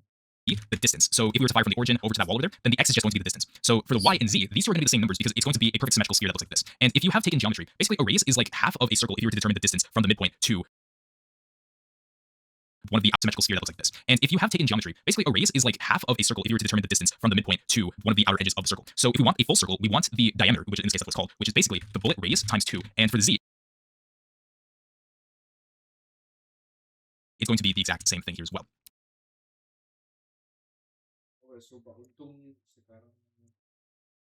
So this is how we calculate the size for the new bullet, and now what we're going to do is change the C-frame of it. So we're going to say new bullet.C-frame equals C-frame.lookat, or you can use C-frame.new, it's up to you. We're going to start this at the midpoint, so this is the location of where this new bullet's going to be, and then we want it to look at the position.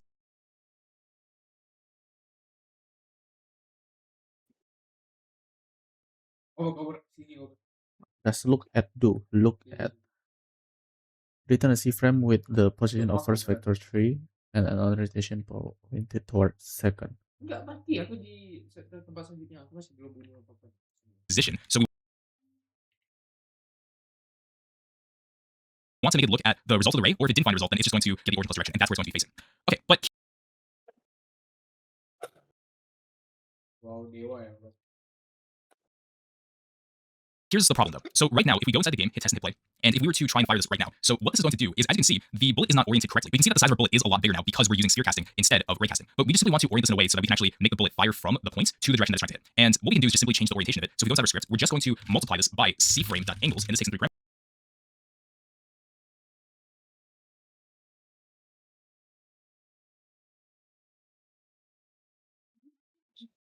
which are all in radians. So we want to change the y-axis specifically. So the x is going to be 0, and then the y is going to be a thing that we're going to change, and then z is just going to be 0 as well. So for the y, because this takes in radians and not degrees, we're going to say math.rad open close parentheses, and we just want to flip this 90 degrees. And that is all that we need to do for this part. So now we're basically done. If we hit play, then we'll be radians and not degrees. We're going to say math.rad open close parentheses, and we just want to flip this 90 degrees.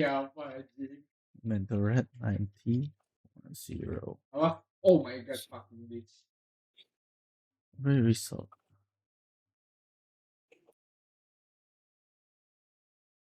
And that's all that we need to have more range with the bullet, with sphere catch bigger by, because this takes, so we want to change the y. What is local ray result? Okay, so we have the ray result. Oh shit. Oh. Pantas XP-nya tak So we terbaik gitu. visualize the part first.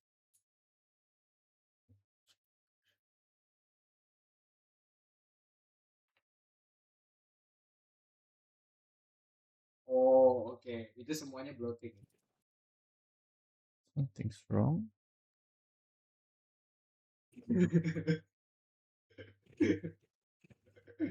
Attempt to index nil with this try. Anjing, sumpah, Cok. Visualize part, visualize shape. Y-axis specifically. So the x is going to be 0. Yeah, make yourself useful, you got. And then the y is going to be a thing we're going to change, and z is just going to be 0 as well. So for the y, because this takes in radians and not degrees, we're going to say math.rad open close parentheses, and we just want to flip this 90 degrees. And that is all that we need to do for this part. So now we're basically done. If we hit play, then what we should see is if we take our gun and we shoot it in a specific direction, then you can see that the bullet is now a lot bigger, and we have more range with the bullet. We have a much bigger hitbox because we're using sphere casts rather than ray casting. And I think this is a really useful. Visualize shape. Now it's visualization folder. Aku udah jumping juga. Because it's on the folder. Sumpah.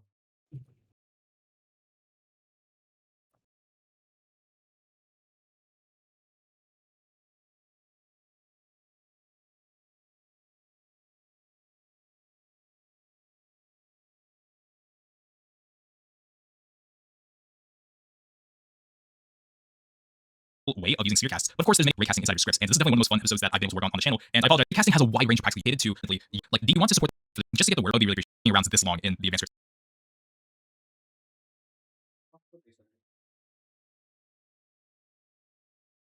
So that's it, guys. I'm gonna stop recording because I'm done for today. It's not done yet, but yeah, I think that's it for today. See you. Bye bye.